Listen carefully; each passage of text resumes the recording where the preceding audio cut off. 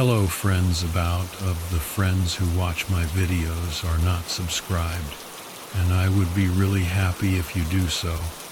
Also, don't forget to hit the like button and leave your comments. Your interaction makes the content reach everyone and contributes to the growth of the channel. Thank you.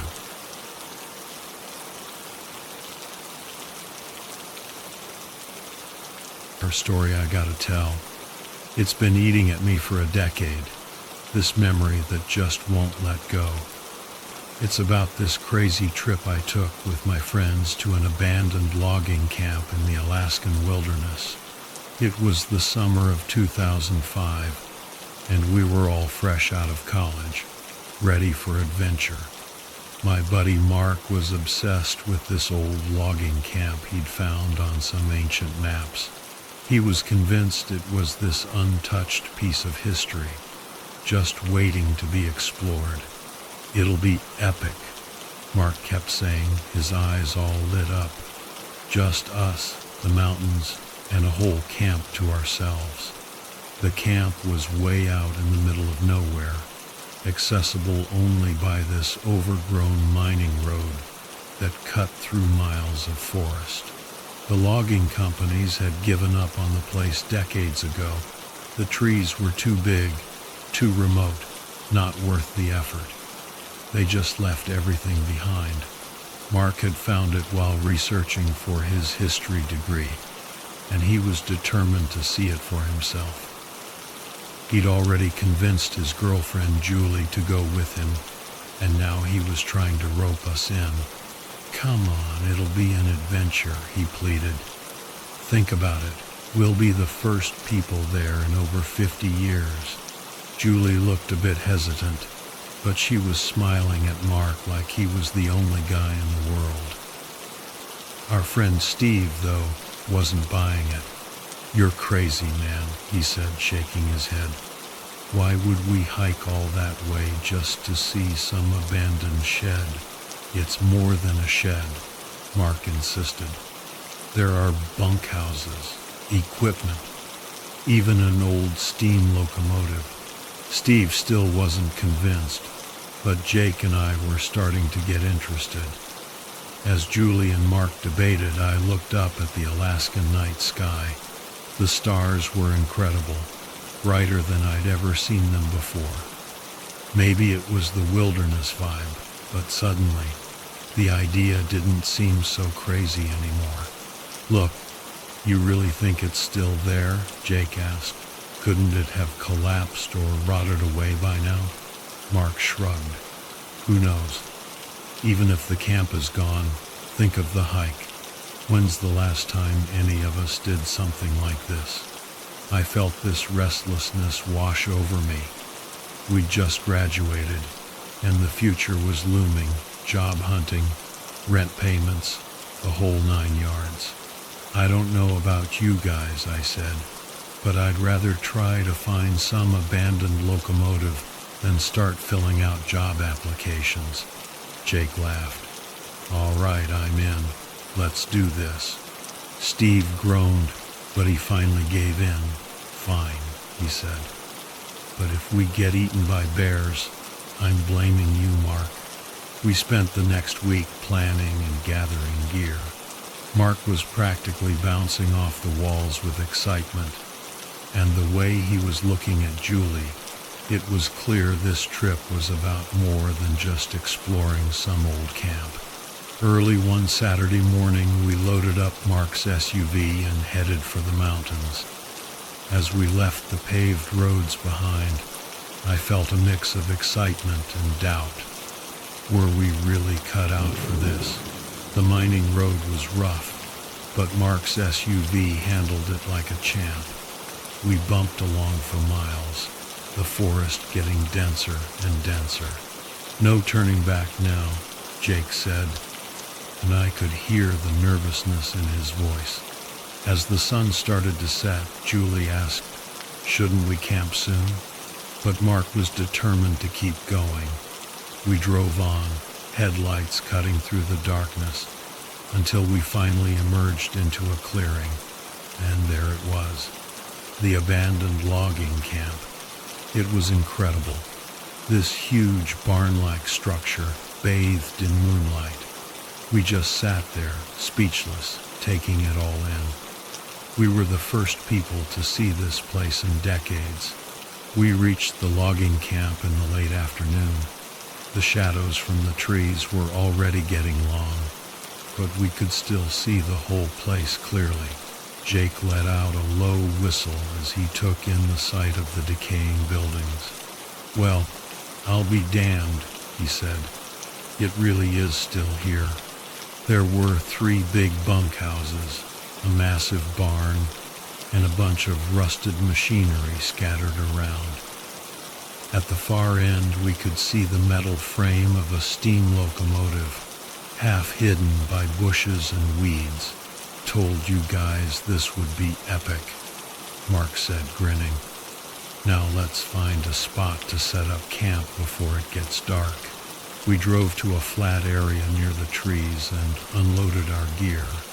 The air was damp, and mosquitoes were swarming around us like crazy. "These things are vicious," Steve complained, swatting at his neck. "Mark, there better not be mosquitoes like this the whole time we're out here." Mark just laughed. "We're in their territory now. Just keep spraying that bug spray." Once the tents were up, we went to gather firewood. The woods were quiet, except for the occasional rustle of leaves and the distant hoot of an owl. It already felt different from any other place I'd been. Steve got a fire going in a stone fire pit, and we huddled around it as the sun went down. We ate our simple dinner of beans and hot dogs, feeling the warmth of the flames chase away the evening chill. "To adventure," Mark said, raising his tin cup of whiskey. We clinked our cups together and laughed. The whiskey warmed me up from the inside, and soon we were swapping stories and jokes. Mark kept scooting closer to Julie on the log they were sharing, and she was leaning into him with a smile. Seeing them like that made me miss my own girlfriend back home. "All right, I gotta know," Jake said, turning to Mark. "How'd you convince Julie to come out to this abandoned camp with you?" Julie blushed, and Mark grinned. "Let's just say I can be very persuasive. I just asked her to go on a crazy adventure with me," Mark said, giving Julie a quick kiss. "Who could say no to that?" "Well, I think Julie needs to be checked for insanity," Steve joked. We all laughed, but there was still this underlying tension. We were out in the middle of nowhere after all. As the fire died down, I started to feel exhausted. We'd been driving and hiking all day, and my sleeping bag was calling my name. "Good night, guys," I said, yawning. I crawled into my tent and snuggled into my sleeping bag. The nylon walls of the tent crinkled in the breeze, and the voices of my friends faded away as I drifted off to sleep. Sometime later, I woke up to the sound of laughter coming from the campfire. The woods were bathed in moonlight, and I could hear my friends still chatting and joking. I smiled to myself, feeling happy and comforted, and drifted back to sleep. The next morning was damp and gray. A thick mist hung between the trees, muffling all sound. I quickly pulled on my boots and jacket, eager to get to the fire. My friends were already up, huddled around a small fire Steve had rekindled. We drank our instant coffee, shivering in the morning chill. "So, what's the plan today?" Julie asked. Mark blew on his hands and looked towards the old buildings. "I want to check out those bunkhouses and see if there's any equipment left inside." Steve groaned. "You mean we have to move? Can't we just sit by the fire all day?" "Come on, we didn't come all this way just to sit around," Mark said. We finished our coffee and followed him across the clearing. Our boots crunched on the gravel and broken glass as we approached the dilapidated bunkhouse. The front door creaked open, revealing a large room filled with debris. "This must have been where the workers lived," Mark said, his voice echoing in the empty space. The bunk beds were falling apart, and there were no mattresses or blankets. An old wood stove stood against one wall, covered in dust and cobwebs. "No one's cleaned this place in a long time," I said, running my finger through the grime on a windowsill. Julie wandered over to a shelf filled with cracked dishes and cups. "Strange to think people used to wake up here every morning, make coffee, go to work," she said. "All these years later, just left exactly as it was," Steve added. He scratched at some peeling paint on the wall. Mark peered into a locker. "Wonder if these would still fit any of us," he said, grinning. Jake was looking at an old typewriter on a desk. Scattered around were weathered notebooks. "Looks like these were the loggers' daily reports," he said. "This one is dated August 13th, 1949. Says, cut down 25 spruce today, mostly young growth. Mosquitoes fierce near the ridge." He trailed off, carefully turning the pages. A strange silence fell over the room as we imagined the workers writing by lantern light, swatting mosquitoes, their daily lives recorded in these crumbling notebooks. I noticed some old photos on the wall. They were black and white pictures of lumberjacks posing with huge logs. "Tough-looking bunch," I commented. Mark nodded. "They had to be, to work in these conditions every day." I stared at their weathered faces, trying to picture them sitting around at the end of a long day, playing cards and smoking. They were just ghosts now, captured in these fading photographs. "Crazy how this was all just left behind," Steve said. Julie shivered. "It does kind of feel like we're trespassing, seeing all this." We were quiet again, thinking about the people who had lived and worked here. A half-played chessboard on an overturned barrel, initials carved into a bedpost, stacks of old newspapers, echoes of lives long gone. "We should probably get moving," Mark said, breaking the silence. "Still more to explore out there." I took one last look around the gloomy room before following my friends back outside. As we walked, I glanced back at our tents. Something about the campsite looked different. I stopped and turned to get a better look. There, among the trees surrounding our tents, were strange markings carved into the trunks. "Hey guys, check this out," I said, pointing. "What is it?" Jake asked. "There's something carved on those trees near our tents. Can't really make it out from here, but it looks weird." We walked over to get a closer look. As we got nearer, the markings became clearer. They were definitely not natural. Intricate symbols and lines had been carved into several of the tree trunks. "Whoa, these are creepy looking," Steve said, leaning in to examine one. It looked vaguely Celtic, with loops and spirals gouged deep into the bark. Mark ran his hand over another symbol, a circle with a line through it. "These almost look like runes or something," he said, glancing around uneasily. "Were these here when we arrived yesterday?" I shook my head. I don't remember seeing any strange markings. I think I would have noticed something like this near our tents. We exchanged nervous glances. The forest suddenly felt a lot more ominous. Who could have done this overnight? And what did the strange symbols mean? "Maybe it was another camping group passing through," Julie suggested. But she didn't sound convinced. Mark examined a few more of the marked trunks. "I don't know. These look pretty deliberately carved, not just some random vandalism." The symbols gave me an uneasy feeling, like we were being watched. I half expected to see someone peering out from behind the trees, but all was still and silent. "Fan out, guys," Mark said. "Let's see if there are any more around here." We spread out, searching for more markings. "Found another one over here," Jake called out. We gathered around the deeply etched symbol he was examining. It was a simple circle with a diagonal line through it, different from the Celtic-looking ones. "This is really strange," I muttered. "Who would come all the way out here just to do this?" Mark shook his head. "I know. I was excited to find this camp, but I can't imagine another group hiking all the way out here just to carve up trees." We kept searching and found more carved trunks, leading away from our campsite and into the dense forest. They seemed to follow a winding path.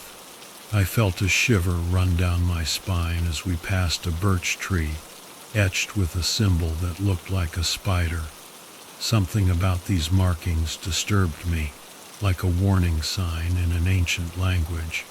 "Guys, I don't like this," Julie said, her voice trembling.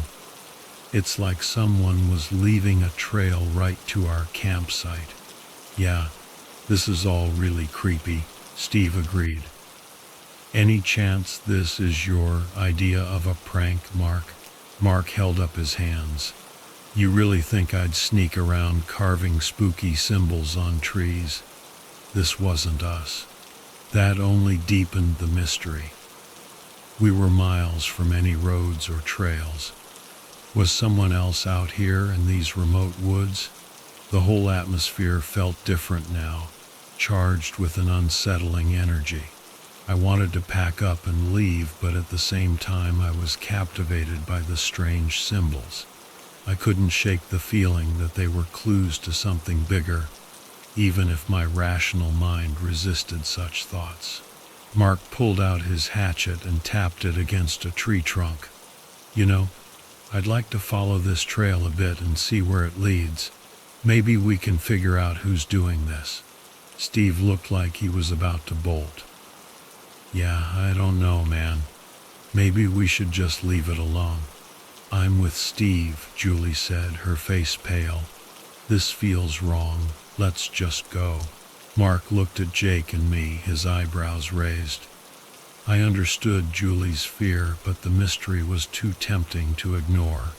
"I say we see where the trail leads," I said, ignoring Julie's worried sigh.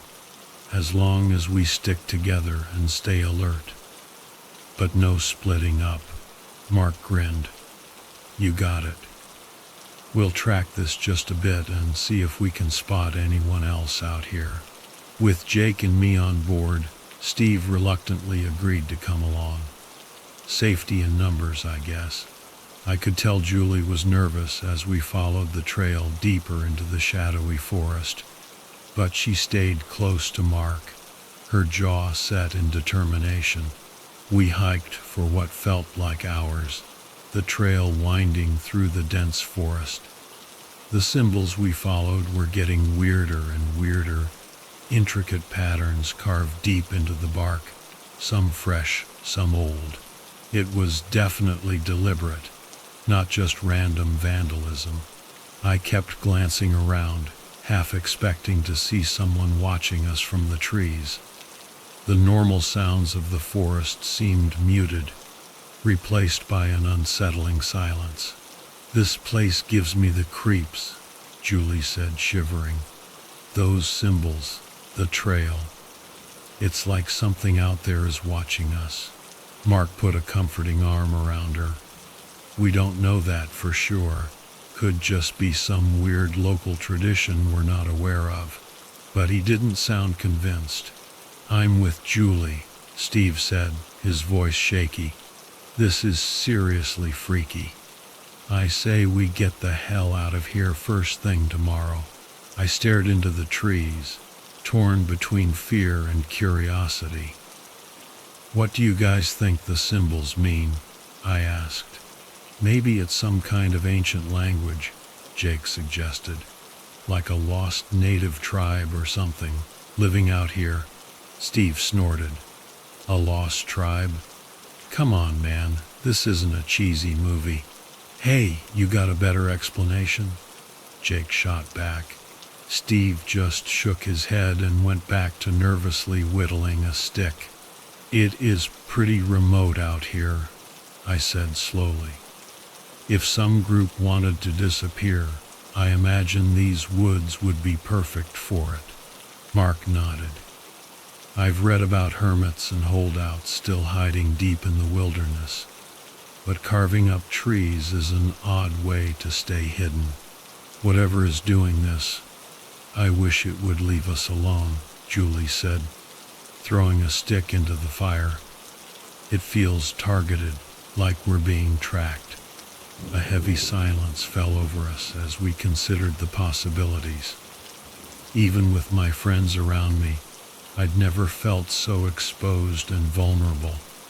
The forest was a wall of darkness, barely held back by our small fire. As the night wore on, we kept debating the mystery in hushed voices. Eventually, exhaustion won out, and one by one, they went to sleep. Mark and I were the last ones awake. You should get some rest, I told him. I'll keep watch. He nodded gratefully and squeezed my shoulder. Thanks, man. Just a few hours. Keep that fire going. I stoked the embers as Mark headed to his tent. Now alone, the dark forest seemed to press in even closer.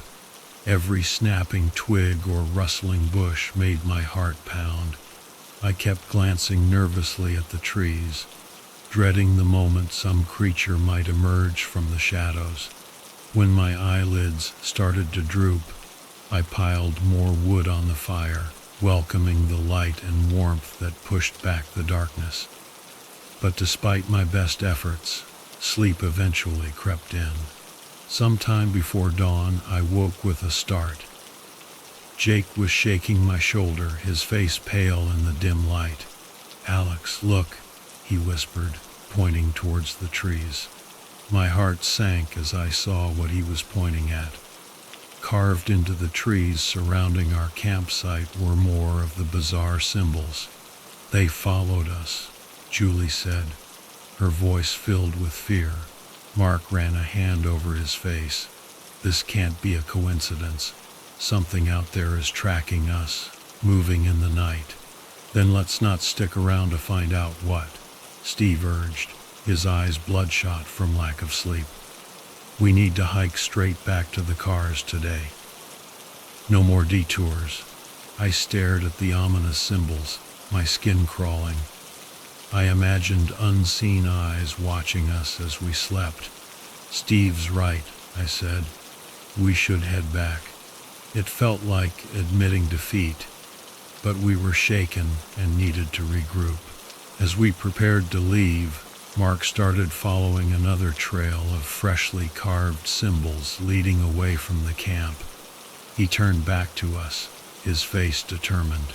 "You guys hike out if you want," he said, "but I need to see where this goes. Something strange is happening here, and I'm going to get to the bottom of it." Julie rushed to his side. "Mark, please, this is dangerous. We should go back together." But I could see in his eyes that his mind was made up. Jake and Steve decided to head back with Julie, but I couldn't leave Mark alone. "I'll go with Mark," I told the others, "to watch his back. We'll catch up soon." They reluctantly agreed and started packing up. I saw fear and relief mixed in their expressions. Part of me wanted to go with them, but I felt a sense of loyalty to Mark. Mark gave Julie a long hug and whispered something in her ear. Then he and I took a deep breath and headed off into the trees. We hiked in silence, following the trail of disturbing symbols. Part of me still couldn't believe we were doing this instead of running back to safety, but I knew Mark wouldn't turn back, and I couldn't abandon him. We walked for nearly an hour without speaking. The symbols led us on a winding path, past massive trees dripping with moss. I had completely lost my sense of direction. Mark paused to examine another symbol carved into the bark of a spruce tree. This one looked like a skeletal hand with long, sharp fingers. Just looking at it made me uneasy. Mark traced the grooves with his fingers, his brow furrowed. "These seem to be getting more intense," he said. "Or maybe ritualistic is the word. Definitely not just random vandalism." I shivered, imagining someone carving these symbols into the tree with a sharp blade. What kind of person would do this, and why? Mark pulled out his hatchet and gripped it tightly. "Let's keep moving, but stay alert. No telling if whoever is doing this is still out there." I nodded, scanning the trees nervously. The shadows were deep, and anyone could be hiding in them. We continued following the symbols, the tension growing with each new one we found. They were appearing more frequently now, and they were becoming more elaborate, forming disturbing shapes and patterns. I stopped when I noticed deep scratches ringing a tree at waist height. They looked like claw marks. "Mark, look at this," I said, my voice shaking. He came over and examined the scratches. "Jesus," he whispered. "Looks like something was trying to claw right through the trunk." The fear in his voice startled me. Mark was usually fearless, always up for an adventure. But now he looked pale and shaken. "Mark, I think we should turn back," I said. "Whatever is down here doing these things, I don't think we want to find it." He stared at the tree for a moment, then nodded slowly. "Yeah, let's get the hell out of here," he rasped. "I've seen enough." We turned and started backtracking, trying to retrace our steps. I tried not to think about unseen eyes watching us from the trees.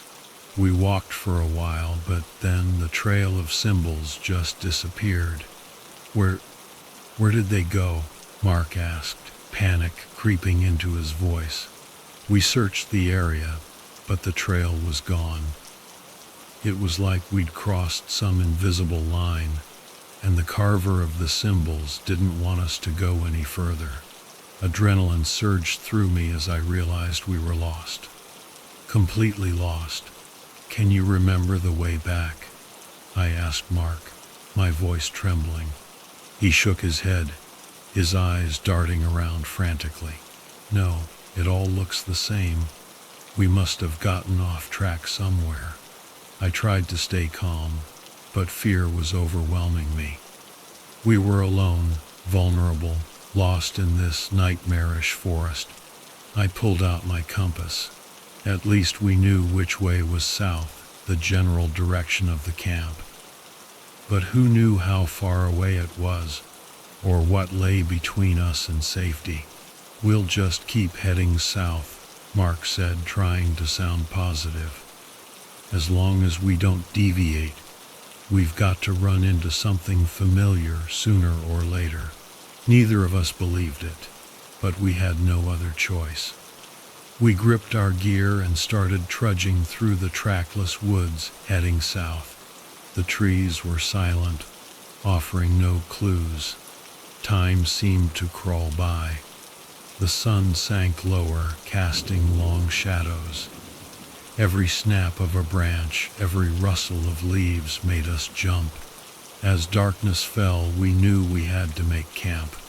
We gathered fallen branches and built a fire, the flames pushing back the encroaching darkness.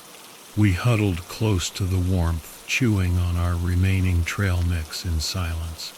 A bone-deep chill settled over me, and I could see the fear in Mark's eyes. Neither of us dared to voice the terrifying questions running through our minds. What was carving those symbols into the trees? Exhaustion eventually won out, and I fell into a fitful sleep. But each time I woke up, it was from the same nightmare, running through an endless maze of trees, with something monstrous chasing me.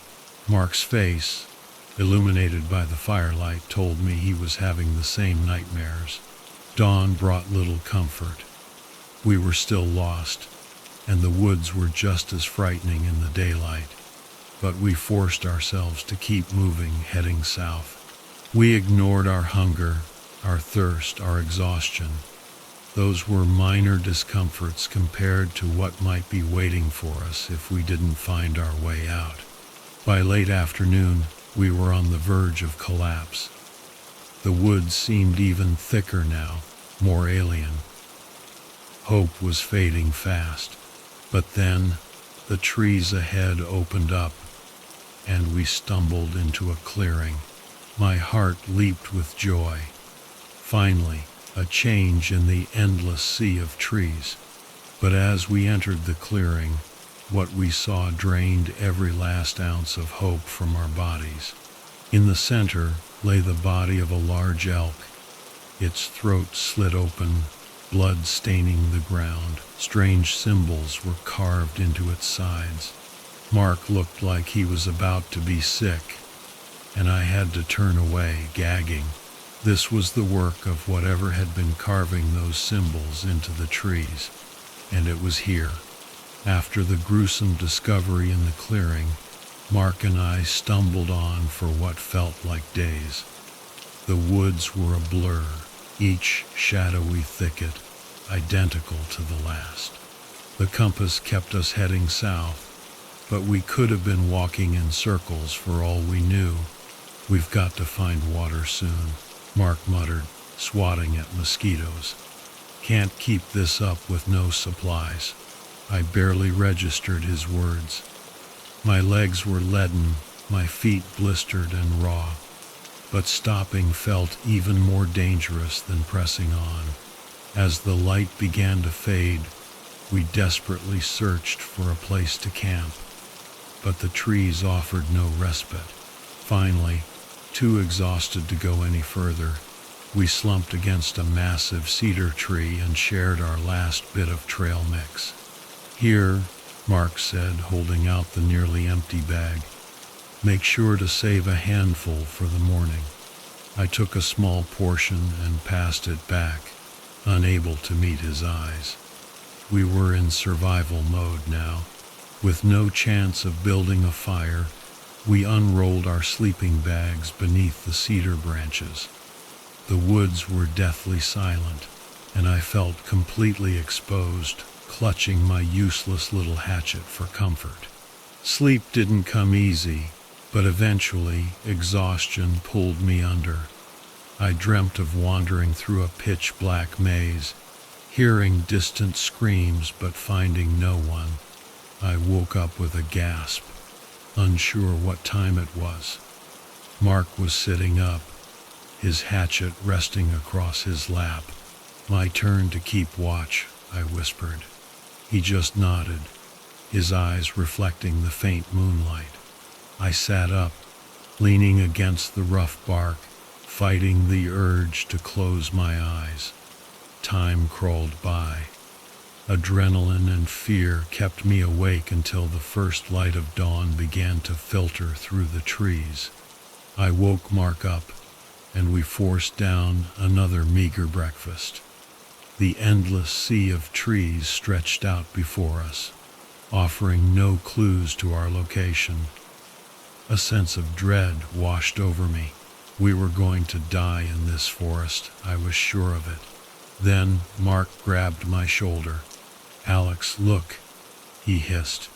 I followed his gaze and almost stopped breathing. Carved into a tree just off to our right was a symbol we recognized. It was part of the trail that had led us into the forest. "It's a way out," Mark yelled, his face lit up with hope. We scrambled over to examine the marking and quickly found more familiar symbols leading through the trees.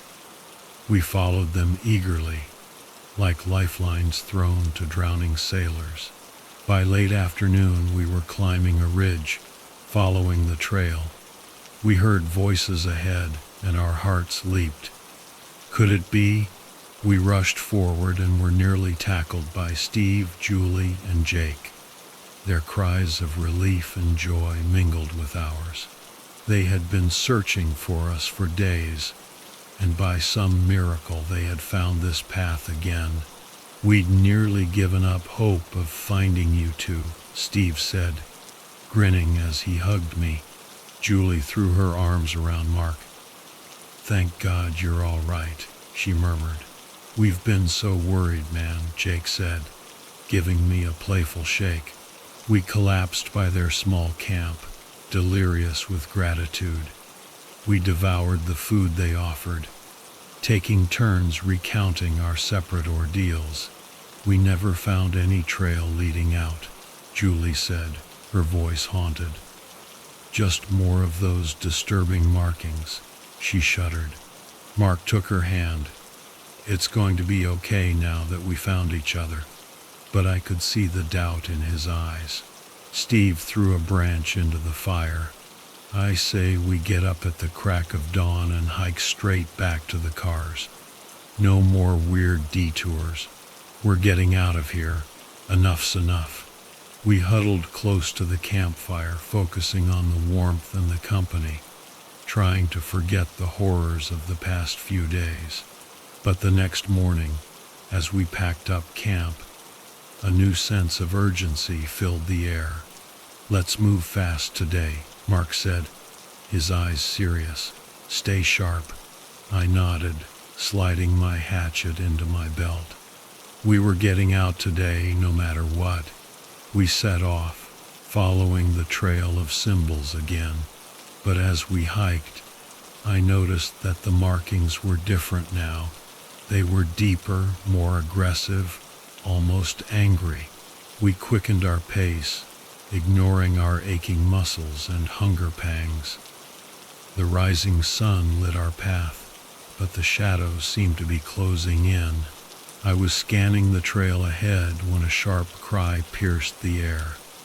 It came from everywhere and nowhere at once, then abruptly cut off, leaving an echoing silence. We froze, whipping our heads around. Jake, Julie yelled, but there was no answer. He had been right next to her just a moment ago, and now he was gone. Where did it come from? Which way? Steve shouted, his eyes darting around frantically. But the source of the cry was impossible to pinpoint. Mark gripped his hatchet, his knuckles white. Stay together, keep your eyes open. We huddled close, calling Jake's name, but only silence answered. Whatever lurked in this forest had snatched him away, swiftly and silently. Steve swayed, leaning against a tree for support. Oh God, this can't be real. Julie collapsed to her knees, sobbing. Mark helped her up, his own eyes filled with tears. I felt numb and helpless. Jake was gone. We had to accept that any hope of saving him had vanished just as quickly as he had. Mark turned to me, anguish etched on his face.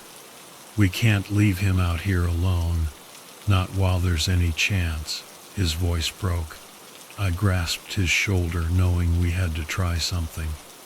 You and Julie keep searching around here. Steve and I will hike out to get help. Julie's eyes flashed with hope. She grabbed a rope from her pack and handed it to Mark. We'll keep calling for him. I know you'll find us again. Steve stared at the shadowy trees, but he nodded. Yeah, we'll move quickly and bring back whoever we can. We clasped arms, and I gave Julie my fire starter. Light this if you get lost. We'll spot the signal. She squeezed my hand, blinking back tears. Mark drew his hatchet and handed it to me. Use this to mark your way, and be fast. I gripped the handle tightly as we embraced. Then Steve and I turned and followed the trail out, glancing back to see Mark and Julie searching for Jake. their voices echoing through the trees. Steve and I hiked as fast as we could, the rising sun casting long shadows through the trees. We used Mark's hatchet to blaze a trail, hoping to make it easier for the rescue party to find us. We had to get help, and fast. But as we hurried along, I felt a growing sense of dread. The symbols carved into the trees seemed to be getting more and more disturbing, like a twisted mockery of our escape. We pushed on, ignoring our exhaustion and hunger. We had to find help for Jake, for Julie, for Mark. By midday, we reached a rocky clearing where the trail disappeared. We searched frantically, but the symbols were gone. "This can't be happening," Steve exclaimed, his voice filled with frustration. We were lost again, but giving up wasn't an option. We picked a direction and kept moving, praying that we'd stumble upon the trail again. An icy knot of fear settled in my stomach. We were alone, vulnerable, and hunted. Late in the afternoon, we found another cluster of symbols carved into a fallen tree. We followed the trail with renewed hope, only to have it disappear again as dusk approached. Exhausted and disoriented, we made camp under a hemlock tree, the darkness pressing in around us. We didn't dare light a fire. Sleep was a distant memory. My mind was haunted by visions of Jake and the others, lost and alone in the woods. At first light, we forced down a meager breakfast and continued our desperate journey. The woods seemed even more tangled and menacing than before, but after a few miles, the trees began to thin and sunlight streamed through the branches. A gravel path appeared ahead. We had found the road out. With renewed energy, we ran down the path until it led us to a small ranger station. I almost collapsed with relief at the sight of other human beings. The ranger's eyes widened as we told our story. He immediately radioed for backup while we guzzled water and devoured the food they offered. Before long, a search party was assembled. Rangers, search dogs, medics. We led them back into the woods, my heart pounding with every step. We reached the spot where we had last seen our friends, but there was no sign of them, just the ashes of a cold campfire. The search dogs scoured the area, but they couldn't find any scent, no tracks, no trail. They were simply gone. A heavy dread fell over the group as we searched the surrounding woods, but there were no clues, just endless trees and shadows. Then we heard it, a distant wailing echoing through the trees. It sounded like a mournful siren, rising and falling in an unearthly rhythm. The hair on my neck prickled. Every instinct screamed at me to run. In the following days, helicopters searched from above, while police, medics, and SWAT teams combed the area. But they found nothing. It was as if the forest had swallowed them whole. After a week, the search was called off. My friends were never found. It's been over 20 years since that camping trip, but I still think about it every day. The friends I lost, the evil we awakened, it haunts me. I left Alaska soon after, desperate to outrun the nightmares. But the memories haven't faded. I should have tried harder to turn back, to resist the pull of that trail. But the curiosity of youth blinded me. Steve turned to alcohol to numb the pain, but I know the shadows still haunt him. I've tried to shut it all out, to move on with my life. But at night, my dreams take me back to that forest. I hear their cries, just out of reach. The official story is that my friends got lost in the wilderness. But I know the truth. Something ancient and hungry lives in those woods, luring travelers to their doom. We awakened it, and my friends paid the price.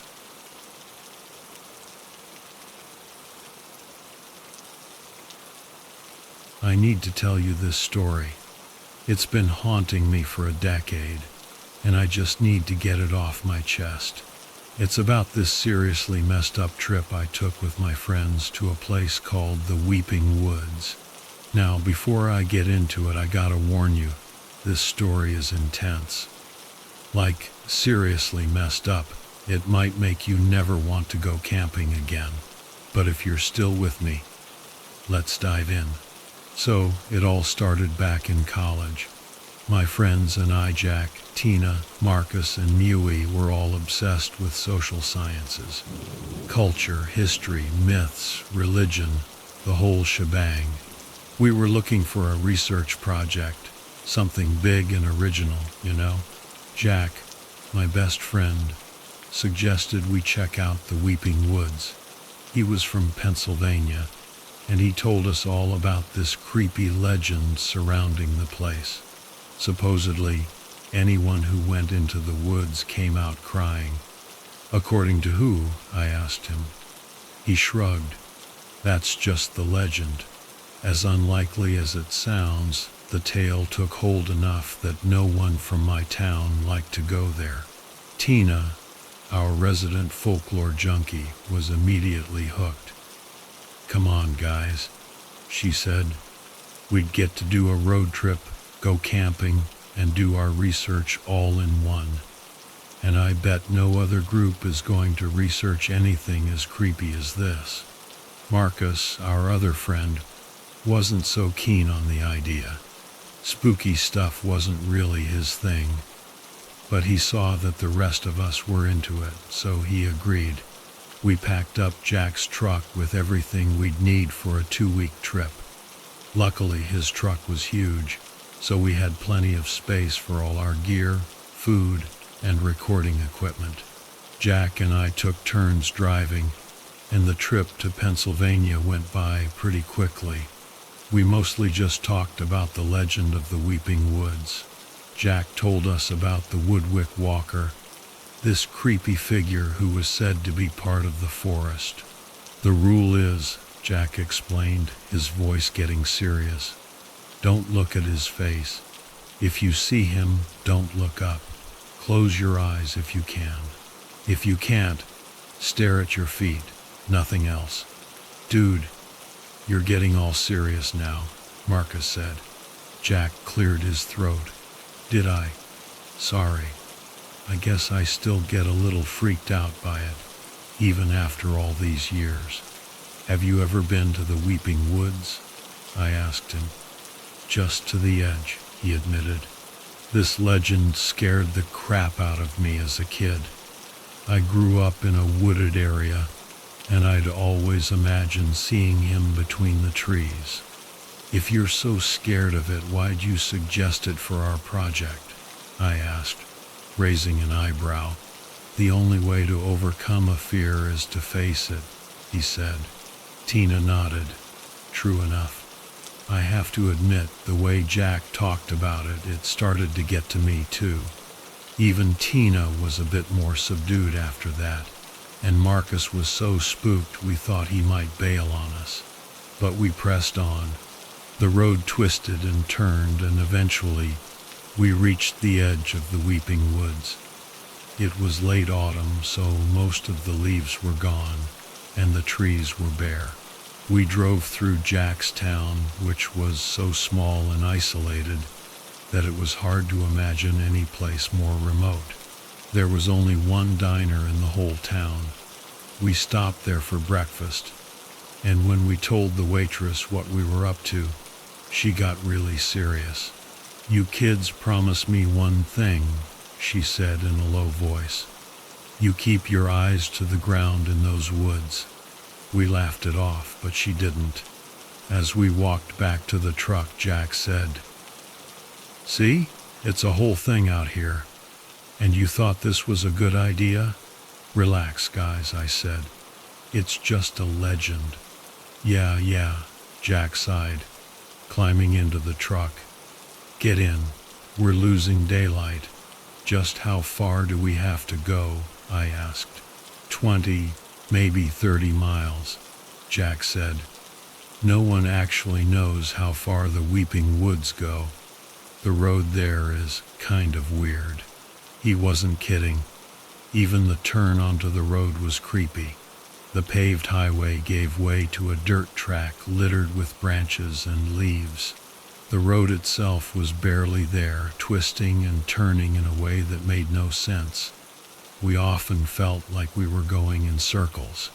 The only thing that told us we were still on the road was the line of tall, gnarled trees on either side. After a few minutes, I pointed at the compass on the dashboard. We've turned every which way, but the compass has been pointing northwest the whole time. The road leads northwest into the Weeping Woods no matter what, Jack said. That doesn't make any sense, Tina said. I told you it'd be weird, didn't I? Jack said, a hint of irritation in his voice. You good, bro? I asked, noticing his tension. Yeah, sorry, he sighed. My bad, guys. This road just gives me the creeps is all. Just then, we rounded a bend and saw a massive fallen log blocking the road. Perfect, Marcus groaned. Jack cursed under his breath. Hey, no worries, I said. We've got the tools to deal with this. I'll take care of it, Tina said, grabbing her camera. Marcus and I will take some pictures while you guys work. Maybe a video or two. Sounds good, I said, climbing out of the truck. As I stepped out of the truck, the first thing that hit me was the silence. It was this deep, heavy quiet, broken only by the wind rustling through the trees. I felt this weird urge to whisper, like I didn't want to disturb any. A thick fog had settled over the woods, making it hard to see. I walked to the back of the truck, and Jack joined. I don't mind handling this myself, you know, I said, gesturing towards the log. He shook his head. Nah, I'll help. It's all good. I nodded, but honestly, I kind of wished he'd stayed in the truck. He was acting all jumpy and nervous. We grabbed a couple of saws and headed towards the log. It was huge, and some of its branches were tangled up with other trees. What do you think? I asked. We'll saw off the big branches, then we can tow the log out of the way, he said. I nodded and got to work. The sky was getting darker, even though it was only early afternoon. The sound of our saws seemed to echo through the silent wood. It's weird how it feels like it's almost evening, I said to Jack over the noise of the Yeah, that happens here, he said. Nothing unusual. Suddenly, I saw something move out of the corner of my eye. I turned around, and this pale, skinny leg vanished behind a tree. What? Jack asked. I saw something, I said, pointing towards the tree. I walked over and took a closer look. It was just a twisted tree trunk. It hadn't vanished. It was just hidden in the fog. I felt stupid. I'm an idiot, I said with a nervous laugh. It's nothing. It's hard to see in this fog. Jack kept staring at the woods. You sure? He asked, his voice tense. Yeah, bro, it's nothing, I said, getting back to work. We sawed for another 15 minutes until we could finally tow the log out of the way. We hooked up the tow cable to Jack's truck and pulled the log. 1 sec, Jack said, hopping out to reel in the cable. It's dark, Tina said. Too dark. I looked up. The sky was gray like it was late evening, even though it was only 1 in the afternoon. Yeah, I muttered. Jack wasn't kidding. This place is... It's not too late to turn back, Marcus pleaded. We can pick another project. No way, Tina snapped. We've put too much into this. Besides, the weirder the better, right? I recorded a bit while you guys were out there, she said, lowering her voice. I talked a little about Jack's behavior. I glared at her. Of course, she said. This little psychological breakdown of his might be the best part of the project. She wasn't wrong, but it still felt weird to be analyzing our friend behind his back. I don't like it. Marcus, you don't like any of this, Tina shot back. Jack climbed back into the truck. Finally, he said, let's get going. He put the truck in gear and we set off again. As we drove past the fallen log, I thought I saw another pale limb disappear behind a tree. This time, I ignored. The road seemed to narrow as we went deeper into the woods. The trees on either side leaned in, their branches intertwining overhead, blocking out the sky. The fog got thicker and the daylight faded even more. At least the road's staying clear, I said, trying to sound optimistic. Jack turned on the headlights. By then, I couldn't see anything beyond the nearest trees, and honestly, I was kind of relieved. It was easier to focus on the road ahead. There's a little more to the legend, Jack said after a while. We all looked at the victims of the walker, he explained. They're said to remain bound to the weeping woods, their spirits. He glanced at us in the rearview mirror. Some say they've seen those spirits trying to leave the woods, but they can't. They're trapped, unable to move on to the afterlife, Tina said, her voice hushed. Something like that, Jack replied. We didn't talk much after that. The rumble of the truck and the deepening darkness lulled us into a strange silence. It was 2:45 p.m. when we reached the end of the road. As the truck rolled into a small clearing, I gasped. Holy crap, there's a car. Jack looked over. Yeah, he said, his voice flat. I could hear Tina and Marcus shifting in the back seat, trying to get a better look. Oh God, Marcus whispered. How common is that? Not very, Tina said, her voice tight. Jack cleared his throat. There's a legend surrounding this place. We aren't the only ones who've braved the weeping woods. I peered into the car. It looked empty. Probably just someone exploring, like us, I said. Yeah, Jack agreed, but he didn't sound convinced. So, this is it then? Tina asked. Yeah, Jack said. Past that tree line, that's the weeping woods. Looks the same as the rest of these woods, I said, confused. It's not, Jack replied. Come on. He got out of the truck, and we followed. While the others unloaded the gear, I walked over to the car. It was an old Toyota, rusted and covered in grime. I couldn't see anything through the dirty windows. I wiped away some of the grime and peered inside. There wasn't anything unusual. Some junk on the floor, a travel mug, a tote bag. But then I saw a slip of paper on the dashboard. I walked around to get a better look. The paper had a message scrawled on it in all caps. Gonna look. Have to tell Lena it was a crash. I backed away from the car, a shiver running down my spine. Guys, I called out. They came over, and I showed them the note. Oh God, Marcus whispered. Have people been known to come here to, commit suicide? Tina asked Jack. Jack shook his head. Not that I know of. This person seriously did not come back, Marcus said, his voice trembling. He could have gotten lost, I offered. We all looked at Jack. He shrugged. At what point do we concede that this forest is actually dangerous? Marcus asked, throwing his hands up in the air. You're an academic, Marcus, Tina said. Do you really believe in the Woodwick Walker? I'm not saying that, he retorted. But legends come from somewhere, don't they? In this case, I'd say the reason is to justify the dangers of this cursed place. Tina frowned, then turned to me. How are you feeling about all this? More curious than scared at this point, I admitted. Sorry, Marcus, Tina said, looking at Jack. And you? I want to see this through, Jack said, his voice firm. Marcus groaned for what felt like the 100th time that day.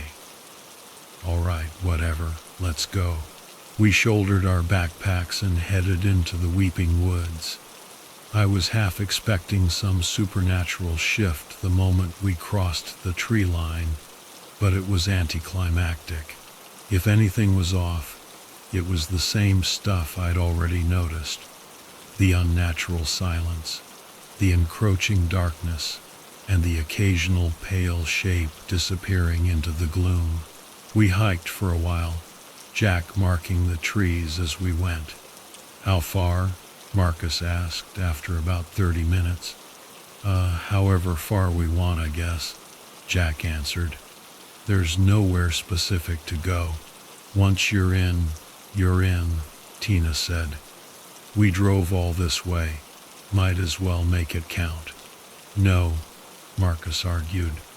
We're stopping here. He dropped his bags on the ground. Is this spot okay, Jack? I asked. Good as any, I guess, he replied. Then I'm cool with it, I said. Let's make camp. It was getting dark, so we had to use our flashlights. I set up the tents, Jack gathered firewood, Marcus started cooking, and Tina set up the recording equipment. We didn't talk much.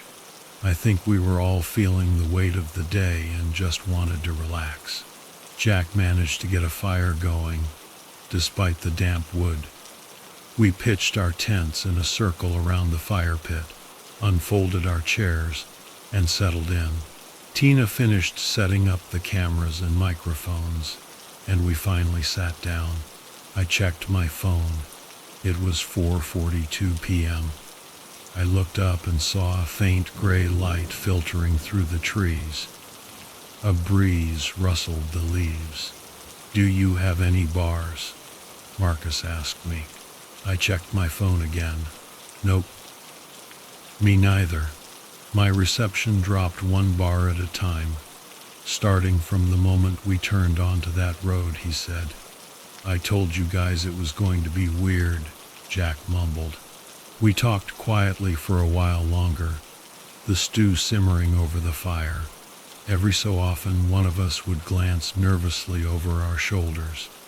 The darkness seemed to be closing in faster than it should have. By the time we finished eating, it was pitch black beyond the circle of trees around our campsite.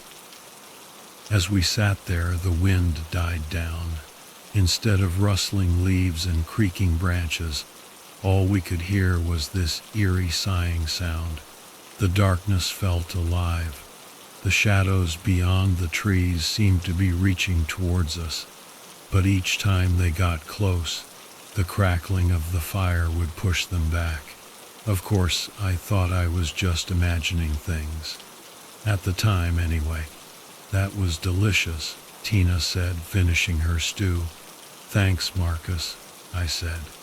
No problem, he replied.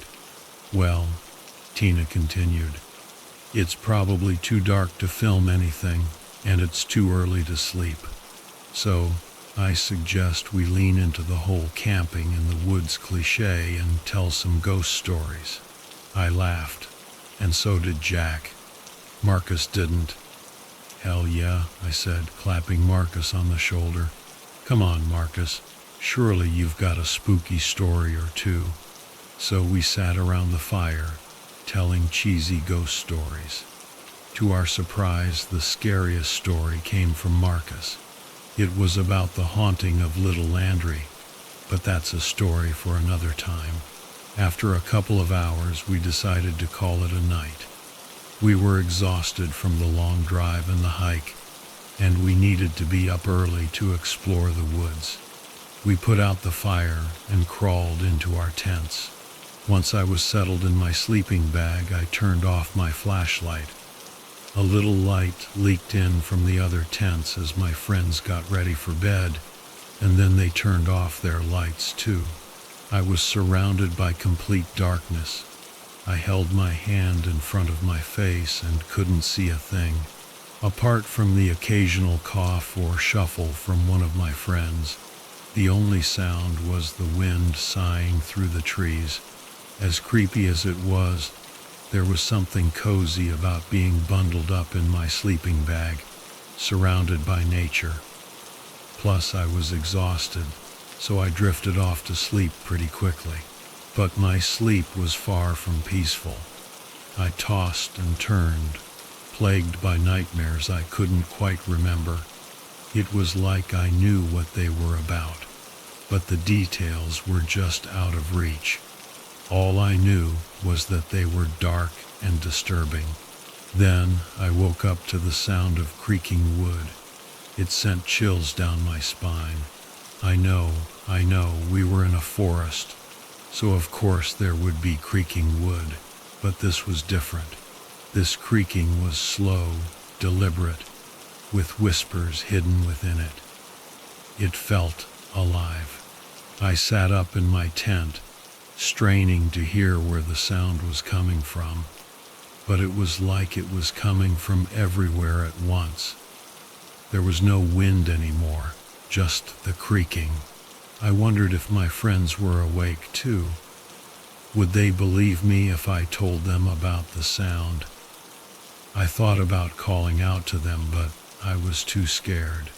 Images flashed through my mind, my imagination conjuring up terrifying figures to match the creepy sounds. And then I heard it, Jack's voice, barely a whisper. "He's here. Stay in your tents. Don't look at him." The way he said it sent ice through my veins. I froze, holding my breath and squeezing my eyes shut. The creaking got closer. I heard someone shuffling in one of the other tents, and it made me angry. Who the hell was making noise? The whispering within the creaking got louder, and I could almost make out words. Then a blinding light flashed on, so bright I could see it through my eyelids. Instinctively, I opened my eyes and looked up. Through the mesh of my tent, I saw Jack standing there holding a flashlight. His face was pale, and his breathing was ragged. "Jack," I whispered, "what are you doing?" He raised a hand towards my tent. "Quiet. Close your eyes and be quiet. I'm fine." But his voice told me I had to obey. I closed my eyes again and held my breath. The creaking got even closer. It sounded like it was right outside my tent. I could hear Jack's panicked breathing. I wasn't religious, but I almost started praying. Then, just as suddenly as it started, the creaking stopped. A breeze swept through the campsite, and the oppressive presence was gone. I opened my eyes. Jack was gone too. I scrambled out of my tent. "Jack," I called out. Tina was doing the same. "He's gone," she whispered.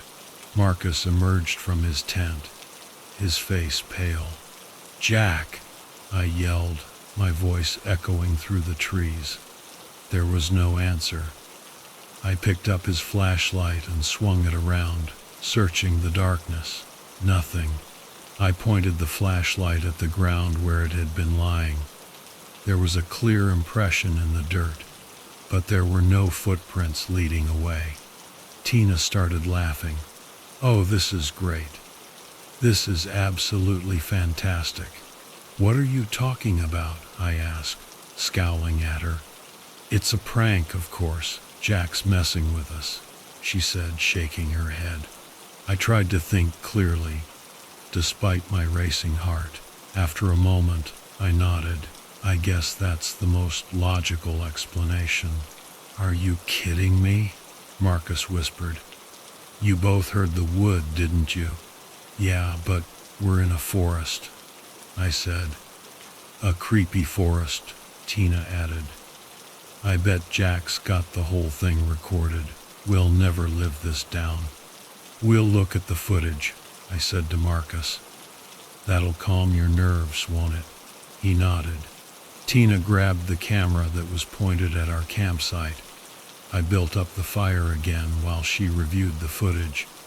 I glanced at my phone. It was 12:15 a.m. "Ha!"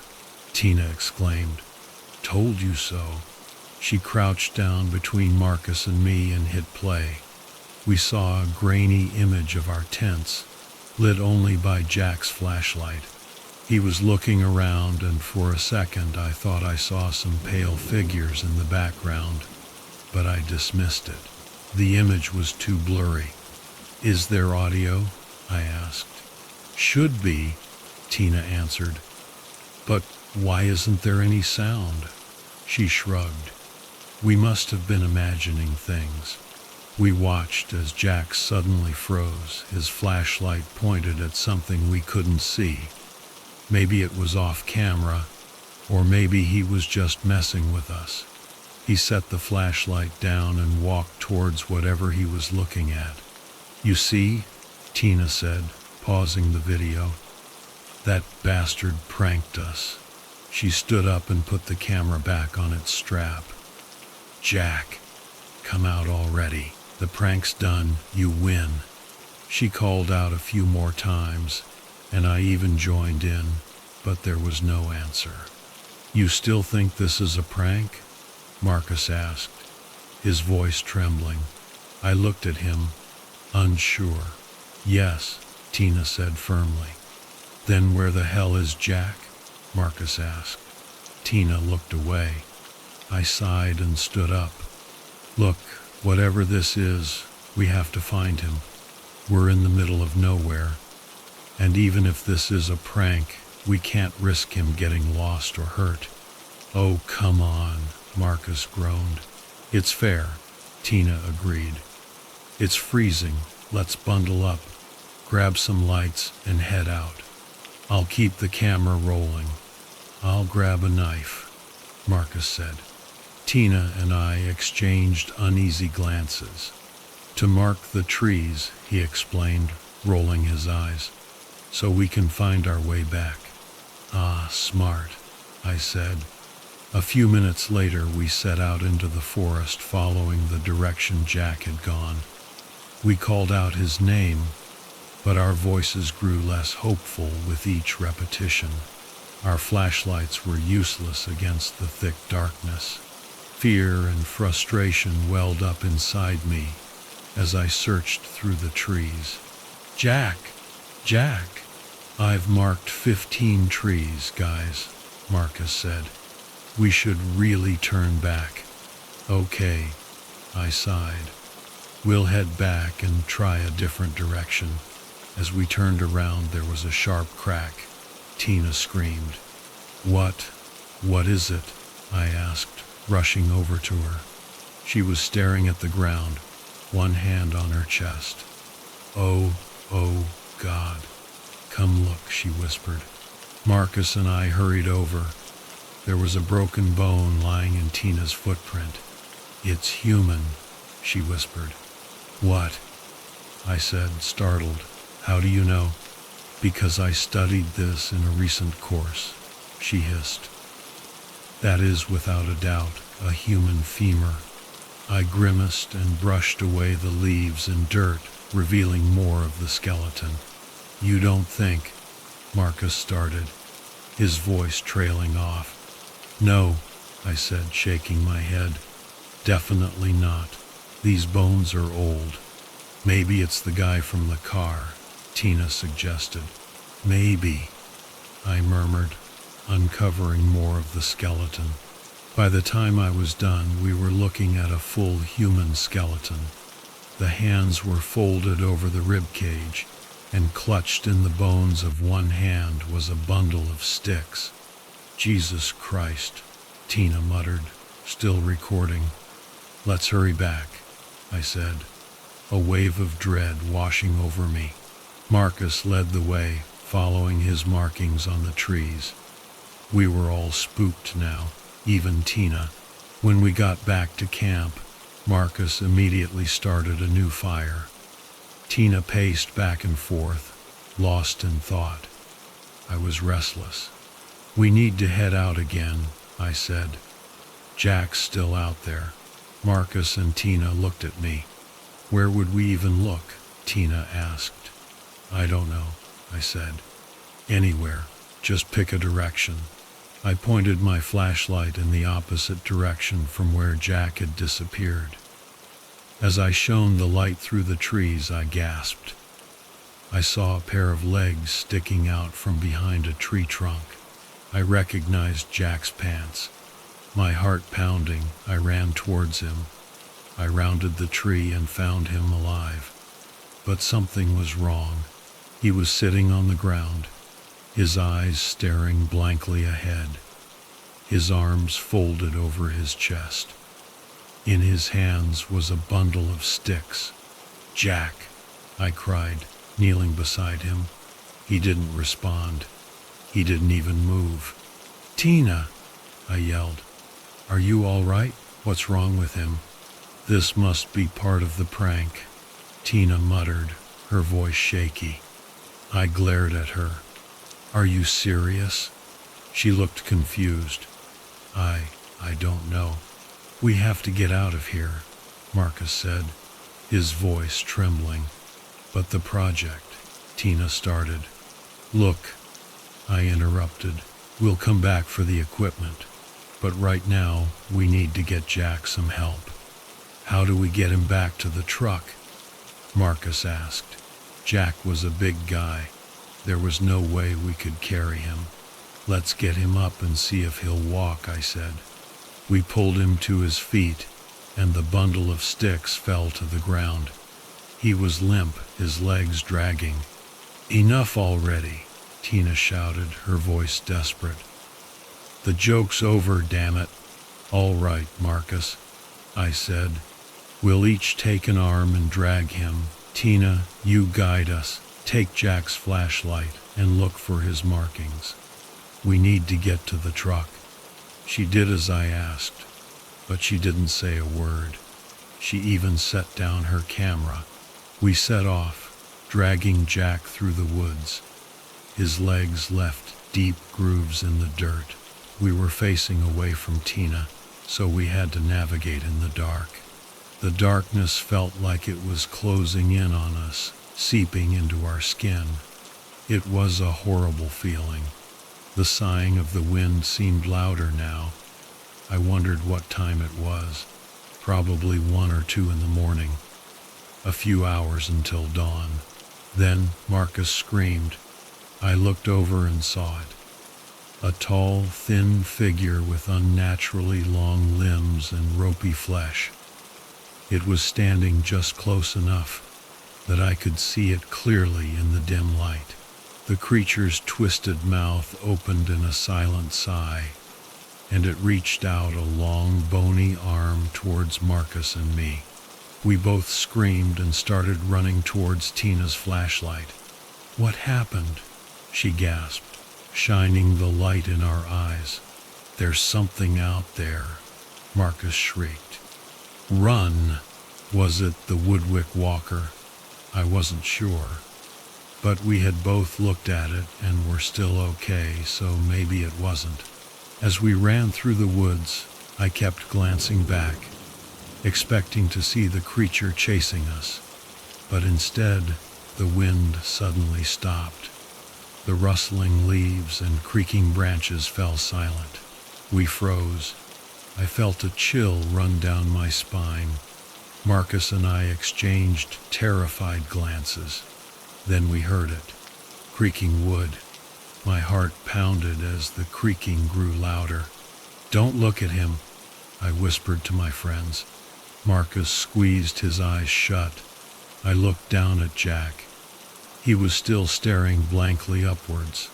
I clapped my hands over his eyes, then closed my own and held my breath. The whispering and the creaking grew louder. I strained to make out the words, but I couldn't. Then Tina spoke, and my stomach dropped. "Oh, this is ridiculous," she yelled. "I'm not playing this stupid game anymore." "Tina, quiet," I hissed. She laughed. Look at you two with your eyes closed. You're grown men. Give me a break. There's nothing. She stopped. There's nothing. Her voice trailed off, but her breathing quickened. I heard a thud, and through my closed eyelids I saw the light shift. She had dropped the flashlight. A few agonizing moments passed, and then the creaking stopped. When I opened my eyes, Tina was gone. It's over, Marcus, I said quietly. He opened his eyes, tears streaming down his face. We need to leave this place, he rasped. Let's get Jack back to the truck, I said. Then I'll come back and find Tina. Marcus nodded. We started dragging Jack again, stopping every few feet to check our direction. The woods were still pitch black, and I hadn't forgotten about the pale creature. The minutes stretched into what felt like hours, but we finally made it back to the truck. Oh, thank God, Marcus moaned. Thank God. We shoved Jack into the back seat, and I turned back towards the weeping woods. I'm sorry, Marcus said. I'm not going back. I know, I said. Stay here and watch over Jack. If he gets worse, leave without us. Get him to a hospital.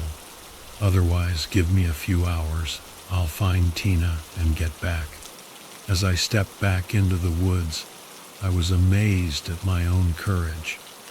I guess when you're faced with either facing something terrifying or letting your friends die, the choice becomes easy.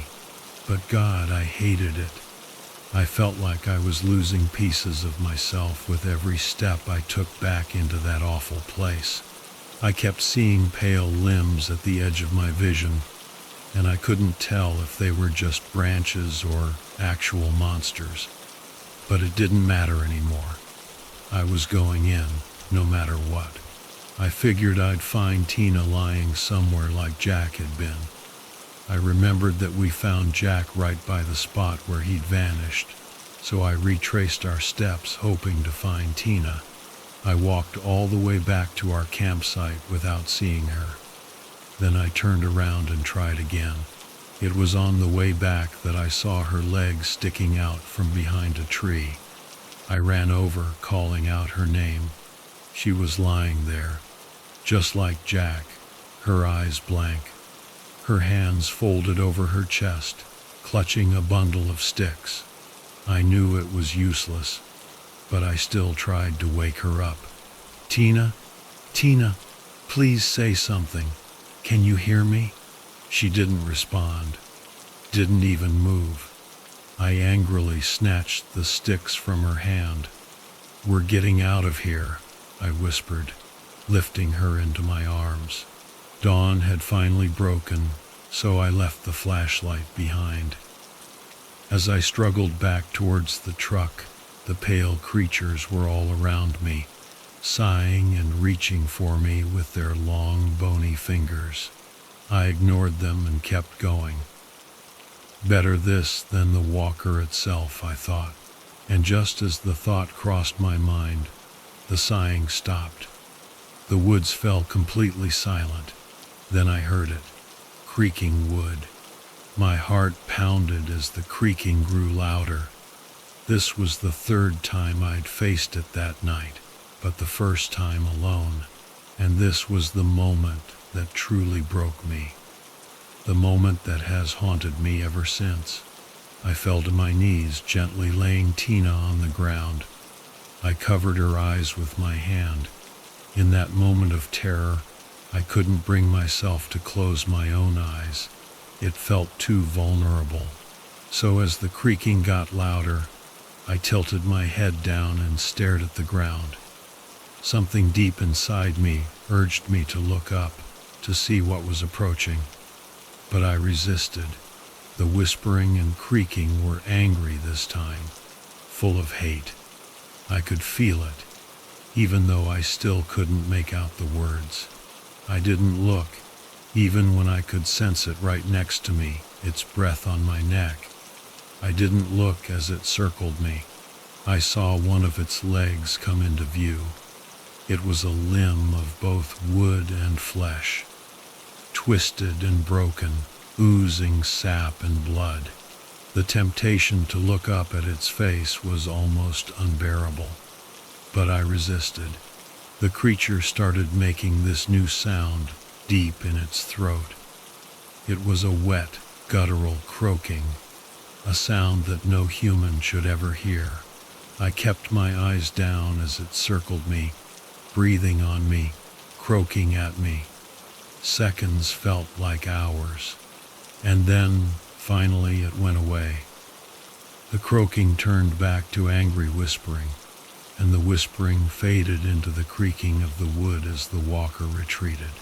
When it was finally silent, I picked Tina up and started walking towards the truck.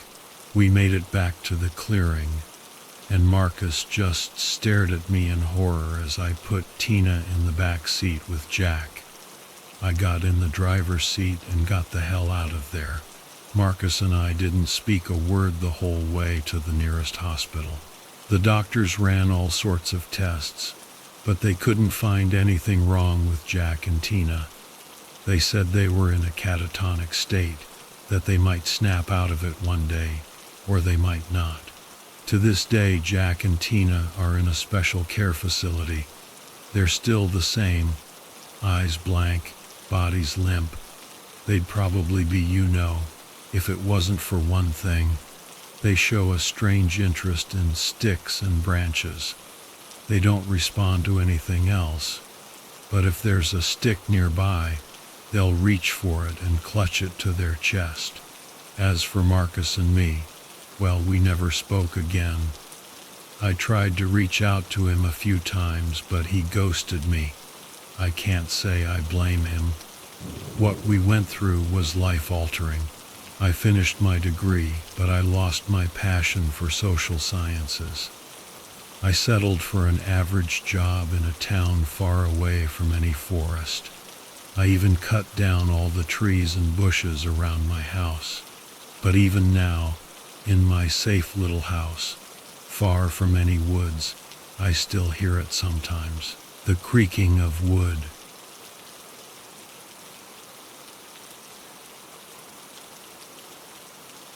I never gave them much thought. Skinwalkers, Wendigo, spirits, just stories. Then I moved to the reservation.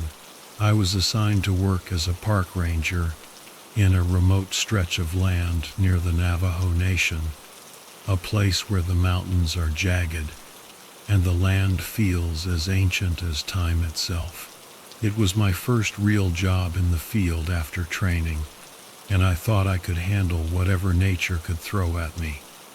But I was wrong. It all started the way these things usually do, with a quiet warning. I was in the ranger station when I first met Tom, an old Navajo man who lived near the edge of the reservation. He was the type of person who spoke rarely, but when he did, everyone listened. I'd seen him around, his weathered face always serious, eyes sharp, like he saw things no one else did. He never offered a greeting, just a nod. One afternoon he came into the station, looked at me with those piercing eyes, and said something that still chills me to my core. "They're worse than skinwalkers, Ranger." At first I thought he was talking about some new threat to the wildlife, perhaps a predator spotted near the park. But there was a weight in his voice, something that made me pause.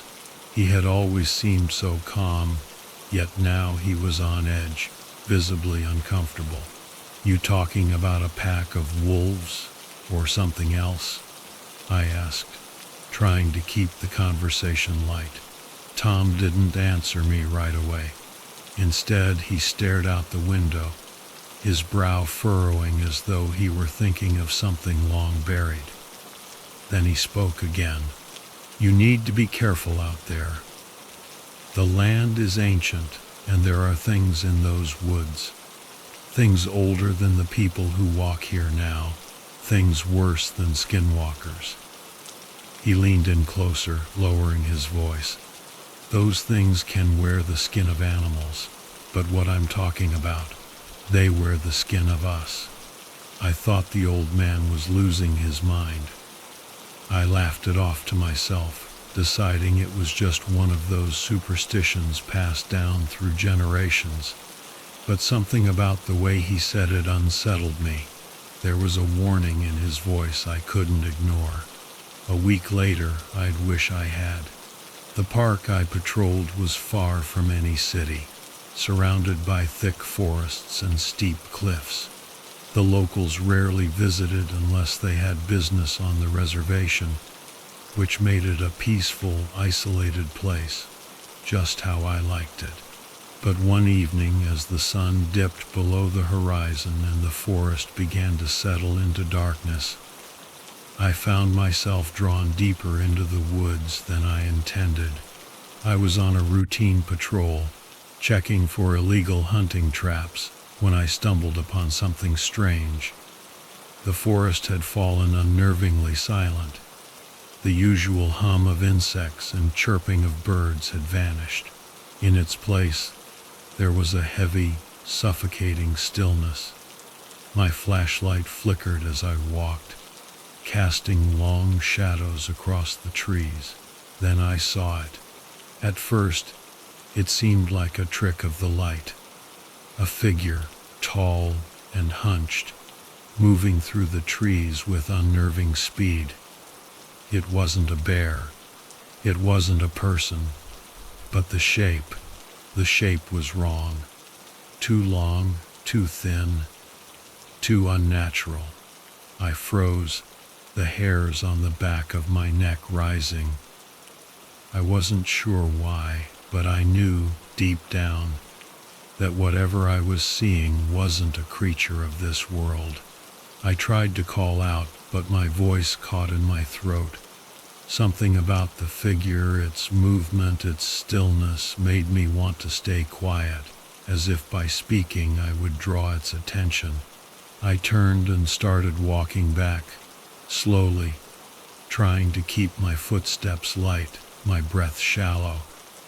But I couldn't shake the feeling that I was being watched, stalked from just beyond the trees.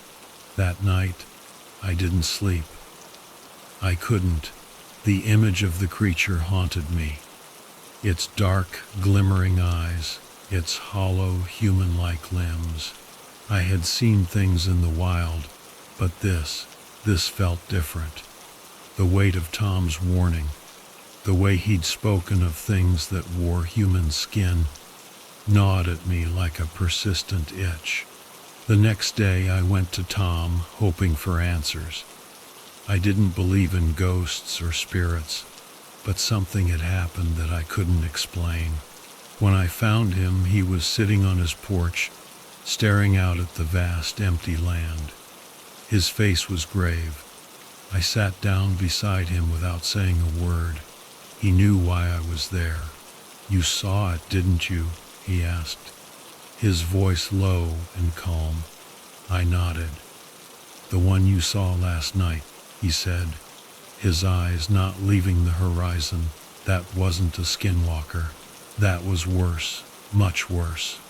I swallowed. "What are they, then?"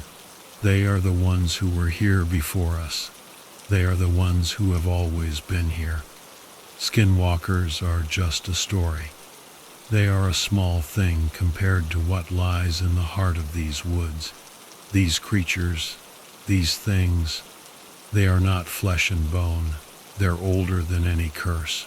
They were the ones who made the land what it is, and they've never left." He paused, glancing at me, his eyes narrowing. "They wear the skin of humans, not animals, and they can walk like us, talk like us. They can even be us if they want. You'll never know who's one of them until it's too late." That night I went back to the woods. I wasn't sure why, but something inside me told me I had to. I had to see the truth. I wasn't going to find answers if I stayed in the ranger station. hiding behind my reports and patrols. The forest was darker than I remembered. The air felt thicker, the shadows deeper. And then I saw it again, the same figure moving between the trees. Only this time, I wasn't alone. I could hear it whispering, words in a language I couldn't understand, but somehow I felt it in my bones. It wasn't just calling to me, it was calling to the earth itself. I stepped forward, the ground beneath me shifting unnaturally, pulling me deeper into the forest. I wanted to scream, but my throat constricted. I wanted to run, but my legs refused. The thing in the woods wasn't a skinwalker. It was something far older, and now that it had seen me, I knew it would never let me leave. When I woke up, I was back at the ranger station. The sun was setting, casting long shadows across the land. I had no memory of how I'd gotten there or how long I'd been gone, but I knew one thing for certain: Tom was right. They are worse than skinwalkers, and they are waiting. If you hear their whispers, if you see their shadows flicker at the corner of your eye, don't follow. Don't even look. Because once they know you're listening, once they know you see them, you're already lost. I didn't want to believe it, but the truth was becoming undeniable. I tried to convince myself that it was all just exhaustion, a trick of the mind brought on by too many nights alone in the woods. But deep down I knew better. I tried to return to some sense of normalcy, continuing my patrols and paperwork.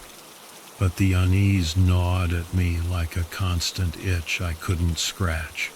I couldn't stop thinking about that night, about the way the creature moved, about the whispers that filled the air like a distant chant.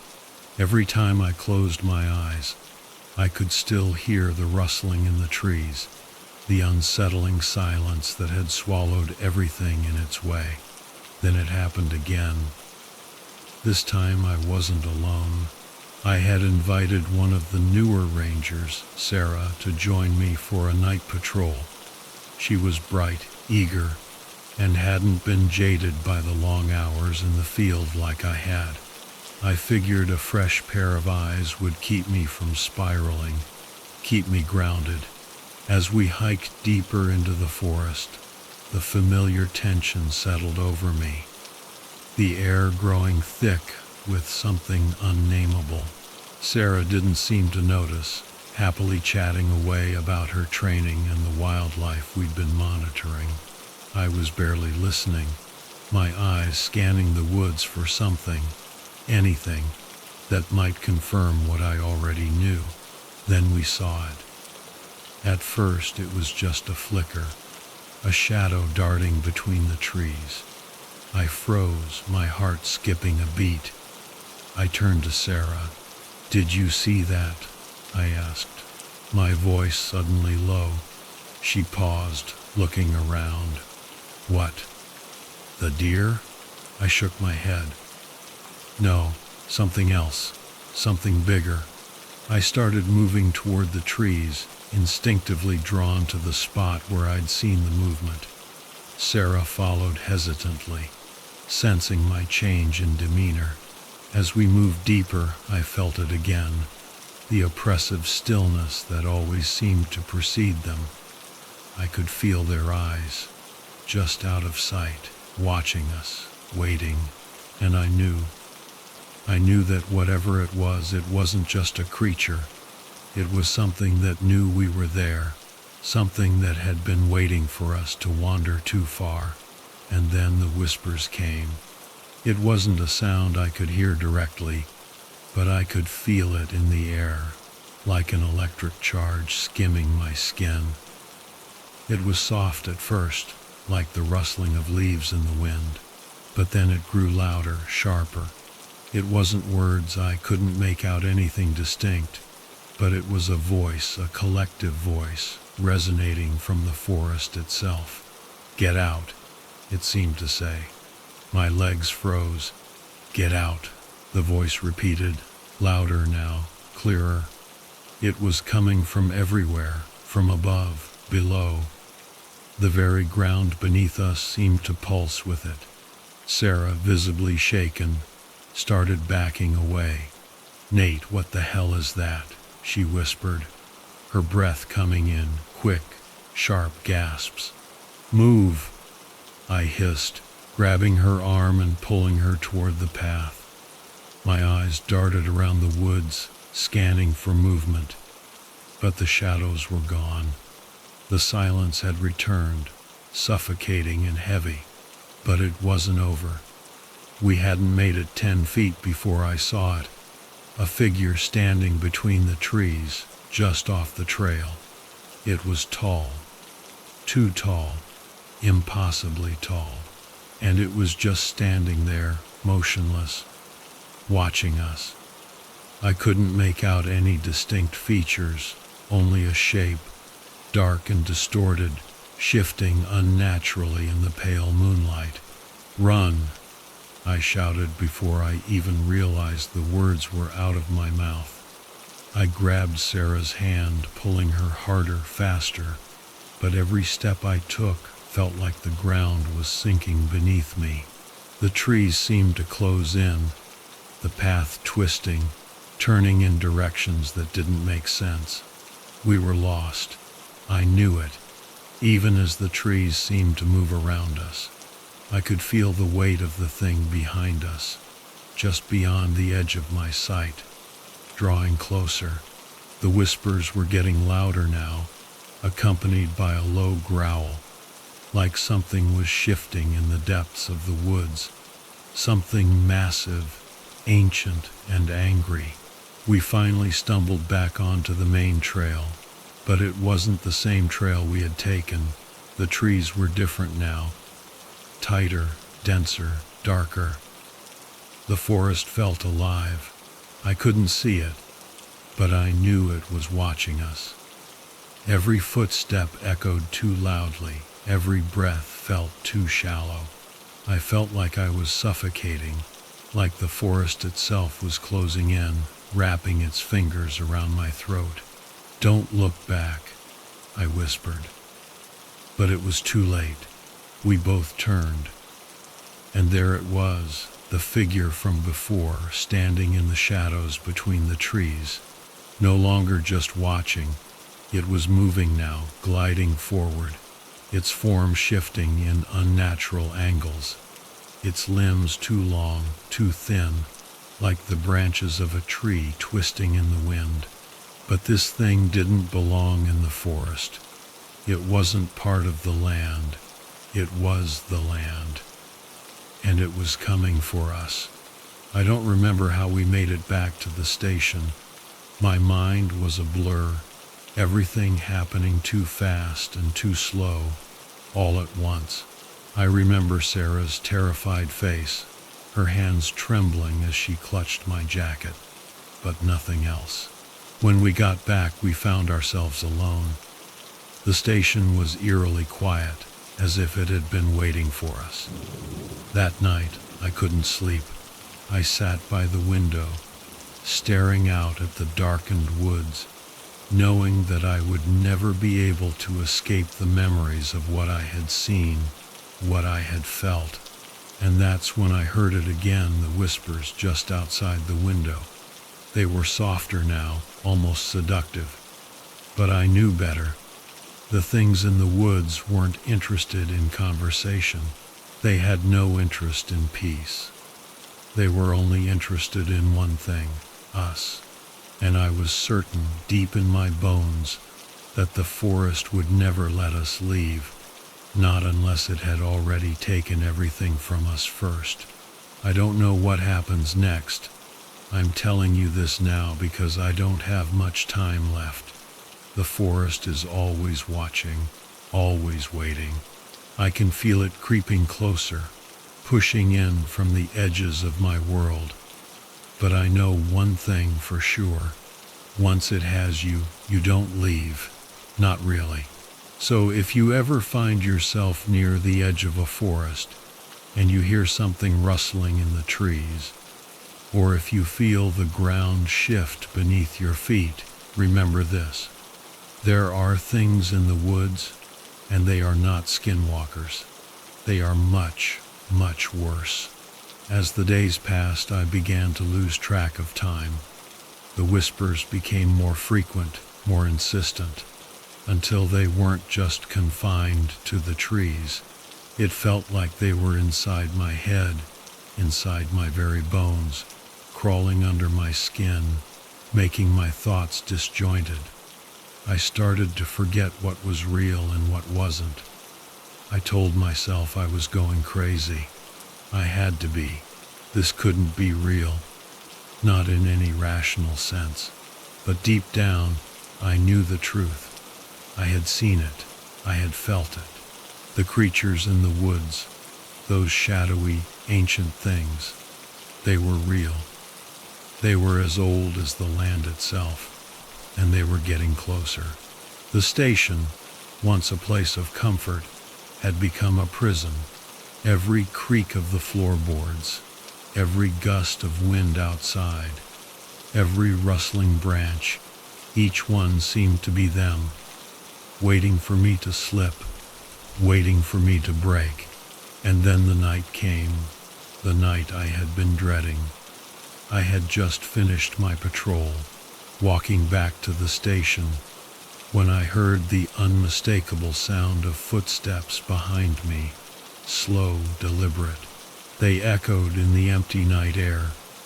My heart began to race. I turned around. Nothing. But I could feel it. The thing. It was there, in the shadows, just out of sight. Watching, waiting. I couldn't take it anymore. I ran.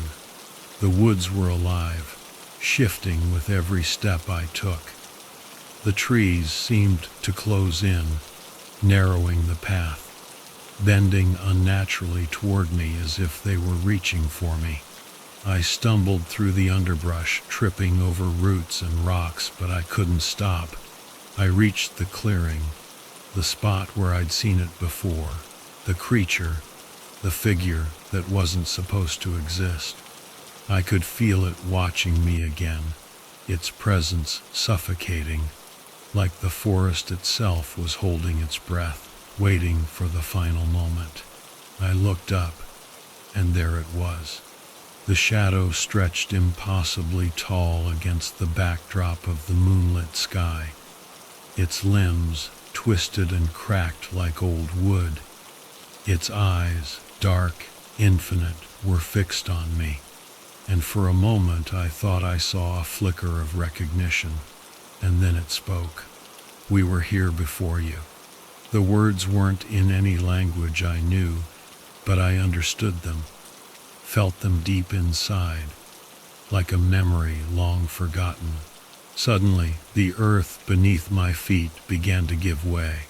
The ground was no longer solid. It was soft, like wet clay, shifting beneath my weight. I reached out to grab a tree for support, but the bark crumbled in my hands, and the tree fell backward, disappearing into the darkness. I was sinking. Panic clawed at my chest as I tried to pull myself free. But the more I struggled, the faster the ground seemed to pull me in. And I realized then the forest wasn't just alive. It was a living thing, a vast, hungry entity that consumed everything in its path. I heard the whispering again, louder now, almost deafening. It was all around me, inside me. "You can never leave." I screamed, the sound swallowed by the forest as I was pulled under. When they found me, hours later, I was still alive. But I wasn't the same. The forest had changed me. The land had marked me with its presence, filled me with its endless hunger. My body was intact, but my mind was elsewhere. I had seen things, felt things, things I can never unsee. The woods had taken something from me, something I could never get back.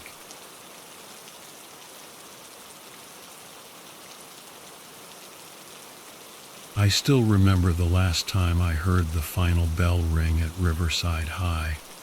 It was a Friday in late May, unseasonably cold for a Colorado spring. The sound echoed through empty hallways where student artwork still hung, waiting to be taken down for summer break.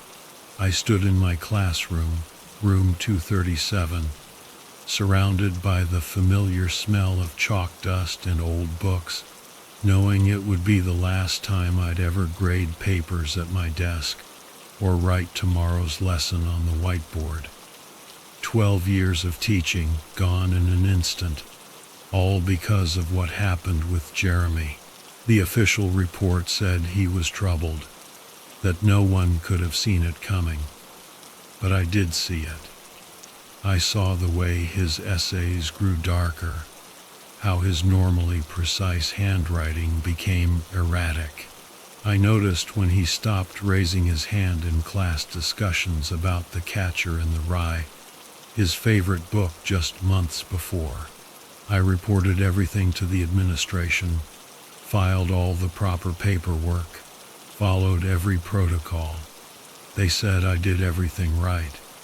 They said it wasn't my fault, but they still asked for my resignation. The whispers started almost immediately. In small towns like ours, news travels fast, and rumors travel faster. Parents who used to greet me warmly at the grocery store now hurried their children to different aisles. Former colleagues crossed the street to avoid talking to me. Even my closest friends started making excuses to cancel our weekly coffee dates.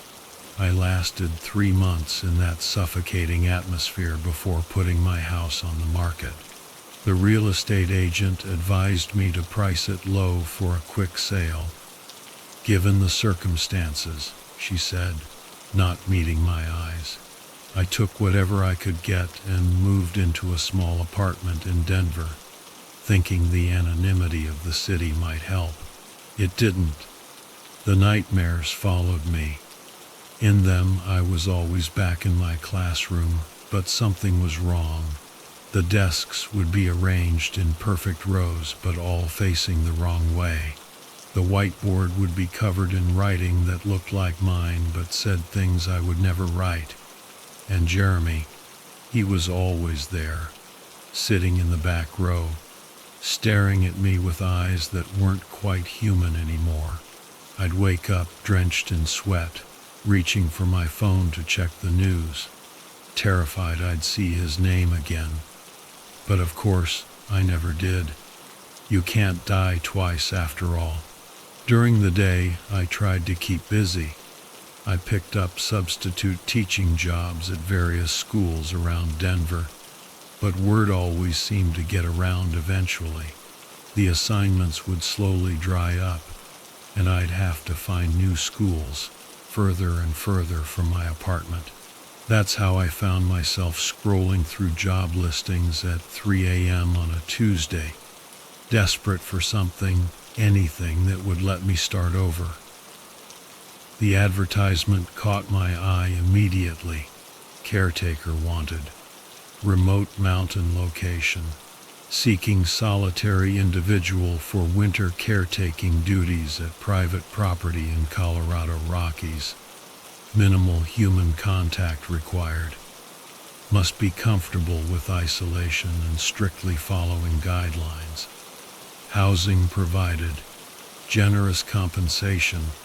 Background check required. No phone calls. There was an email address listed, nothing else. I stared at it for a long time, the blue light of my laptop screen burning my tired eyes.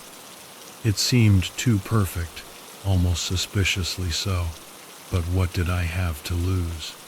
I crafted my email carefully, being upfront about my past, but emphasizing my attention to detail and ability to follow rules. I didn't expect a response, but one came less than an hour later. Miss Mason, your candor is appreciated. Your situation interests us. Attached, Please find preliminary paperwork and detailed job description. If still interested after review, further instructions will follow. Property management. The attachments were extensive. Liability waivers, non-disclosure agreements, detailed maps showing the property's location deep in the Rockies. The job description was oddly specific about some things: exact times for property checks, precise temperature settings for different rooms, and strangely vague about others, with references to special maintenance procedures and unique property features. I signed everything that night. The following weeks passed in a blur of preparations. I sold most of my furniture, put the rest in storage, and gave notice at my apartment. My neighbors seemed relieved to see me go. Mrs. Martinez from next door, who used to bring me homemade tamales, wouldn't even look at me as I carried out my last boxes. The morning I left, Denver was just waking up. The sun hadn't fully risen, casting long shadows between the buildings as I loaded my old Honda Civic with what remained of my life. The car protested when I turned the key, as if warning me about what lay ahead. But I had to go. I had to escape. The drive into the mountains was longer than expected. My phone lost signal about 2 hours in, right where the paved road gave way to gravel. The GPS had already started glitching, showing me driving through empty space, so I switched to the printed directions I'd been provided. Turn left at the lightning-struck pine marked with red ribbon. Follow the path until you see 3 rocks stacked like a cairn at the fork. Take the right path. Do not take the left. Continue until you see the cabin. Simple enough. But something about the capitalized warning made my stomach twist. I followed the directions carefully, checking and double-checking each landmark. The forest grew denser as I climbed higher, the trees pressing closer to the road until their branches scraped against my car's roof. It was late afternoon by the time I spotted the cabin. The setting sun cast long shadows through the pine forest, making the building look almost sinister. It matched the photo I'd been sent: an aging wooden structure with peeling paint and a slightly sagging roof. Thick vines crept up its sides like grasping fingers, and the windows were partially obscured by dirt and cobwebs. As I pulled up, I noticed something odd about the shadows around the cabin. They seemed to move wrong, flowing against the wind rather than with it. I blamed it on fatigue from the drive. The porch creaked ominously under my feet as I approached the front door. The key was exactly where they said it would be, tucked under a loose board that shifted too easily, as if it had been moved many times before. As I bent to retrieve it, I felt a distinct sensation of being watched. I scanned the tree line but saw nothing except the endless forest stretching in every direction. The key turned smoothly in the lock, but the door resisted opening, as if something on the other side was pushing back. When it finally swung inward, the smell hit me immediately, musty and thick, like old books and damp wood, with an underlying metallic tang that made my nose wrinkle. The interior was surprisingly spacious, filled with heavy furniture that looked like it had been there for generations. Dark wood dominated everything: the floors, the walls, the massive bookshelf that took up one entire wall of the living room. Faded photographs in tarnished frames lined the hallway, showing various people standing in front of the cabin. Something about their faces seemed wrong, but I couldn't quite put my finger on what. On the kitchen counter, I found an envelope with my name written in precise, almost mechanical handwriting. Inside was a note that would change everything. Welcome to your new position, Miss Mason. Basic supplies are stocked in the pantry. Monthly deliveries will arrive on the first Tuesday of each month. Do not attempt to interact with the delivery person. They have been instructed not to engage. Your primary duties are maintenance and upkeep of the property. A detailed list of tasks can be found in the maintenance manual in the kitchen drawer. Do not deviate from the prescribed schedules. Important. Before beginning your duties, you must read the rules located in the basement. The basement key is attached to this note. Do not delay in reading these rules. Your safety depends on strict adherence to them. Welcome to the family. Management. I fingered the small brass key attached to the note. Something about the way family was written made my skin crawl. The letters seemed slightly darker than the rest, as if whoever wrote it had pressed harder on those words. The sun was setting now, casting an orange glow through the grimy windows that made the dust motes dance like embers. I decided to bring in my belongings before it got dark. Each trip to the car felt longer than the last, and the shadows between the trees seemed to grow denser with every passing minute. Inside, I began exploring my new home. The cabin was bigger than it appeared from outside. 2 bedrooms, a spacious living room with a stone fireplace, and a surprisingly modern kitchen. The bathroom had clearly been renovated recently, with new fixtures that looked almost out of place among the cabin's otherwise antiquated features. But something felt off about the layout. The rooms didn't quite seem to match up with the cabin's exterior dimensions. Hallways appeared slightly longer from one direction than they did from the other, and there was the constant feeling that spaces shifted when they weren't being directly observed. I was unpacking dishes in the kitchen when I first heard it, a soft humming coming from somewhere in the walls. The sound was almost musical, rising and falling in a pattern that seemed just on the edge of familiar. But when I pressed my ear to the wall, it stopped completely. That's when I remembered the rules in the basement. The temperature seemed to drop several degrees as I approached the basement door. It was a heavy thing, made of dark wood with black iron hinges that looked ancient. The key fit perfectly, but turning it felt wrong somehow, like I was unlocking something that was meant to stay sealed. The door resisted opening, groaning on its hinges as if it hadn't been opened in years, though I could have sworn I heard movement behind it just moments before.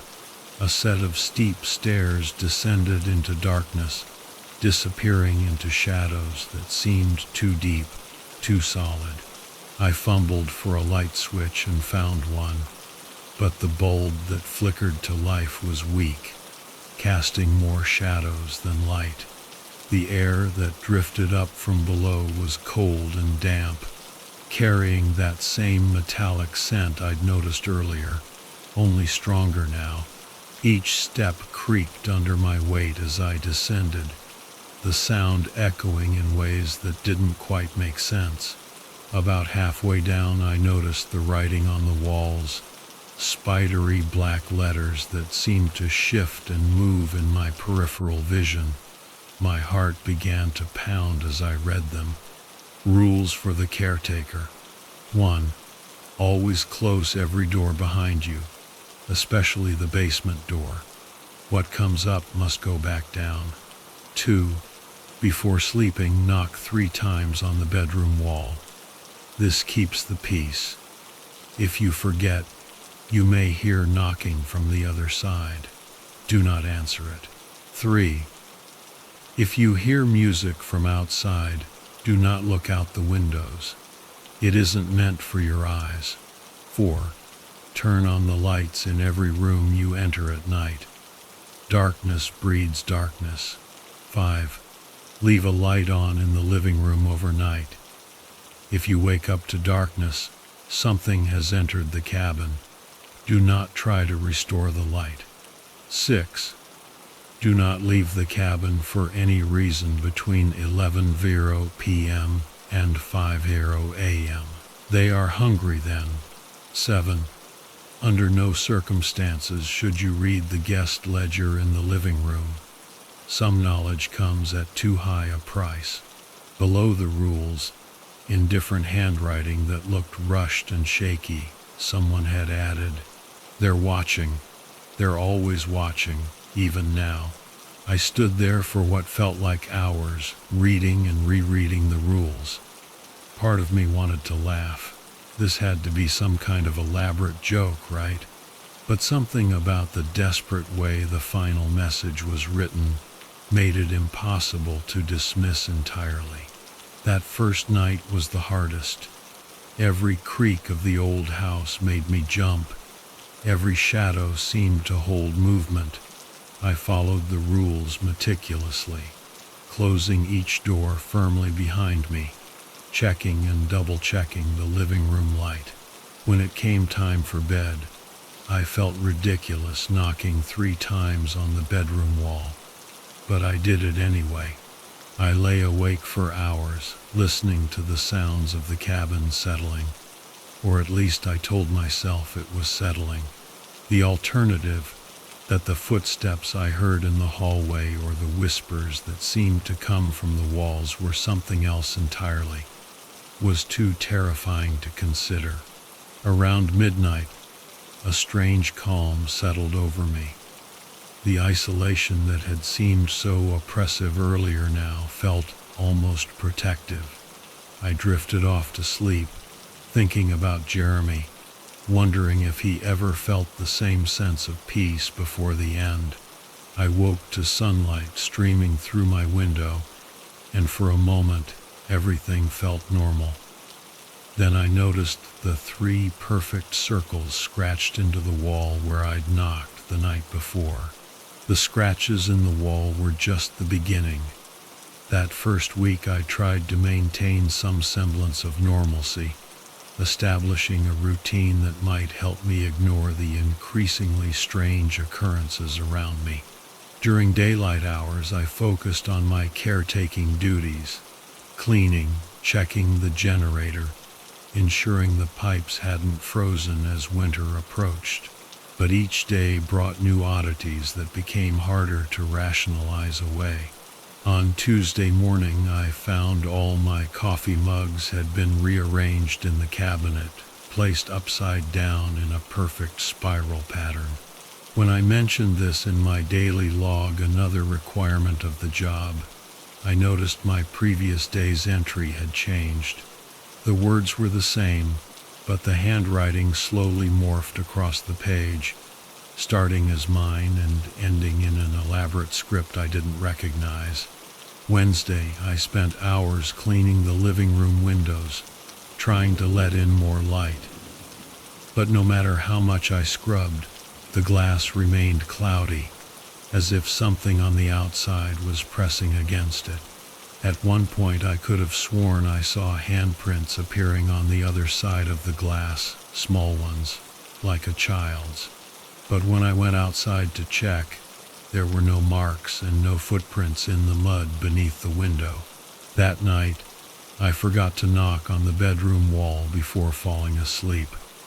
The knocking woke me at exactly 3:33 a.m., 3 sharp raps that seemed to come from inside the wall itself. I lay there frozen as 3 more knocks came, then 3 more, each set louder than the last. The wall began to bulge slightly with each knock, the wallpaper rippling like water.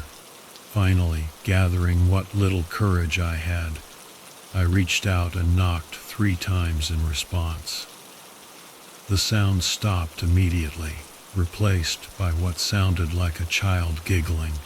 When I checked the wall in the morning, the wallpaper was pristine, showing no signs of the previous night's disturbance. But it was the music that truly tested my resolve. I was washing dishes on Friday evening, watching the sun set through the kitchen window when I first heard it. The melody was hauntingly familiar, something like a lullaby my mother used to sing, but distorted somehow, as if played backward and underwater. It seemed to be coming from the tree line, growing slightly louder with each passing moment. My hands itched to pull back the curtain, to peek outside and see what was making that beautiful, terrible music. I remembered Rule 3. If you hear music from outside, do not look out the windows. It isn't meant for your eyes. The song grew more insistent, weaving my name into its notes. Rachel, it seemed to whisper. Rachel, come see. I gripped the edge of the sink until my knuckles turned white, fighting the overwhelming urge to look. That's when I noticed my reflection in the window had stopped mirroring my movements. While I stood rigid at the sink, my reflection smiled and raised one hand, beckoning me closer. I ran to my bedroom and slammed the door, putting on headphones and playing music at full volume until the sun rose. That night, I dreamed of following the melody into the forest, where shadows danced between the trees, and something with too many limbs conducted an orchestra I couldn't see. The next morning, I found my shoes placed neatly by the front door, caked with mud and pine needles. I tried calling the property management company, but the number only played that same haunting melody before disconnecting. My cell phone still showed no signal, and the landline in the kitchen had started whispering things when I held it to my ear. The incidents escalated quickly after that. I'd wake up to find furniture rearranged in perfect geometric patterns. Water from the taps would run red for exactly 33 seconds before clearing. The photographs on the walls changed subtly, faces shifting position when I wasn't looking directly at them, eyes following my movement through the house. Then came the night the living room light went out. I woke suddenly, awareness hitting me like a physical blow. The familiar glow that usually seeped under my door was gone. Rule 5 echoed in my mind. If you wake up to darkness, something has entered the cabin. The silence was absolute, the kind of quiet that feels like a physical presence pressing against your eardrums. I lay there for what felt like hours, barely breathing, straining to hear any movement in the house. Finally, knowing I couldn't stay in my room forever, I gathered my courage and opened the door. The darkness in the hallway was wrong somehow, too thick, too alive. I fumbled my way to the living room, finding the light switch already in the on position. When I flicked it off and on again, nothing happened. The darkness seemed to pulse around me, breathing in time with my racing heart. That's when I heard it, a whisper so close it could. That's when I heard it, a whisper so close it could have been inside my own head. You should have followed the rules more carefully, Rachel. The voice was familiar, too familiar. Jeremy? I whispered back. The laugh that answered wasn't human. It was a chilling sound, high-pitched and distorted, like a child's laughter played in reverse. I ran back to my room and locked the door, spending the rest of the night huddled under my blankets, shivering despite the warmth of the room. When morning came, the living room light worked perfectly, but something had changed.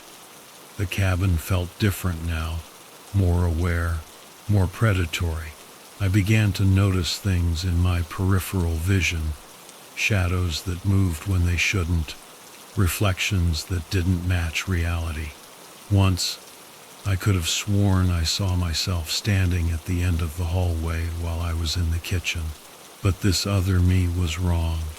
Her eyes were too dark, her smile too wide. and when she lifted her hand to wave, her fingers were just a bit too long. It was around this time that I noticed the guest ledger. I swear it hadn't been there before. The leather-bound book that appeared one morning on the living room table, its spine cracked and pages yellowed with age. I knew I shouldn't read it. Rule number 7 was explicit about that. But after everything that had happened, after seeing my own doppelganger stalking the hallways, I needed answers. The moment my fingers touched the cover, the temperature in the room plummeted. My breath came out in visible puffs as I opened the first page, dated 1947. First day as caretaker.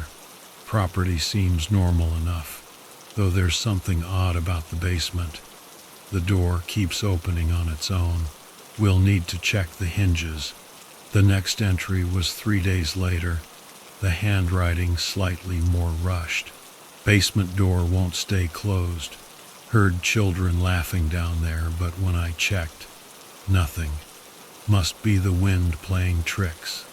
As I turned the pages, the entries became increasingly disturbing. Different handwriting styles told different stories, but they all followed a similar pattern. Initial dismissal of strange events, growing paranoia, and then the music won't stop. It's so beautiful. Maybe just one look out the window. I keep seeing myself in places I couldn't be. The other me smiles too much. The knocking. Always the knocking. Even when I knock first, it answers. It's getting closer. One entry caught my attention. The ink still looking surprisingly fresh. If you're reading this, you've already broken one of the rules. But maybe that's why you're meant to be here. The cabin isn't just a place. It's a test, a gateway. Those who pass move on to something else. Those who fail. The rest of the page was stained with what looked disturbingly like blood. I slammed the book shut, but it was too late. The damage was done. I'd broken another rule, and somehow I knew the cabin was aware of it. The walls seemed to lean in slightly, the shadows in the corners growing deeper, more purposeful. That night, in what I can only describe as a fit of either bravery or madness, I decided to test the rules further. I deliberately left the basement door open, sitting in the living room to see what would happen. The footsteps started slowly, deliberate steps coming up from the basement, each one making the floorboards creak in a way that seemed almost musical. I ran to close the door, but found it impossibly heavy, as if something was holding it open from the other side. In the darkness beyond the door, I saw movement. Something was climbing the stairs, something that moved in ways a human body shouldn't be able to move. I caught glimpses of too many limbs, of a face that seemed to shift and change with each step. I retreated to my bedroom, listening as the entity moved through the house. The footsteps circled my room 3 times, stopping occasionally as if testing the door. I heard whispers in multiple voices, some I recognized, others that couldn't possibly have come from human throats. Just before dawn, the basement door slammed shut with enough force to rattle the windows. When I finally found the courage to leave my room, I discovered all the furniture in the house had been rearranged to face the basement door. I knew then that I had to leave. The isolation that had once seemed like a blessing now felt like a trap. I planned my escape carefully. I would leave at 5:30 a.m., just after the forbidden hours ended. But when I stepped outside that morning, my blood turned to ice. There, at the edge of the forest, was a figure. Even from a distance, I recognized myself.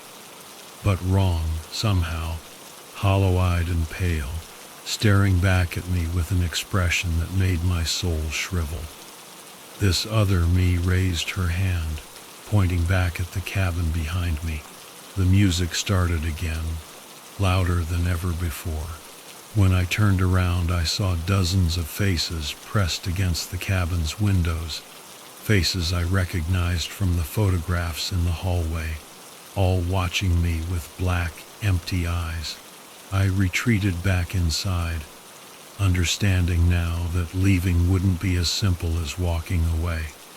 Whatever force governed this place had its hooks in me, and it wouldn't let go easily. The next few days became a blur of paranoia and strict rule adherence. I followed every instruction to the letter, hoping that if I proved myself, I would be allowed to leave. The cabin seemed to watch my efforts with amusement, occasionally reminding me of its power through increasingly impossible violations of reality. Doors began leading to different rooms than they should. Windows showed impossible views, sometimes other versions of the cabin, sometimes landscapes that couldn't exist in our world. My reflection stopped appearing in mirrors entirely, replaced by different versions of myself at various ages, all watching me with those same hollow eyes. On what I had decided would be my final night, I heard the music again. It was different this time, clearer, more purposeful. Through the windows I could see a path through the trees, marked by strange floating lights that pulsed in time with the melody. The music called to me, promising answers, promising freedom. Every instinct screamed at me to stay inside, to follow the rules. But something deeper knew that this moment, this choice, was what everything had been leading to. At 3:00 a.m., I stepped outside. The moment I crossed the threshold, the night air changed. It became thick, almost liquid, carrying that same metallic taste I'd first noticed in the basement. The music wrapped around me like a physical thing, guiding me toward the tree line where those strange lights hovered. Each step felt both wrong and inevitable. The ground beneath my feet didn't quite match what my eyes saw. Sometimes it seemed yards below me, sometimes inches away. The trees themselves appeared to breathe, their bark rippling like water whenever I looked directly at them. I thought about Jeremy then, about that last day I saw him standing in my classroom after the final bell. How he'd smiled at me, that same hollow smile I'd seen on my doppelganger's face, and said, "Sometimes the only way out is through, Miss Mason." The next morning, they found him in the school library, or what was left of him. The path through the forest twisted in impossible ways. Sometimes I was walking uphill while feeling like I was descending. Other times the path seemed to loop back on itself while still moving forward. The lights leading the way cast no shadows, even when they passed directly overhead. As I walked deeper into the woods, I began to notice things moving in the darkness between the trees, shapes that shouldn't exist, fragments of memories that didn't belong to me. I saw myself teaching classes I'd never taught, to rooms full of students with Jeremy's face. I saw the cabin from different angles, in different times, sometimes pristine and new, sometimes ancient and decaying, sometimes something in between that hurt my eyes to look at. The music grew louder, more insistent. It had words now, though not in any language I understood. Yet somehow, I knew what it was saying, almost there, almost home. After what felt like hours, or maybe minutes, time had lost all meaning. I reached a clearing, and there, perfectly maintained and glowing softly in the darkness, stood another cabin. It was identical to the one I'd left, but untouched by time or decay. Warm light spilled from its windows, and smoke curled from the chimney in patterns that spelled out words I almost understood. A man stood on the porch, smiling at me. He looked exactly like the figure I'd seen in my visions, but now I understood why he seemed so familiar. He had Jeremy's eyes. "Welcome home, Miss Mason," he said, opening the door.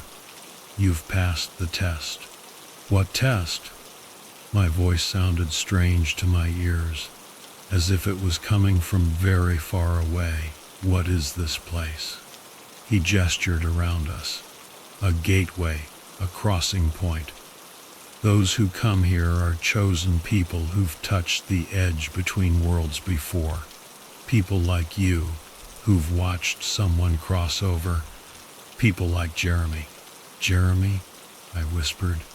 He knew about this place? The man, or whatever he was, nodded. He was meant to be a caretaker too, but he was too young, too impatient. He tried to force his way through. That's not how it works. The rules exist for a reason. As if in response to his words, the forest behind me erupted with sound, that same haunting music, but distorted now, desperate.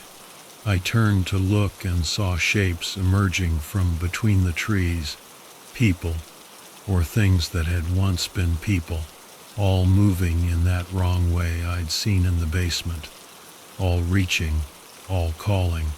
"The ones who failed," my guide explained. "The ones who broke the rules, who looked when they shouldn't have looked, who opened doors that should have stayed closed. They're still here, in their own way, waiting." I thought about the guest ledger, about all those entries that ended abruptly, about the bloodstains on the pages. "And now?" I asked, though I already knew the answer. "Now you choose. You can take your place here, become a true caretaker, help guide others across when they're ready.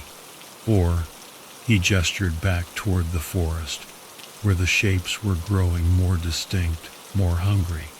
I looked through the open door of the new cabin. Inside I could see a warm fire burning in the fireplace, comfortable furniture, and walls lined with books. But more than that, I could feel something I hadn't felt since before Jeremy's death. Peace. "What are the rules here?" I asked. He smiled, a real smile this time, not the hollow one from my visions. Just one. "Be true to what you are. You're a teacher, Rachel. You always have been. There will be others like Jeremy, like you. They'll need guidance to cross over properly." I took one last look at the forest behind me, at the shapes that seemed to be slowly fading back into the darkness. Then I stepped through the door. That was 3 years ago. I'm still here, watching through windows that show me more than just the outside world. Sometimes I see new caretakers arriving at the old cabin, each carrying their own burdens, their own reasons for seeking escape. Some of them make it, some don't. The rules remain the same, though now I understand their true purpose. They're not just guidelines for survival. They're tests, filters, ways of determining who's ready to cross over and who needs to stay behind. I keep my own ledger now, but this one isn't stained with blood. It's filled with names, dates, and notes about those who've made it through. Jeremy's name is in there, though not in the way you might think. He did cross over eventually, in his own way.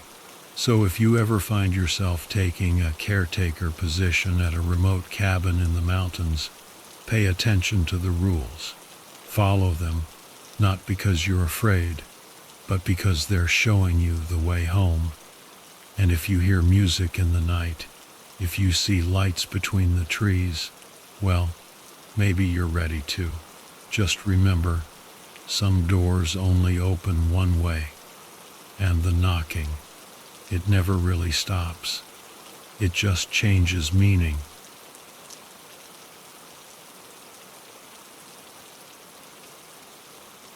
When I agreed to take a winter assignment at the far northern research station, my friends thought I was insane.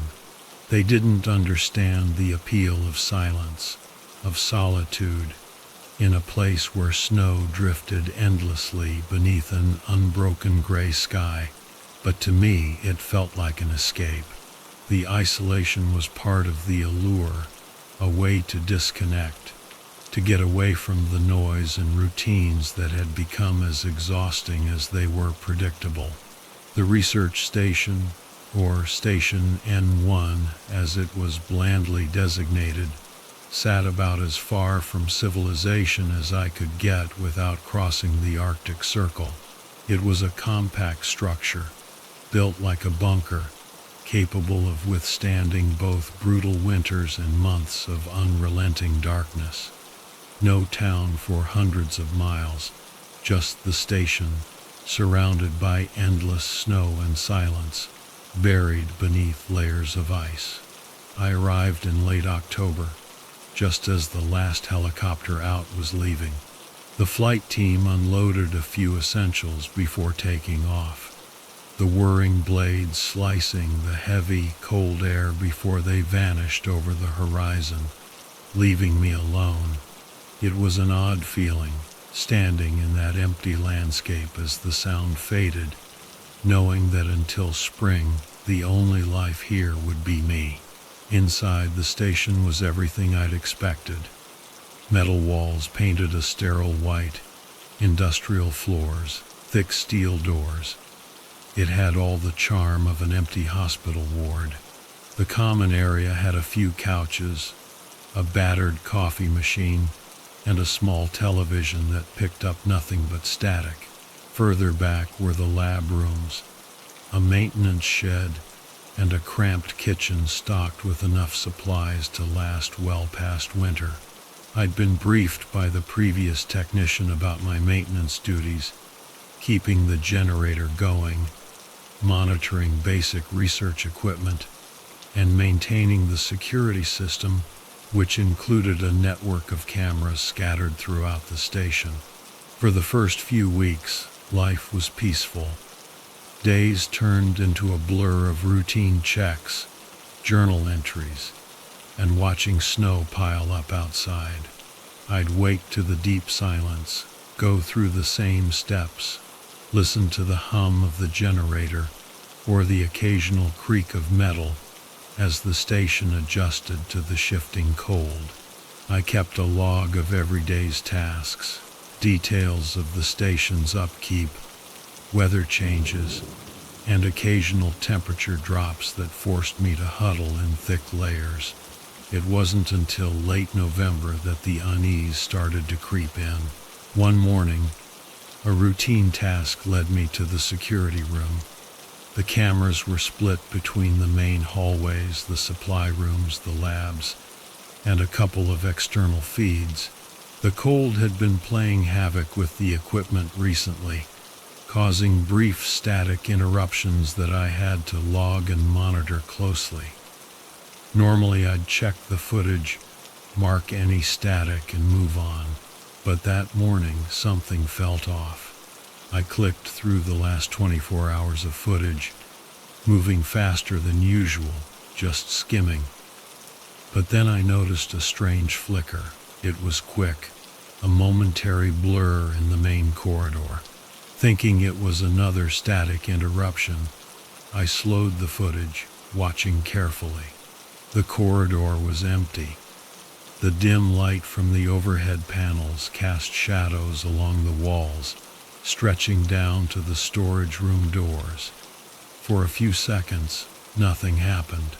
Then there it was, a shadow darting across the floor and vanishing just as quickly as it appeared. I leaned forward, feeling a prickle of cold run up my spine. There were no objects in that corridor, no light sources that could cast a moving shadow. My rational side argued that it was likely a trick of the camera, a minor glitch brought on by the cold, which had been relentless lately. Still, I couldn't shake the feeling that something wasn't right. The shadow had moved too deliberately, too smoothly, for a simple camera malfunction. After that, I found myself returning to the security footage whenever I had a few spare minutes. I told myself it was just to monitor the equipment, to catch glitches early and report them. But deep down, I was starting to feel that something else was at play. And each time I checked, I found more flickers, subtle movements that seemed to lurk just beyond the reach of the dim station lights. A few days later, the generator faltered. It had been running smoothly since I arrived, but that night I was jolted awake by the absence of its usual hum. The temperature in the station dropped almost immediately, and I grabbed my coat, racing down to the maintenance room.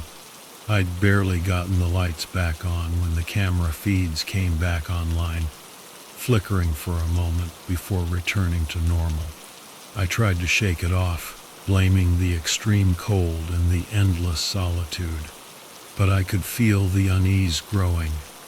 To distract myself, I began reading through old logs left by previous technicians. The notes were routine, mostly documenting small issues with equipment and details about the relentless Alaskan winters. But in one of the older logs, I found a mention of unusual activity in the main corridor, noting that it might be shadows cast by moving objects. The report was vague, but it left me feeling unsettled. No one else had written about it, but somehow the words stuck with me. Curiosity got the better of me one night, and I decided to check the archived footage stored on the server. It was a decision I would regret. I pulled up footage from the previous year, randomly selecting clips to view, feeling like a voyeur digging through someone else's memories. There, on one of the older feeds, I saw something that made my heart pound. It was faint but unmistakable, the figure of a person moving down the corridor. I replayed the clip, feeling my hands grow cold despite the heavy layers I was wearing. It wasn't just a flicker, it was the shadow of a person, moving slowly along the wall, as if they were trying to avoid detection. And then, just as quickly as they'd appeared, they were gone. I told myself that it had to be an error, maybe the shadow of a technician who had left just before I arrived, caught on a faulty camera. But there was something unnatural about the way it moved, as though it was aware of the camera, slipping out of sight just as it approached the edge of the screen. Days passed, and I tried to put it out of my mind. But the seed of dread had been planted. I found myself glancing over my shoulder, feeling a prickling awareness in the back of my mind, as though something was watching, lurking just beyond the edges of my vision. And every time I checked the footage, I half expected to see that figure again, moving through the shadows with a stealth I couldn't explain. One night, the faint scratching started. It was subtle, barely audible over the sound of the generator, like something dragging along the walls just outside my room. I tried to ignore it, blaming my imagination and the isolation. But it grew louder, moving slowly down the corridor toward the storage room. The next morning, I checked the footage again, dreading what I might find. The halls were empty, quiet, as they had been every other night. But as the camera scanned the corridor outside my room, I spotted it again, a dark shape hovering near the door, blending into the shadows as if it were part of them. I watched in horror as it moved toward my door, a slow, creeping presence that seemed to glide rather than walk. It paused outside my room, its shadowy form blurring against the wall. I held my breath, feeling my pulse hammering, as the figure lingered there, unnaturally still. Finally, it melted into the shadows, disappearing around the corner. Only then did I realize I'd been holding my breath. I staggered backward, cold sweat clinging to my skin. The image of that figure seared into my mind. It was no longer a simple flicker or a trick of the light. This was something deliberate, something aware. By now I was sleeping with a flashlight by my bed, just in case I heard those noises again. Each night I lay awake, listening to the silence, feeling the weight of the empty station pressing in around me. Every creak of metal, every gust of wind outside felt like something more. And each time I checked the cameras, I found new flickers, small movements that disappeared as quickly as they'd come. One evening, while scrolling through an archive folder I hadn't noticed before, I discovered a series of video logs. The folder was labeled only with the date, 2013. I clicked on the first log, and the screen filled with the image of a woman, Dr. Lena, the head researcher who had run the station years ago. Her face was calm, professional, and she spoke with a clinical detachment as she documented equipment maintenance and atmospheric readings. But something in her eyes betrayed a hint of fatigue, a faint edge of something darker. Log after log, her demeanor shifted. She grew more anxious, her words more strained. By the third entry, her voice had lost its calm edge, her gaze darting to the sides of the screen as though she were expecting someone to appear beside her. And in one of the final logs, her voice dropped to a whisper. "If you hear it," she said, her eyes wide, "whatever you do, don't look." The log ended abruptly, her face frozen in an expression of fear that felt all too real. I sat back, letting her words sink in, feeling the icy grip of dread settle over me. Dr. Lena's warning clung to me, echoing long after I left the security room. Don't look. Those words hung heavy in my mind, and yet I kept finding myself drawn back to the footage, like a moth to a dim, unnerving flame.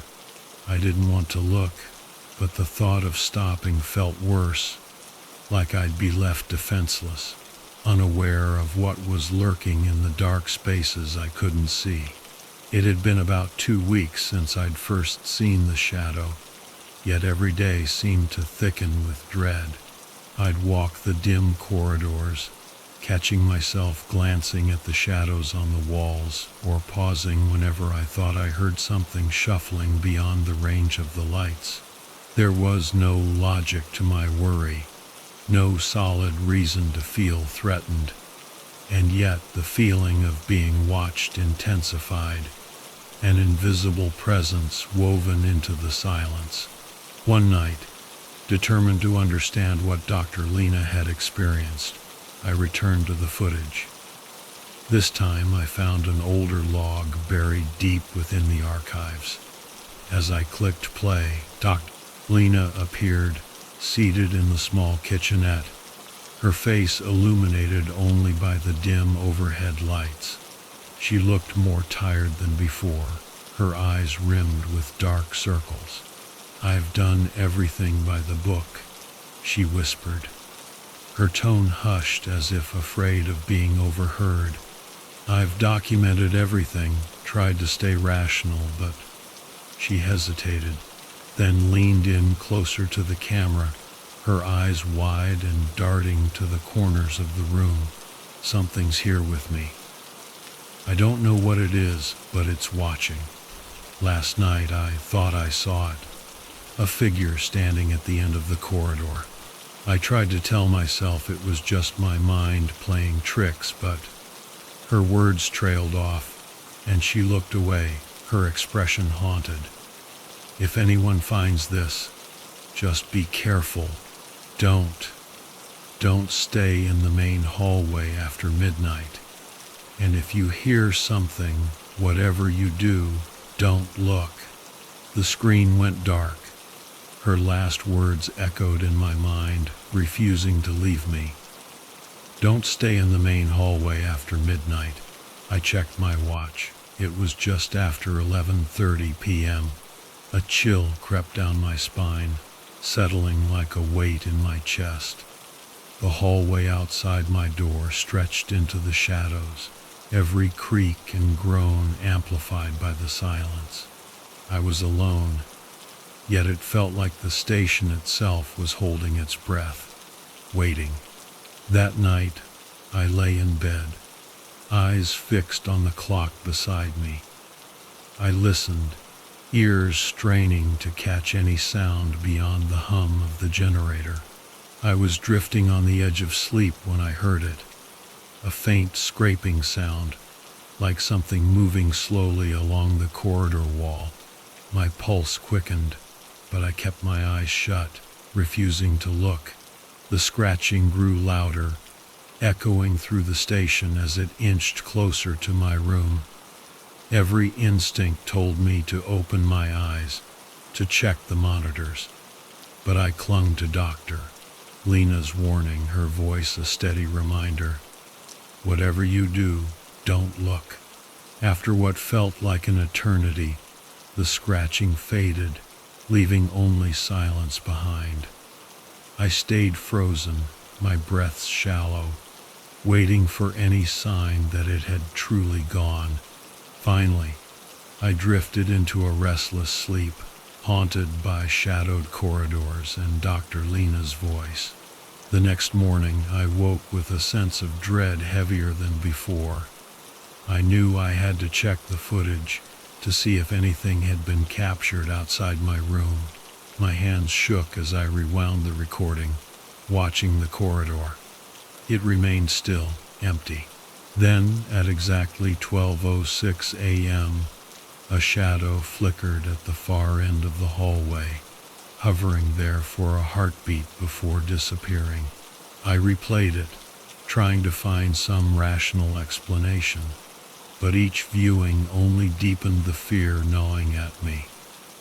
The shadow was human-shaped, shifting slowly, its movements deliberate. It paused, as though aware of the camera, before slipping back into the darkness. My hands trembled as I shut down the monitor, but I couldn't shake the feeling that I'd just glimpsed something I wasn't meant to see, something that defied logic, that lurked in the unseen corners of this cold, empty station. Over the following days, I started noticing other oddities, small things at first, like tools I'd left neatly stacked suddenly scattered, or documents shifted around in the supply room. It was easy to dismiss at first, blaming my own absent-mindedness or the effects of isolation. But when I found the message scrawled in thick black ink on the wall outside the supply room, my heart nearly stopped. Stay away from the lower levels.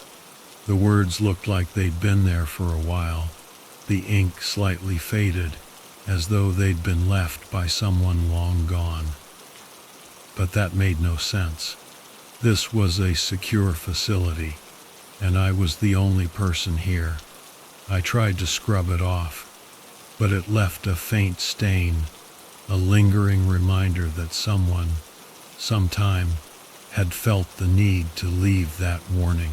As the days passed, I couldn't resist the pull of the lower levels, despite every instinct telling me to stay clear, to avoid whatever had left that message. My curiosity gnawed at me. I spent hours pacing, standing at the top of the stairwell that led down into the unlit corridor below, feeling the weight of Dr. Lena's words. She hadn't mentioned the lower levels, but something told me that whatever she'd feared was connected to that dark, forbidden space. I tried rationalizing it as a need to investigate, a way to get answers and prove to myself that this was just my mind playing tricks. But as I stood there, staring down into the shadows, I felt a creeping certainty that whatever lay below was waiting, watching, ready to pull me deeper into a darkness I couldn't escape. For now I'd stay away. But the questions gnawed at me, refusing to let go. The lower levels loomed in my mind, a forbidden depth that seemed to call out as much as it warned me to stay away. Every time I passed the stairwell, the darkened entrance appeared to stare back, an endless pit of questions and dread. And yet, despite the warning scrawled on the wall outside the supply room, I couldn't stop thinking about it. Dr. Lena had been here, trapped in the same uncertainty, hinting that something sinister awaited anyone who ventured below. One night, I woke to an unnatural silence. The usual hum of the generator had stopped. My breath misted in the freezing air as I sat up, the biting cold enveloping me. I threw on my thick jacket, grabbing the flashlight by my bed, and cautiously made my way toward the control room to check the generator's feed. The beam of my flashlight bounced off the walls, each shadow stretching and twisting like tendrils of ink, clawing at the edges of the light. As I approached the generator room, the silence was shattered by a sound so sharp and unexpected that I froze mid-step. A scraping noise, slow and deliberate, somewhere in the corridor behind me. Heart pounding, I spun around, shining the flashlight down the length of the hall. Nothing moved, but the sound continued, scraping its way along the walls, growing louder, closer. I gripped the flashlight tighter, every nerve in my body urging me to retreat. But my feet stayed rooted in place. Suddenly I saw it on the monitor screen near the control room. A dark figure appeared at the far end of the hall, hovering just outside the storage room, blending with the shadows as if it were a part of them. I watched in horror as it moved toward my door, a slow, creeping presence that seemed to glide rather than walk. It paused outside my room, its shadowy form blurring against the wall. I held my breath, feeling my pulse hammering as the figure lingered there, unnaturally still. Finally, it melted into the shadows, disappearing around the corner. Only then did I realize I'd been holding my breath. I staggered backward, cold sweat clinging to my skin. The image of that figure seared into my mind. It was no longer a simple flicker or a trick of the light. This was something deliberate, something aware. The next morning, I returned to the footage. I needed to be sure of what I'd seen. My hands shook as I rewound the recording, watching the figure approach, pause, and then disappear. This wasn't some fault in the camera or a shadow caused by a shifting light. This figure seemed to be following a path, as though it knew exactly where it was going. I couldn't shake the feeling that it was looking for something, or maybe someone. Over the following nights, I started sleeping in short bursts, never letting myself drift too deeply into unconsciousness. The moment I heard that scraping sound, I'd jolt awake, clutching my flashlight and listening to the slow, steady rhythm of something gliding along the walls. My nerves were fraying, every inch of me wound tight. Every time I checked the cameras, I half expected to see that figure again, moving with the same eerie deliberation. One night, determined to understand more, I waited by the control room, watching the live feeds intently. At exactly 12:06 a.m., as the entire station was draped in an eerie silence, the figure appeared once more, this time closer. I watched as it drifted along the hallway outside my door, its dark shape blending with the shadows as though it belonged to them. With a trembling hand, I reached for the microphone, my fingers hovering over the switch, and whispered into the silence, "Is someone there?" The figure stopped, turning ever so slightly as if it had heard me.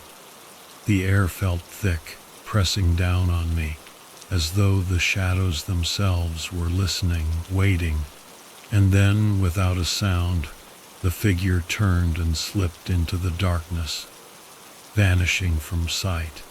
I sat there, my mind racing, heart pounding, and a sense of dread settling over me. Later that night, as I tried to process everything, I returned to the archived logs. Dr. Lena's entries became more fragmented, each one hinting at a growing fear. In one of her final logs, she seemed desperate, her voice barely a whisper. It knows we're here. I don't know what it is, but it follows, it watches. We tried staying quiet, but it still finds us. If you're hearing this, stay away from the lower levels. Don't go down there alone. Whatever you do, don't stay after dark. Her last words faded into silence, leaving me in a cold sweat. The lower levels held some dark, twisted secret, something that had driven Dr. Lena to the edge of fear. And now, whatever had haunted her seemed to be turning its attention toward me. As I sat there alone in the cold, the weight of isolation pressing down on me, I couldn't shake the feeling that I was being watched. Each creak of the metal walls, each gust of wind, felt like whispers of something lurking just beyond the light, waiting for the moment I'd let my guard down. The next day, I found myself standing at the top of the stairwell, staring down into the darkness below. My flashlight cast a narrow beam, barely illuminating the steps as they descended into pitch black. Every instinct screamed at me to turn back, but the need to understand was stronger. I took a slow, hesitant step down, the air growing colder with each step, a chill that seeped into my bones. The scraping sound began again, faint at first, but growing louder, echoing off the walls as though it was moving toward me. I stopped, gripping the flashlight so tightly my fingers ached, my heart hammering in my chest. A sudden shiver ran down my spine, and I turned, sprinting back up the stairs, my footsteps echoing in the emptiness. The shadows seemed to press in around me, their presence more tangible than ever. I burst through the door, slamming it shut behind me, breathing heavily as I braced myself against it, listening for any sign of movement beyond. The silence was deafening. The silence was heavy, pressing in like a weight I couldn't shake. Leaning against the door, my breaths were shallow, the frigid air clawing into my lungs. I didn't know what I'd just escaped, but the thought of its presence out there, lurking, felt like a silent threat. In the dimly lit corridors, I sank to the floor, my back against the door, trying to steady myself. Memories of Dr. Lena's final logs played on repeat in my head, her warning about the lower levels now making a frightening amount of sense. It had been clear to her, just as it was becoming clear to me, that something didn't want me there. By morning, the logical part of my mind began to rationalize again. Maybe what I had seen wasn't real. Isolation had a way of warping reality. I knew that much. But even as I tried to convince myself, a gnawing certainty told me I couldn't keep avoiding those lower levels forever. If I wanted answers, and more importantly, a way out of this nightmare, I needed to confront whatever it was. Late that evening, I gathered myself, feeling like a man condemned. Armed with my flashlight, I made my way to the top of the stairwell. Shadows clung to every corner, giving the impression of a depth much darker than it truly was. I steeled myself, taking the first step down, each footfall echoing ominously as I descended further into the unknown. At the bottom of the stairwell, the air was colder, the walls slick with condensation. The generator's hum was barely a murmur down here, and the silence felt thicker, more complete. My flashlight illuminated a narrow corridor stretching out before me, leading into a darkness that seemed endless. I moved forward, my steps slow, feeling the weight of every footstep. The scraping sound started again, distant but unmistakable. It was as though something was dragging itself along the walls, inching closer with each breath I took. I clung to Dr. Lena's words in my mind. Whatever you do, don't look. I reached the end of the corridor, where a single door stood before me. The paint was chipped, and in the thin beam of my flashlight, I noticed faint scratches etched around the frame. My hand hesitated on the handle, but I forced myself to turn it, pushing the door open. The room beyond was a storage area, cluttered with old equipment and covered in a fine layer of dust, as if no one had stepped foot inside for years. I scanned the room, and that's when I saw it, a small notebook resting on a metal shelf. Picking it up, I flipped it open, the brittle pages crackling in the silence. The entries were dated from Dr. Lena's time at the station, but these notes were different from the clinical logs I'd seen before. Her handwriting was frantic, scrawled in uneven lines that hinted at a mind frayed by terror. I keep hearing it, every night. Scraping, dragging. It follows me down the corridor, but when I turn, nothing. It's almost as if it's waiting for me to see it. I swallowed, flipping to the next page. They told us we'd be safe here, that nothing could reach us. But they didn't know. They couldn't have known.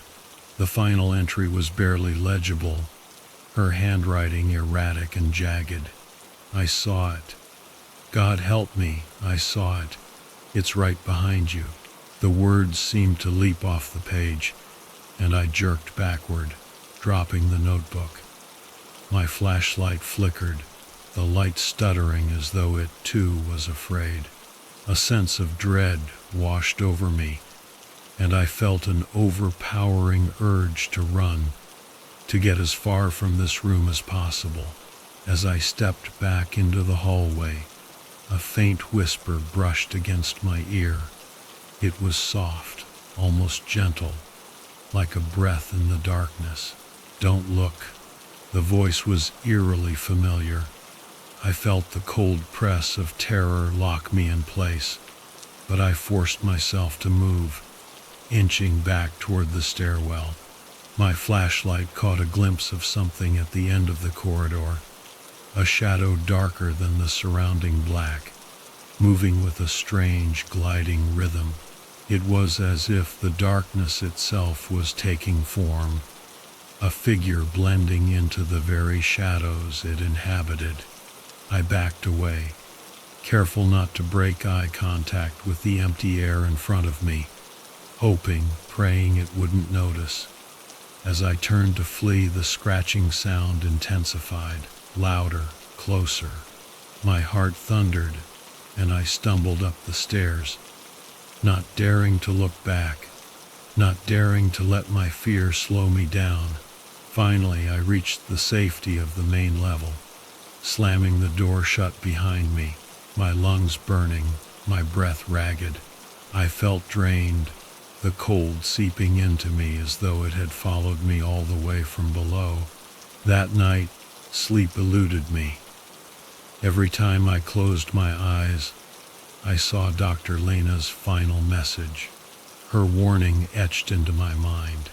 The next day, I checked the footage from the corridor, my hands trembling as I scrolled through the feeds. I almost didn't want to know if the cameras had caught what I'd seen. And then there it was. At precisely 12:06 a.m., the figure appeared, drifting down the corridor with slow, deliberate movements.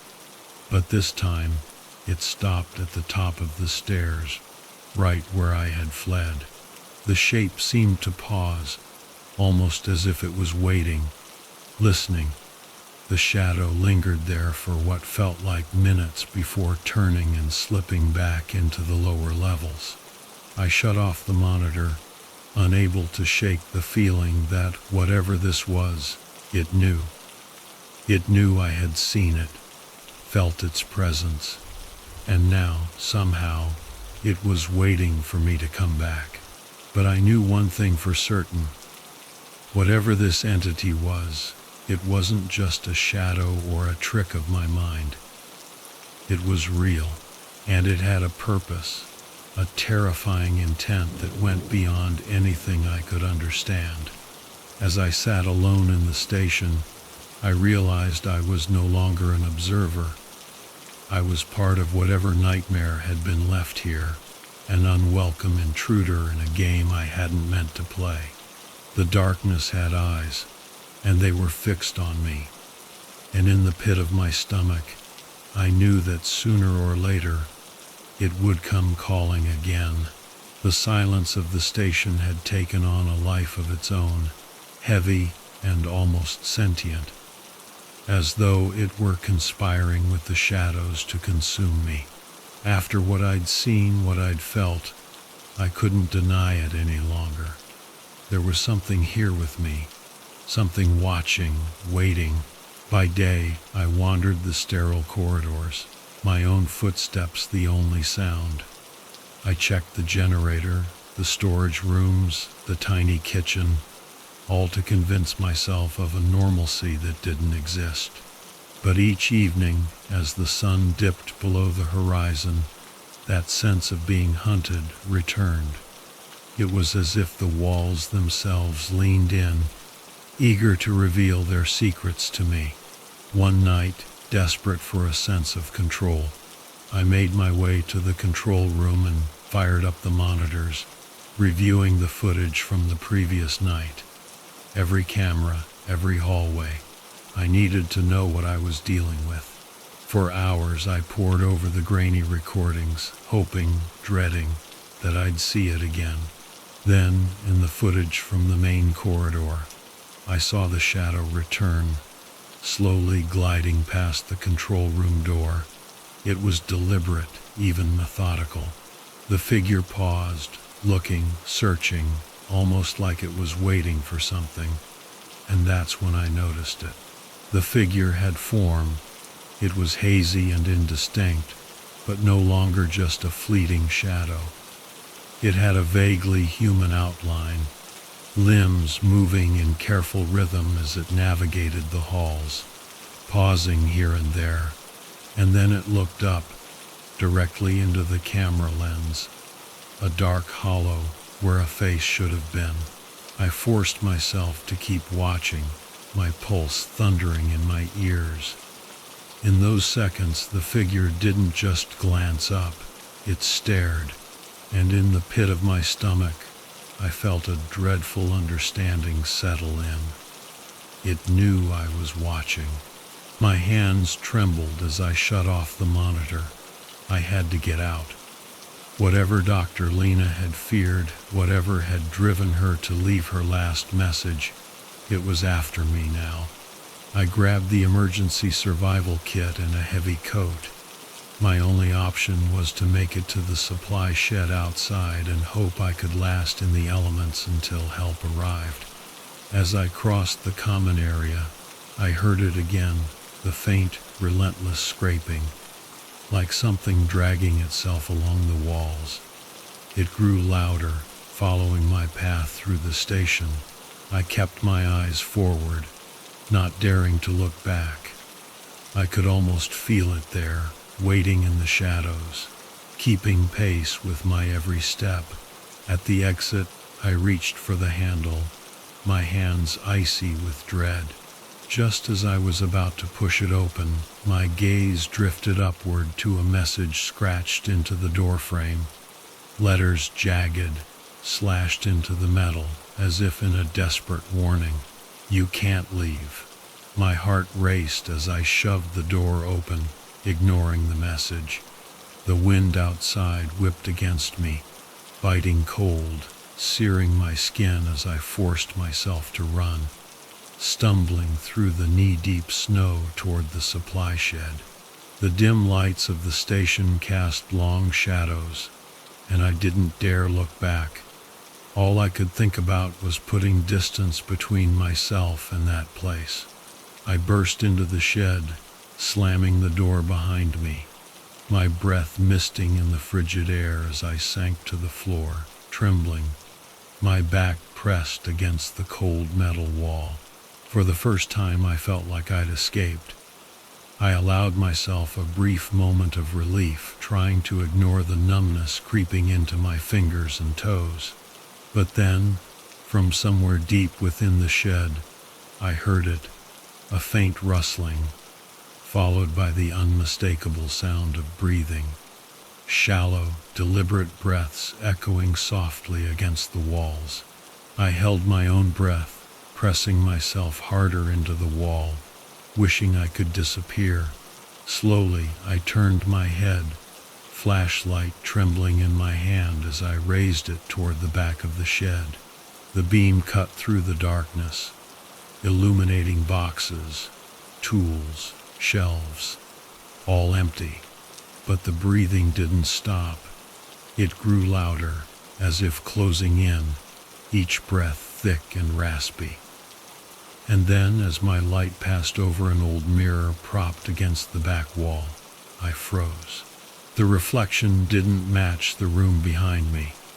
In the dim glass was the control room of the station, the cold, sterile metal walls unmistakable. And standing within it, partially obscured by shadows, was a figure, a dark outline watching me through the mirror, its form flickering like a distorted transmission. With mounting horror, I realized that it wasn't just watching me, it was waiting for me. The breathing grew louder, and I felt the weight of it closing in, pressing me deeper into the freezing shed. But when I turned back, the room was empty, just as it had been before. I was trapped. Trapped in a game I'd never agreed to play, with rules I couldn't begin to understand. As the last of the daylight faded, I understood what Dr. Lena had tried to tell me, the warnings she'd scratched and left behind. Whatever this thing was, it was part of the station, bound to it, living in its shadows. And now, as the dark closed in around me, I knew it had claimed me too. In that final moment, I stared into the reflection, meeting the figure's empty gaze. It tilted its head slightly, a mockery of curiosity, or perhaps satisfaction, before it faded into the shadows, leaving only the cold and the silence behind. I never did make it out of that station.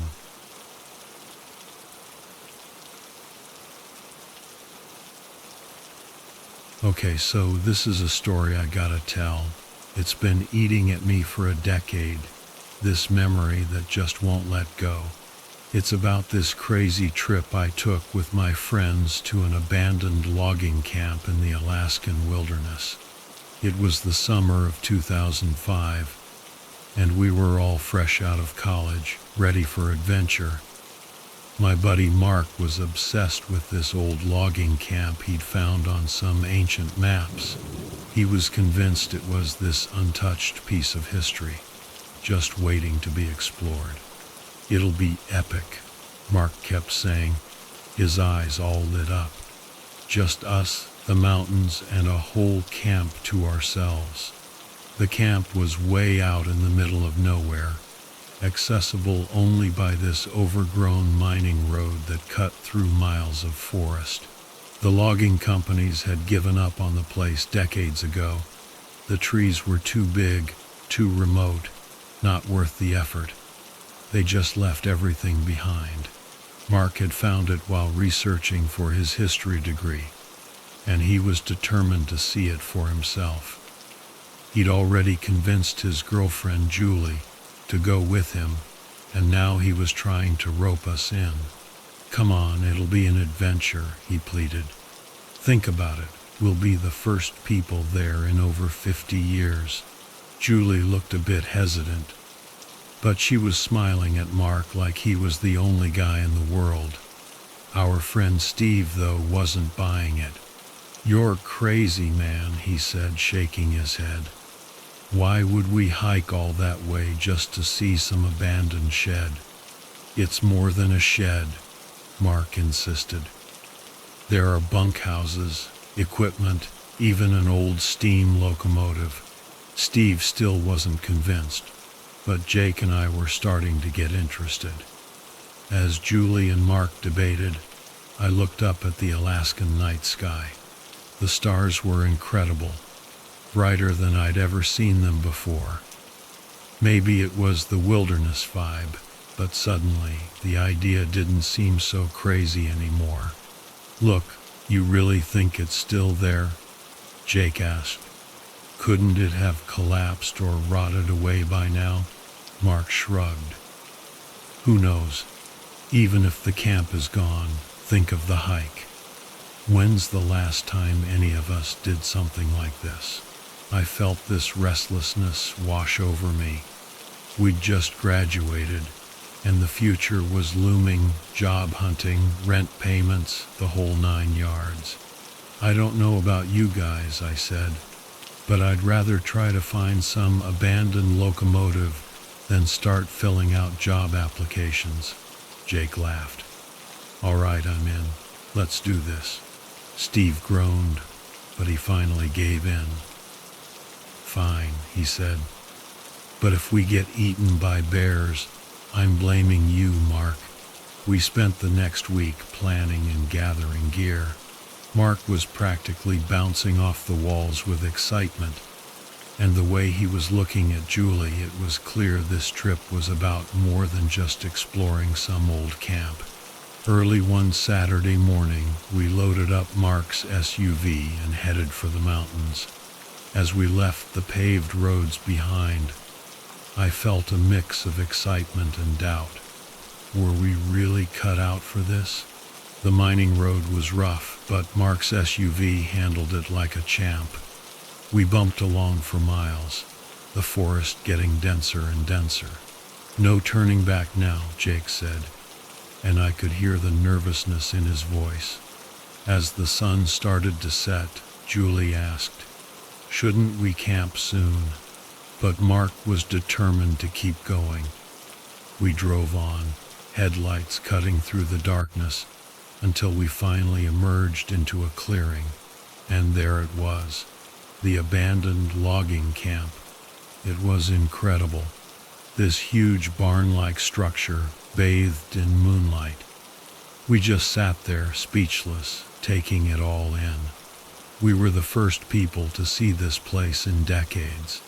We reached the logging camp in the late afternoon. The shadows from the trees were already getting long, but we could still see the whole place clearly. Jake let out a low whistle as he took in the sight of the decaying buildings. "Well, I'll be damned," he said. "It really is still here." There were 3 big bunkhouses, a massive barn, and a bunch of rusted machinery scattered around. At the far end, we could see the metal frame of a steam locomotive, half hidden by bushes and weeds. "Told you guys this would be epic," Mark said, grinning. Now let's find a spot to set up camp before it gets dark. We drove to a flat area near the trees and unloaded our gear. The air was damp, and mosquitoes were swarming around us like crazy. "These things are vicious," Steve complained, swatting at his neck. "Mark, there better not be mosquitoes like this the whole time we're out here." Mark just laughed. "We're in their territory now. Just keep spraying that bug spray." Once the tents were up, we went to gather firewood. The woods were quiet, except for the occasional rustle of leaves and the distant hoot of an owl. It already felt different from any other place I'd been. Steve got a fire going in a stone fire pit, and we huddled around it as the sun went down. We ate our simple dinner of beans and hot dogs, feeling the warmth of the flames chase away the evening chill. "To adventure," Mark said, raising his tin cup of whiskey. We clinked our cups together and laughed. The whiskey warmed me up from the inside, and soon we were swapping stories and jokes. Mark kept scooting closer to Julie on the log they were sharing, and she was leaning into him with a smile. Seeing them like that made me miss my own girlfriend back home. "All right, I gotta know," Jake said, turning to Mark. "How'd you convince Julie to come out to this abandoned camp with you?" Julie blushed, and Mark grinned. "Let's just say I can be very persuasive. I just asked her to go on a crazy adventure with me," Mark said, giving Julie a quick kiss. "Who could say no to that?" "Well, I think Julie needs to be checked for insanity," Steve joked. We all laughed, but there was still this underlying tension. We were out in the middle of nowhere, after all. As the fire died down, I started to feel exhausted. We'd been driving and hiking all day, and my sleeping bag was calling my name. "Good night, guys," I said, yawning. I crawled into my tent and snuggled into my sleeping bag. The nylon walls of the tent crinkled in the breeze, and the voices of my friends faded away as I drifted off to sleep. Sometime later, I woke up to the sound of laughter coming from the campfire. The woods were bathed in moonlight, and I could hear my friends still chatting and joking. I smiled to myself, feeling happy and comforted, and drifted back to sleep. The next morning was damp and gray. A thick mist hung between the trees, muffling all sound. I quickly pulled on my boots and jacket, eager to get to the fire. My friends were already up, huddled around a small fire Steve had rekindled. We drank our instant coffee, shivering in the morning chill. "So, what's the plan today?" Julie asked. Mark blew on his hands and looked towards the old buildings. "I want to check out those bunkhouses and see if there's any equipment left inside." Steve groaned. "You mean we have to move? Can't we just sit by the fire all day? Come on." "We didn't come all this way just to sit around," Mark said. We finished our coffee and followed him across the clearing. Our boots crunched on the gravel and broken glass as we approached the dilapidated bunkhouse. The front door creaked open, revealing a large room filled with debris. "This must have been where the workers lived," Mark said, his voice echoing in the empty space. The bunk beds were falling apart, and there were no mattresses or blankets. An old wood stove stood against one wall, covered in dust and cobwebs. "No one's cleaned this place in a long time," I said, running my finger through the grime on a windowsill. Julie wandered over to a shelf filled with cracked dishes and cups. "Strange to think people used to wake up here every morning, make coffee, go to work," she said. "All these years later, just left exactly as it was," Steve added. He scratched at some peeling paint on the wall. Mark peered into a locker. Wonder if these would still fit any of us, he said, grinning. Jake was looking at an old typewriter on a desk. Scattered around were weathered notebooks. Looks like these were the logger's daily reports, he said. This one is dated August 13th, 1949. Says, cut down 25 spruce today, mostly young growth. Mosquitoes fierce near the ridge. He trailed off, carefully turning the pages. A strange silence fell over the room as we imagined the workers writing by lantern light, swatting mosquitoes, their daily lives recorded in these crumbling notebooks. I noticed some old photos on the wall. They were black and white pictures of lumberjacks posing with huge logs. Tough-looking bunch, I commented. Mark nodded. They had to be, to work in these conditions every day. I stared at their weathered faces, trying to picture them sitting around at the end of a long day, playing cards and smoking. They were just ghosts now, captured in these fading photographs. Crazy how this was all just left behind, Steve said. Julie shivered. It does kind of feel like we're trespassing, seeing all this. We were quiet again, thinking about the people who had lived and worked here. A half-played chessboard on an overturned barrel, initials carved into a bedpost, stacks of old newspapers, echoes of lives long gone. We should probably get moving, Mark said, breaking the silence. Still more to explore out there. I took one last look around the gloomy room before following my friends back outside. As we walked, I glanced back at our tents. Something about the campsite looked different. I stopped and turned to get a better look. There, among the trees surrounding our tents, were strange markings carved into the trunks. Hey guys, check this out, I said, pointing. What is it? Jake asked. There's something carved on those trees near our tents. Can't really make it out from here, but it looks weird. We walked over to get a closer look. As we got nearer, the markings became clearer. They were definitely not natural. Intricate symbols and lines had been carved into several of the tree trunks. Whoa, these are creepy looking, Steve said, leaning in to examine one. It looked vaguely Celtic, with loops and spirals gouged deep into the bark. Mark ran his hand over another symbol, a circle with a line through it. These almost look like runes or something, he said, glancing around uneasily. Were these here when we arrived yesterday? I shook my head. I don't remember seeing any strange markings. I think I would have noticed something like this near our tents. We exchanged nervous glances. The forest suddenly felt a lot more ominous. Who could have done this overnight? And what did the strange symbols mean? Maybe it was another camping group passing through, Julie suggested, but she didn't sound convinced. Mark examined a few more of the marked trunks. I don't know. These look pretty deliberately carved, not just some random vandalism.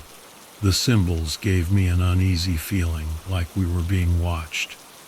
I half expected to see someone peering out from behind the trees, but all was still and silent. Fan out, guys, Mark said. Let's see if there are any more around here. We spread out, searching for more markings. Found another one over here, Jake called out. We gathered around the deeply etched symbol he was examining. It was a simple circle with a diagonal line through it, different from the Celtic-looking ones. This is really strange, I muttered. Who would come all the way out here just to do this? Mark shook his head. I know. I was excited to find this camp, but I can't imagine another group hiking all the way out here just to carve up trees. We kept searching, and found more carved trunks leading away from our campsite and into the dense forest.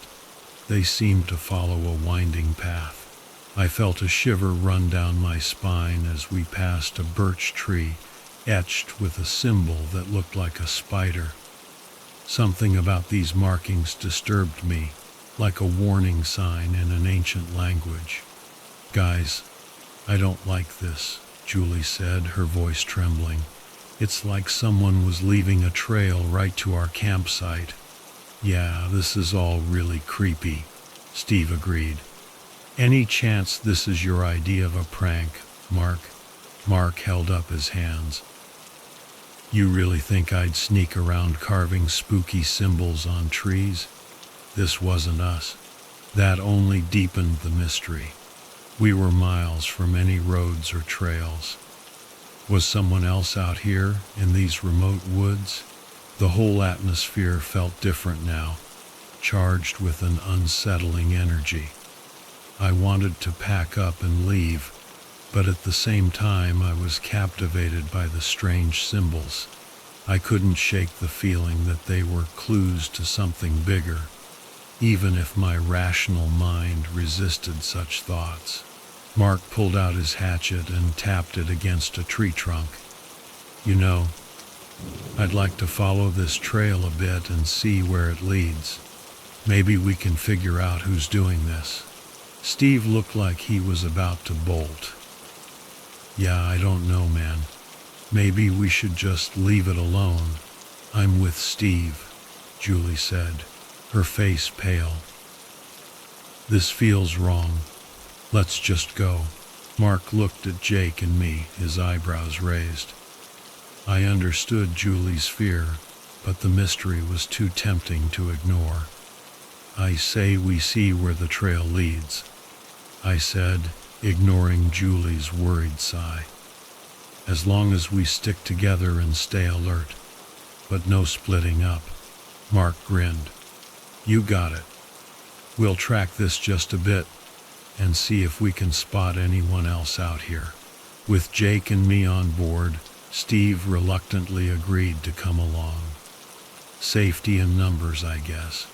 I could tell Julie was nervous as we followed the trail deeper into the shadowy forest, but she stayed close to Mark, her jaw set in determination.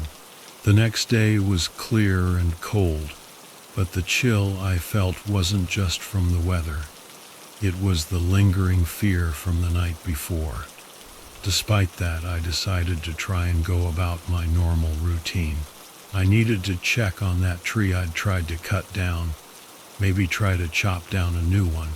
With a determined stride, I headed out, axe in hand.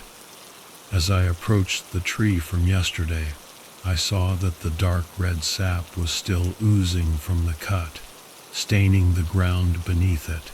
I couldn't help but touch it, half expecting it to have turned back to normal sap. But it was still warm, sticky, and metallic smelling. A rustle in the underbrush made me turn around. I expected to see a squirrel or a bird, but instead, I found myself staring into the eyes of a deer. Eyes that should have been brown were glowing bright red, just like the entity from the night before. I froze. The deer didn't move. It just stared at me with those unnerving red eyes, and it wasn't alone. A rabbit hopped out from the bushes, its eyes glowing red too. A bird landed on a branch overhead, its eyes also burning red. The forest was silent, except for the pounding of my heart in my ears.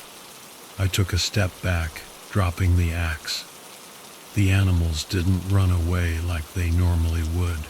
They just watched me, their red eyes unwavering.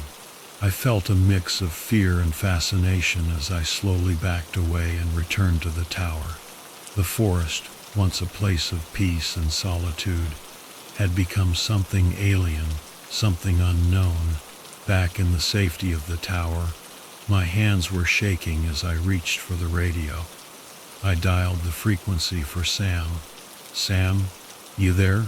I asked, my voice shaky. There was a pause. Then Sam's gruff voice came over the static. Yeah, Jake, I'm here. What's up?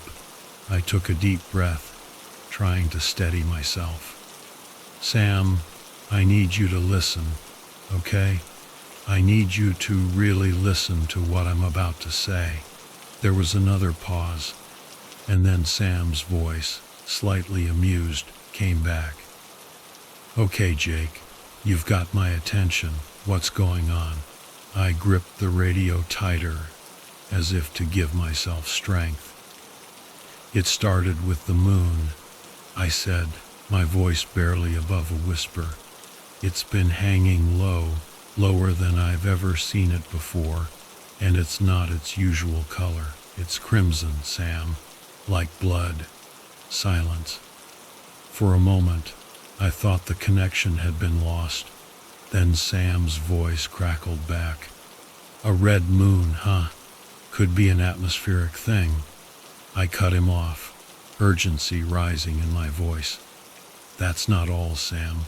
The trees, they're bleeding. I tried to cut one down, and it oozed dark red sap. And the animals, their eyes are red. Again, silence. I could practically hear Sam trying to make sense of what I was saying. And then there's something out there, Sam, I added, my voice dropping to a whisper. It comes at night, glowing red eyes in the dark. It's been watching me every night. Sam's voice came back, full of disbelief. Jake, are you sure you're okay out there? You've been alone for weeks.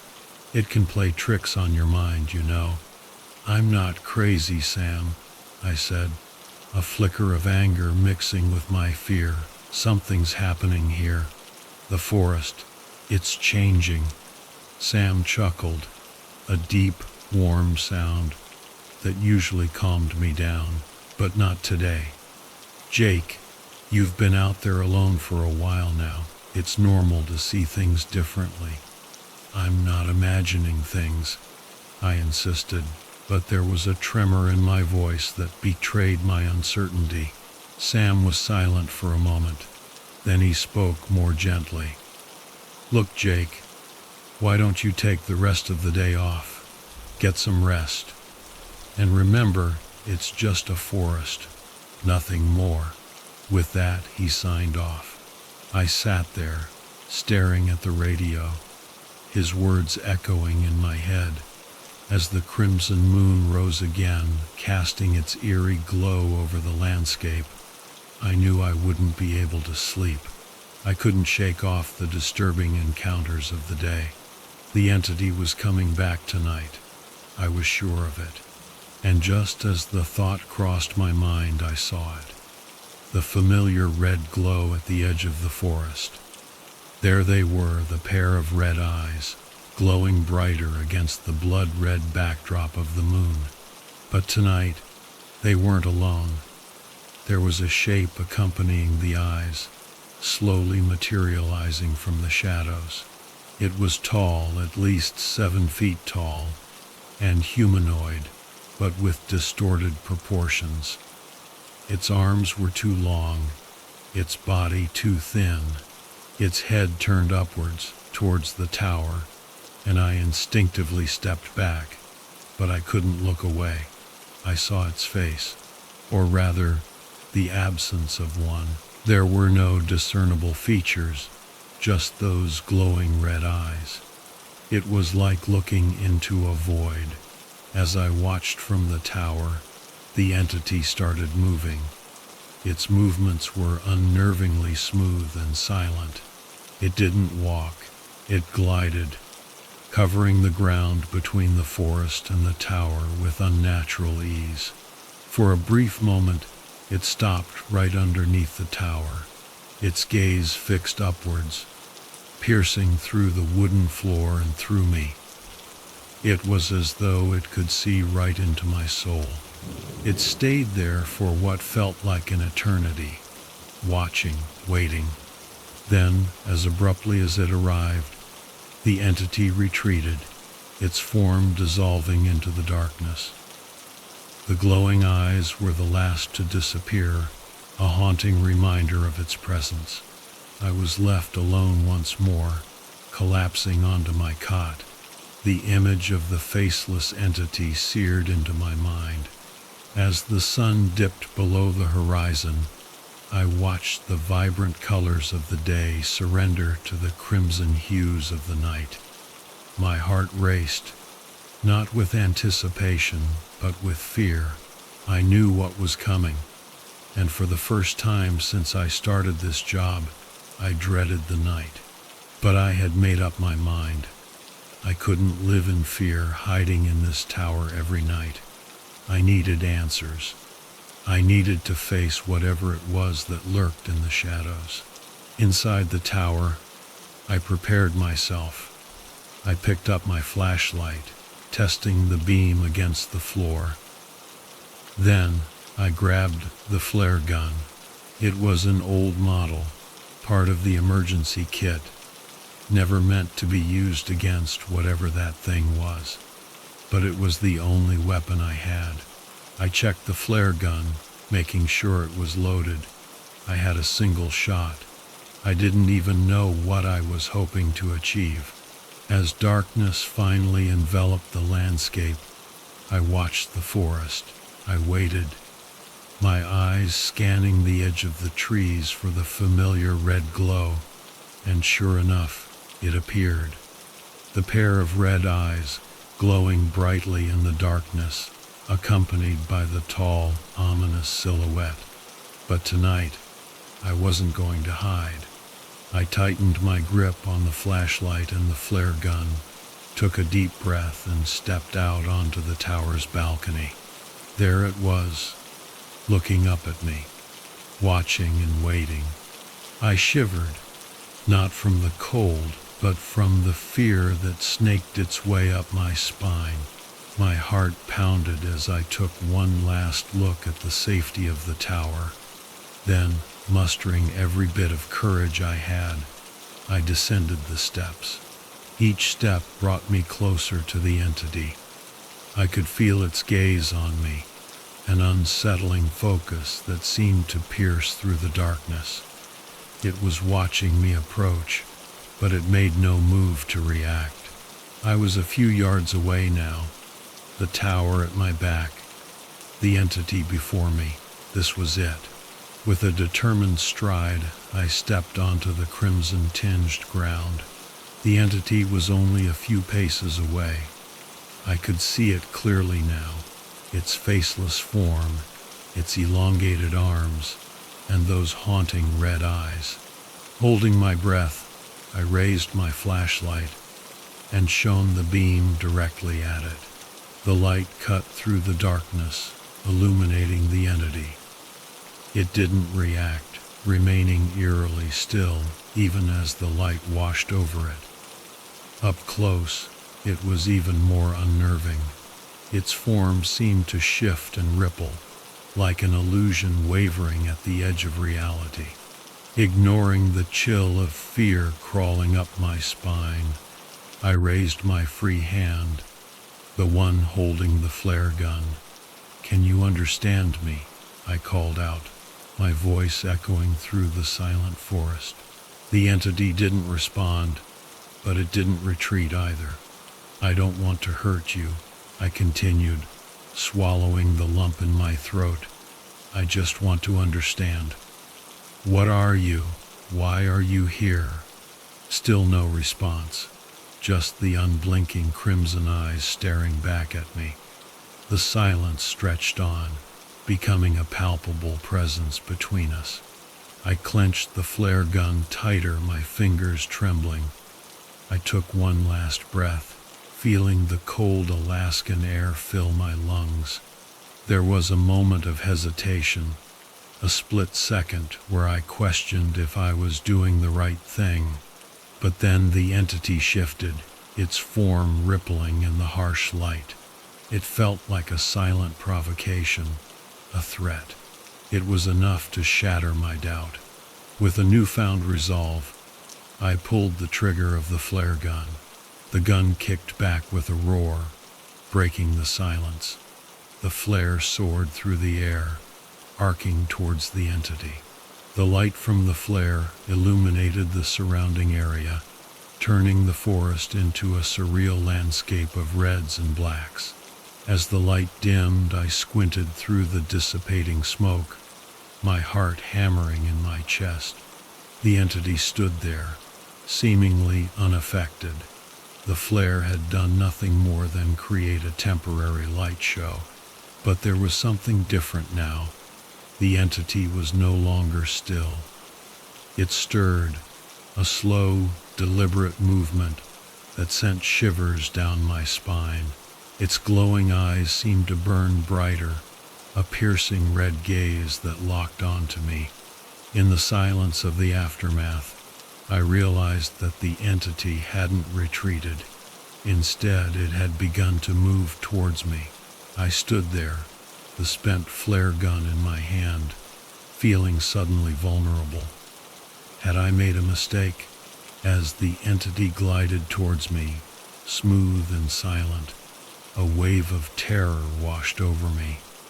Every instinct screamed at me to turn and run, but something kept me rooted to the spot. Its movements were slow, almost methodical, drawing out the tension. The only sound was my own ragged breathing. It was close now, so close I could almost touch it. But it didn't attack, it just stopped, hovering a few feet away, its luminous gaze fixed on mine. Then, in a moment that made my heart skip a beat, it shifted again.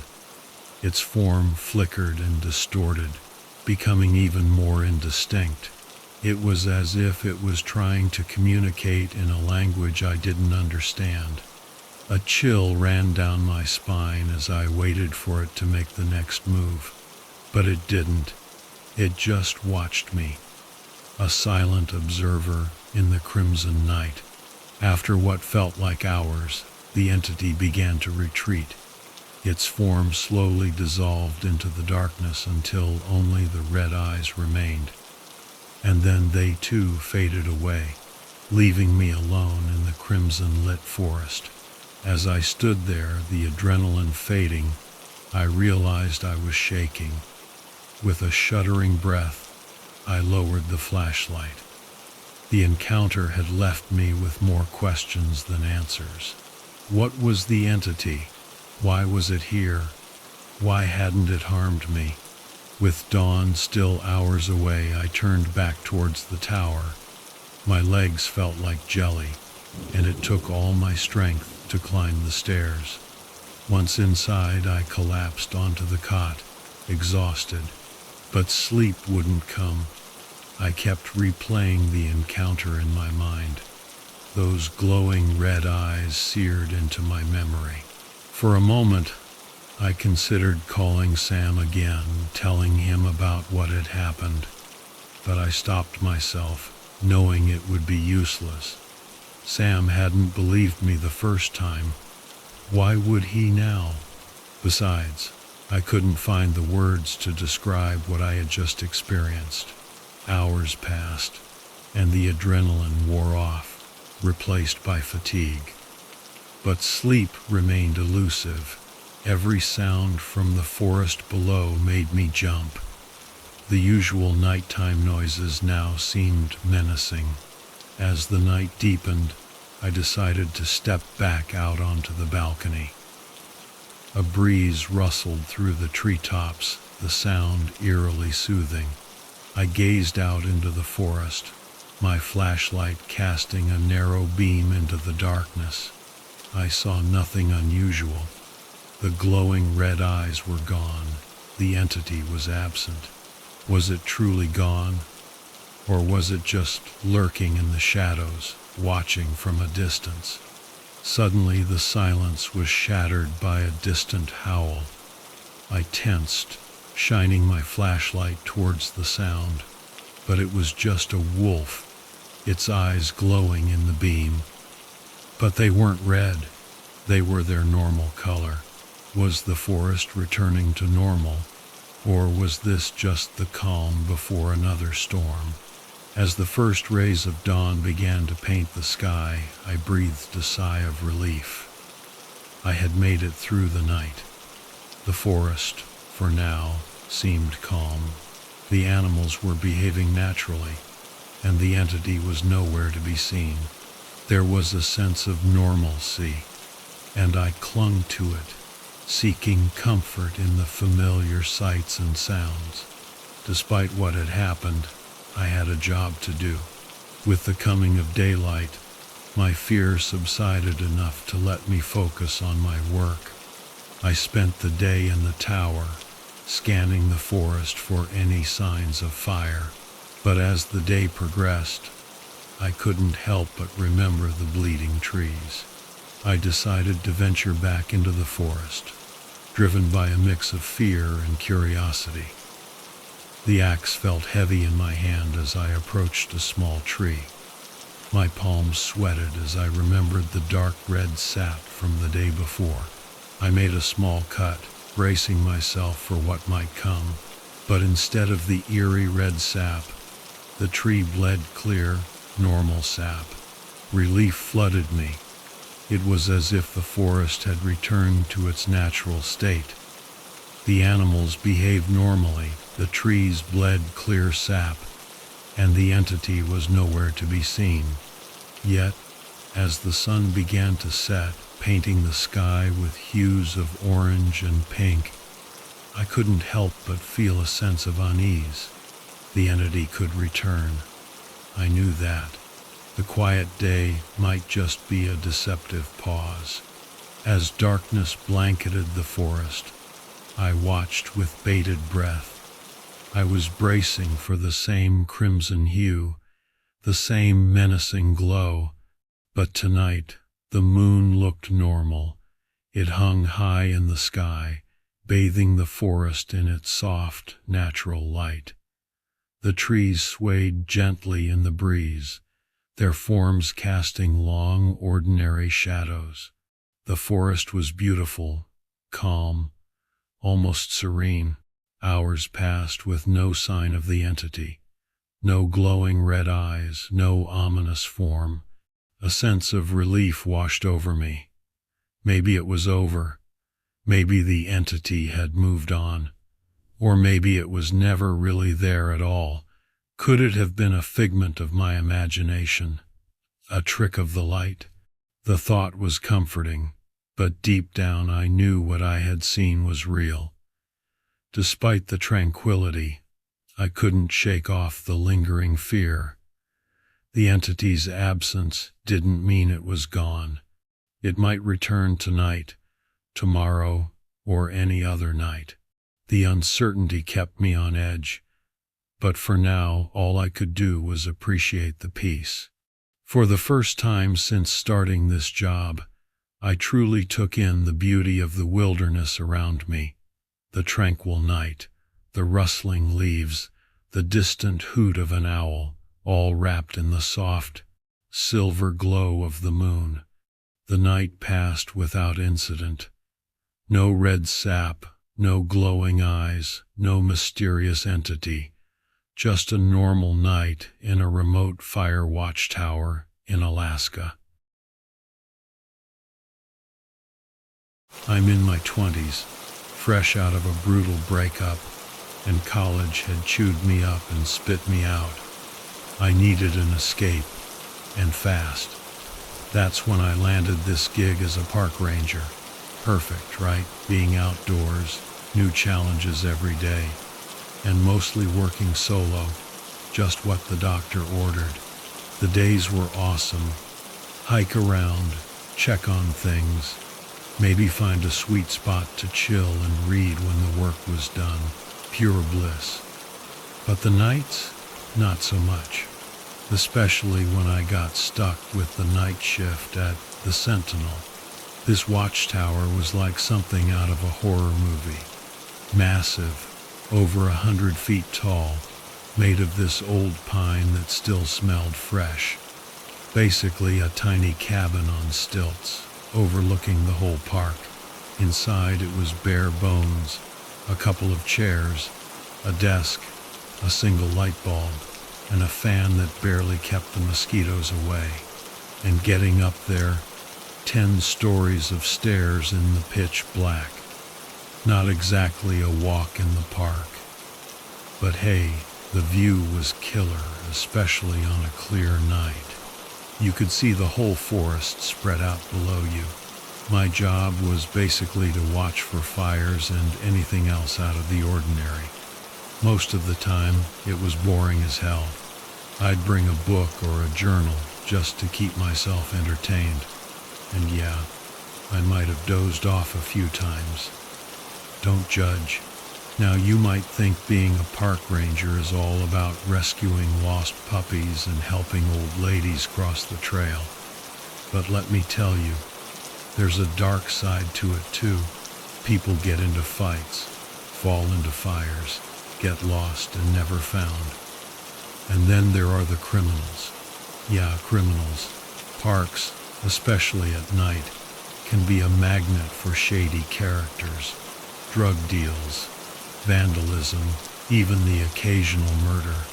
I'd had my fair share of run-ins with squatters and weirdos, but nothing too crazy, except for this one night. It was late summer. A lot of the staff had already left for the season, and I was stuck with night duty at the Sentinel. I knew it was partly because I was the newbie, but I also suspected the older rangers were using it as an excuse to have their poker nights. Whatever, more peace and quiet for me. As the sun was setting, I headed to the main station for the shift change. The usual chatter filled the airbear sightings, lost campers, the usual stuff. Then this woman walked in, and the mood shifted.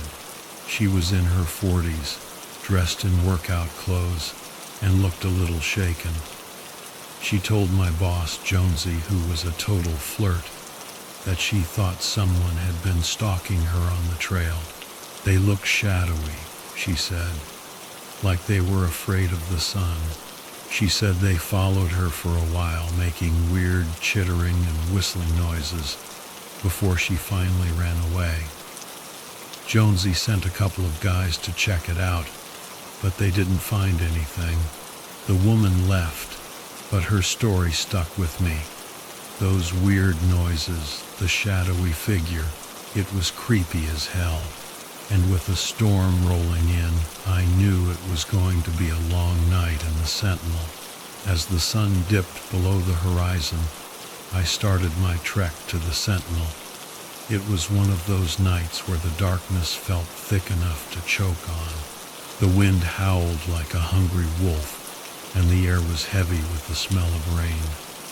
I was already spooked after that woman's story, and the whole vibe was screaming, "Get out." When I got to the base of the tower, I noticed something seriously creepy. Someone had carved a pair of eyes into the wood, just eyes, staring out at me from the shadows. I tried to tell myself it was nothing, but it definitely made my skin crawl. I started climbing the stairs, each step taking me deeper into the darkness. The wind whipped through the trees, and the tower swayed, making my stomach do flips. I kept expecting to see something lurking in the shadows, but thankfully, there was nothing but the creaking of the old wood and the rustling of leaves. I swear, my heart nearly jumped out of my chest. Someone had been up here, watching me, and they were probably still around, lurking somewhere in the shadows. I fumbled for my flashlight, my hands shaking so badly I almost dropped it. I clicked it on, the beam cutting through the darkness, but I couldn't see anyone.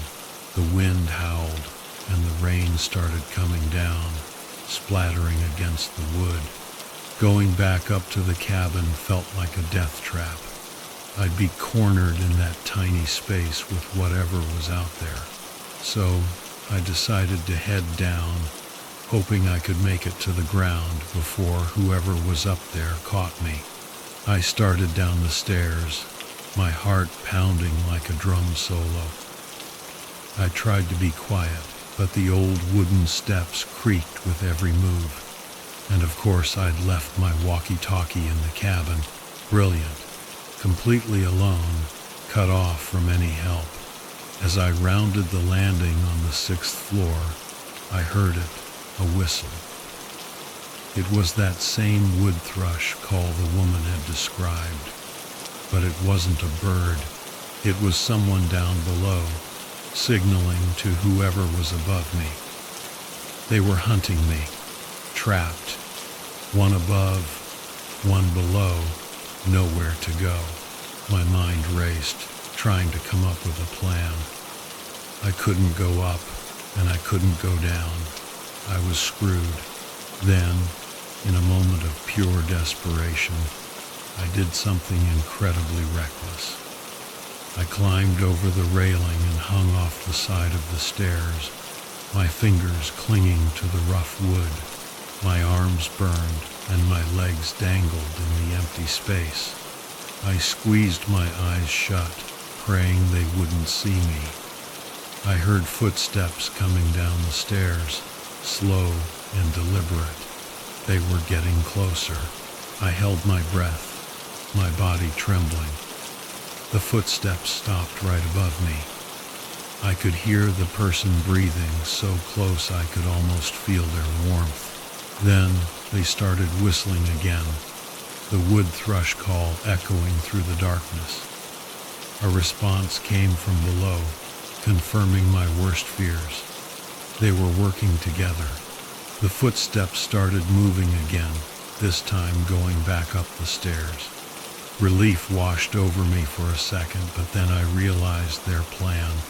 They were going to trap me, block the stairs, and I'd be stuck hanging there until they decided to come back for me.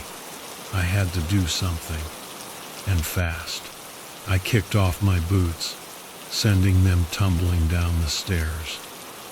They landed with a thud on the landing below. The footsteps stopped. They thought I was down there. I pulled myself back over the railing, my arms screaming in protest. I sprinted up the stairs, my heart pounding like a drum. I could hear them coming after me, their footsteps heavy and fast. I burst into the cabin, slamming the door behind me. I leaned against it, bracing myself for the impact. They hit the door with a thud, and I stumbled backwards. They kept hitting it, harder and harder. The door creaked and groaned, threatening to give way. I screamed, my voice raw with fear. Then I saw the eyes. Another pair carved into the wall above the window, and a message scrawled beneath them.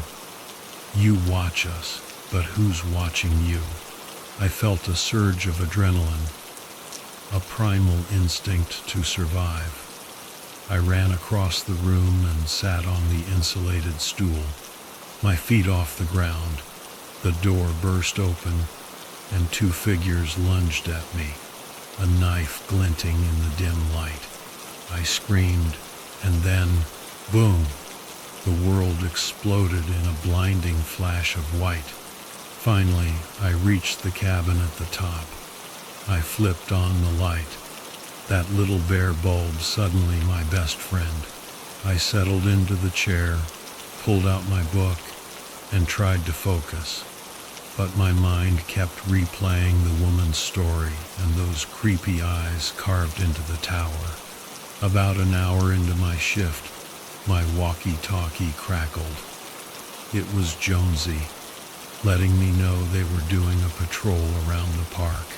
Just you and the Wendigos tonight, huh? He joked. Hilarious, I muttered, trying to ignore the chills running down my spine. After they left, I tried to get back to my book, but the silence was deafening. The wind was picking up, and the tower was swaying even more. Then I heard it a creak. It sounded like it came from right outside the door. I froze, my heart pounding like a drum solo. Was it just the wind, or was there someone out there? I grabbed my walkie-talkie and tried to contact Jonesy, but he was out of range. Fantastic. Just fantastic. I told myself it was probably nothing, but I couldn't shake the feeling that something was wrong. I had to check. I couldn't just sit there and wait for whatever was out there to come knocking. I crept towards the door, my hand hovering over the knob.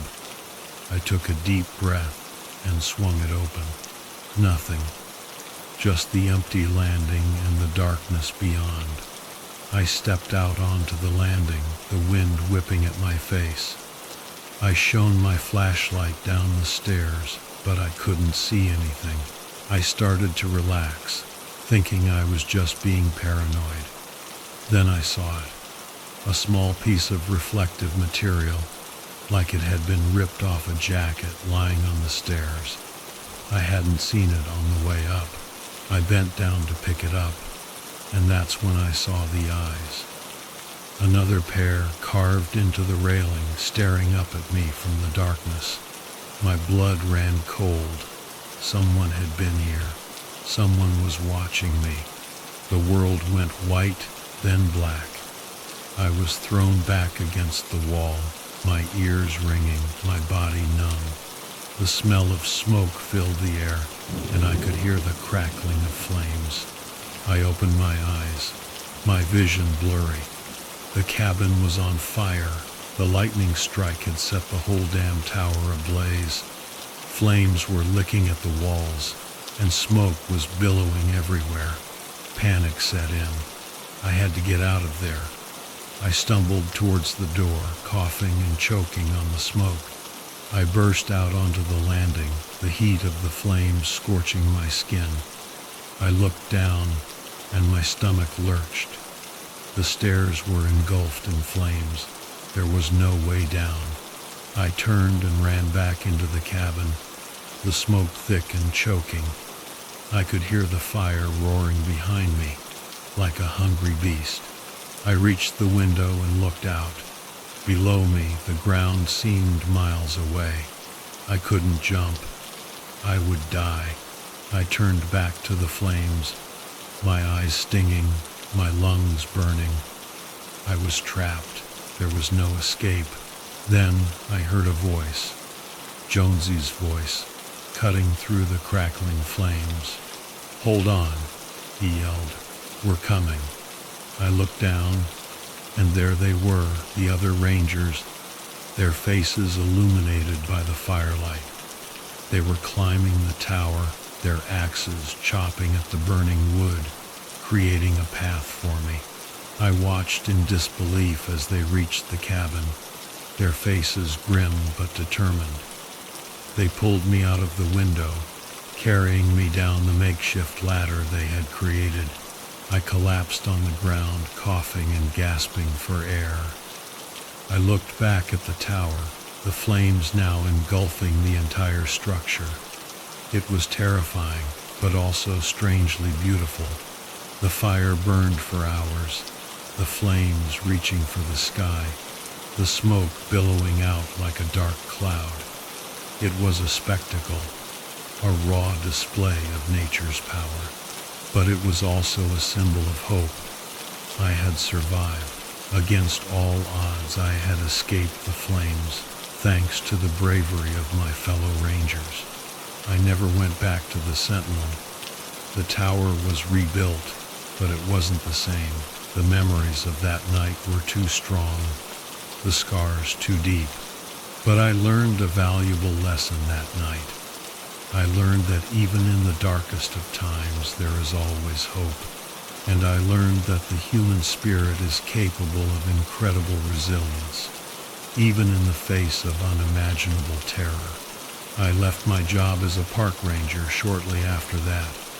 I needed a change, a fresh start, but I never forgot the lessons I learned in that burning tower. And I never forgot the friends who risked their lives to save mine. And sometimes, when I'm alone at night, I can still hear the crackling of the flames, the screams of the wind, and the whispers of the forest. But now, instead of fear, I feel a sense of awe, a reminder of the power and beauty of the natural world. Later, I found out those guys who attacked me were escaped convicts. They'd been hiding out in the park, probably planning to do God knows what to me. But the lightning, it took care of them. Nature had my back, in a way I never expected. That night in the tower, I was watching for danger, but it turned out danger was watching me. And in the end, it was nature herself that saved me. It's a memory I'll carry with me forever, a reminder that the world is full of surprises, and sometimes the things that scare us the most can also be the things that save us.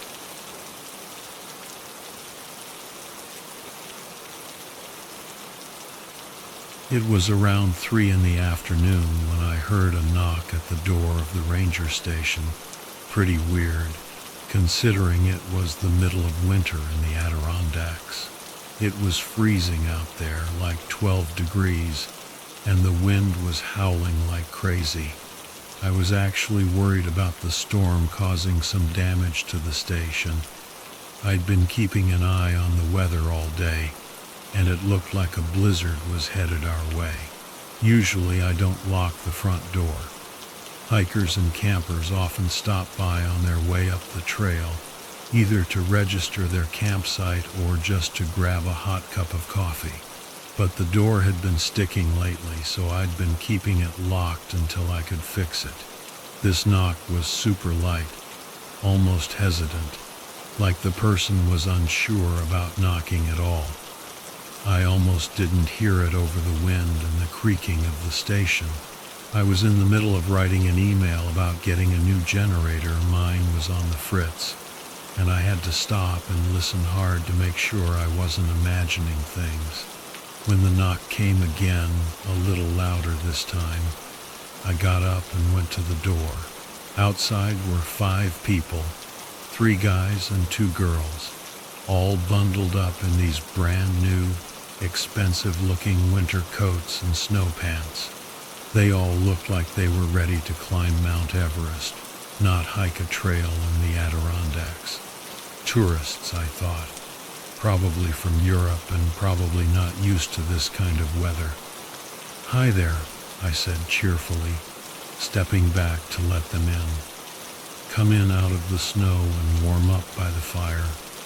The guy who'd been knocking said something in Spanish to his friends, then turned back to me with a grin and stepped inside. The rest followed quickly, eager to get out of the cold.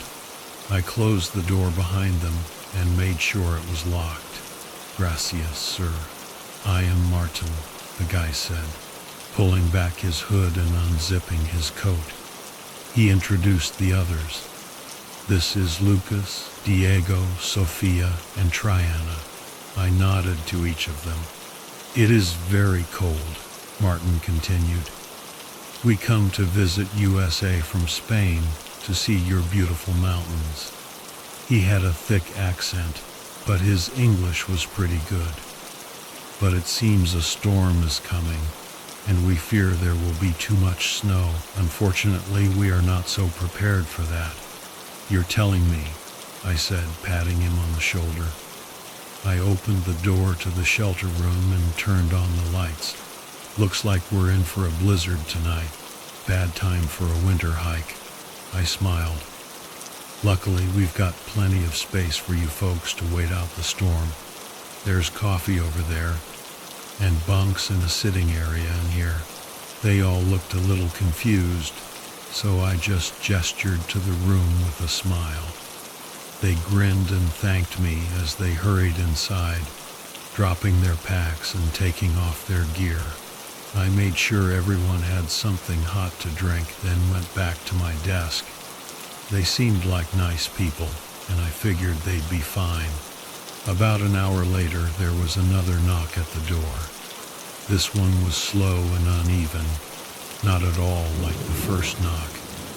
I sighed and headed back to the door. I hadn't had any visitors in over a week, and now I had a whole crowd.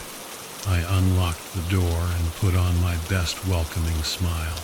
Standing in the doorway, covered in snow, was a man about my height. Unlike the others, he wasn't wearing fancy winter gear. His clothes were mismatched, like he'd grabbed whatever he could find. "Hey there," I said, waving him in. "Come on in out of the snow." He didn't say anything, just nodded slightly and walked past me. He smelled pretty bad, and I wondered if he was one of those hermits who lived out in the woods. He went straight to the bunk room and sat down on an empty bunk in the corner. He didn't take off his coat or say anything to the others.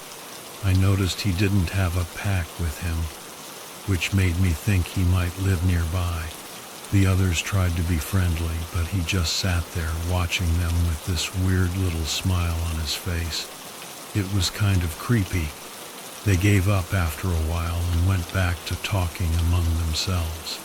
I wondered if he was in shock or something. It was getting really cold out there, and he wasn't dressed for it.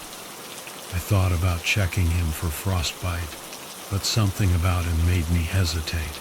I stood there in the doorway to the bunk room for a minute, just watching. Something about the newcomer felt off. I couldn't put my finger on it, but the way he moved, the way he didn't say anything, the way he just sat there perfectly still, it was strange. There was something else too, something I couldn't quite grasp, like a feeling of unease in the back of my mind. I found myself hoping he'd warm up and then be on his way. Looking at the others, I realized they must have felt it too. They'd all kind of clustered at the end of the table, farthest away from him, and they were talking more quietly than before. I noticed them glancing at him every now and then, but only for a second, like they were making sure he hadn't moved, and none of them had their back to him. I was about to go talk to him, just to shake off the weird feeling, when Martin came up to me, looking worried. "Sir, my friends and I are worried about the other campers," he said. This caught my attention. There weren't any campers registered to be out here today. Was the newcomer one of them? Maybe they were in trouble. "What campers?" I asked. "One." He pointed vaguely north. We passed their campsite on our way to the observation point before the weather turned bad, maybe half a kilometer up the trail. He glanced back at the stranger. There it was again, that same feeling of unease. There were 3 of them. Martin continued. 2 men and a woman. They had tents set up and seemed well prepared for the storm. We stopped and warmed ourselves by their fire for a bit. They seemed very experienced. "Well, it sounds like they should be okay," I said, trying to sound reassuring. "They should have checked in with me. But if they're as prepared as you think, I'm sure they'll be fine. I'll check on them when the storm passes." He looked at the stranger again, then back at me, like he was trying to tell me something with his eyes. He lowered his voice. "The campers, they were all wearing very good clothing. Sophia's brother is a climber, and she recognized their gear as similar to what he uses.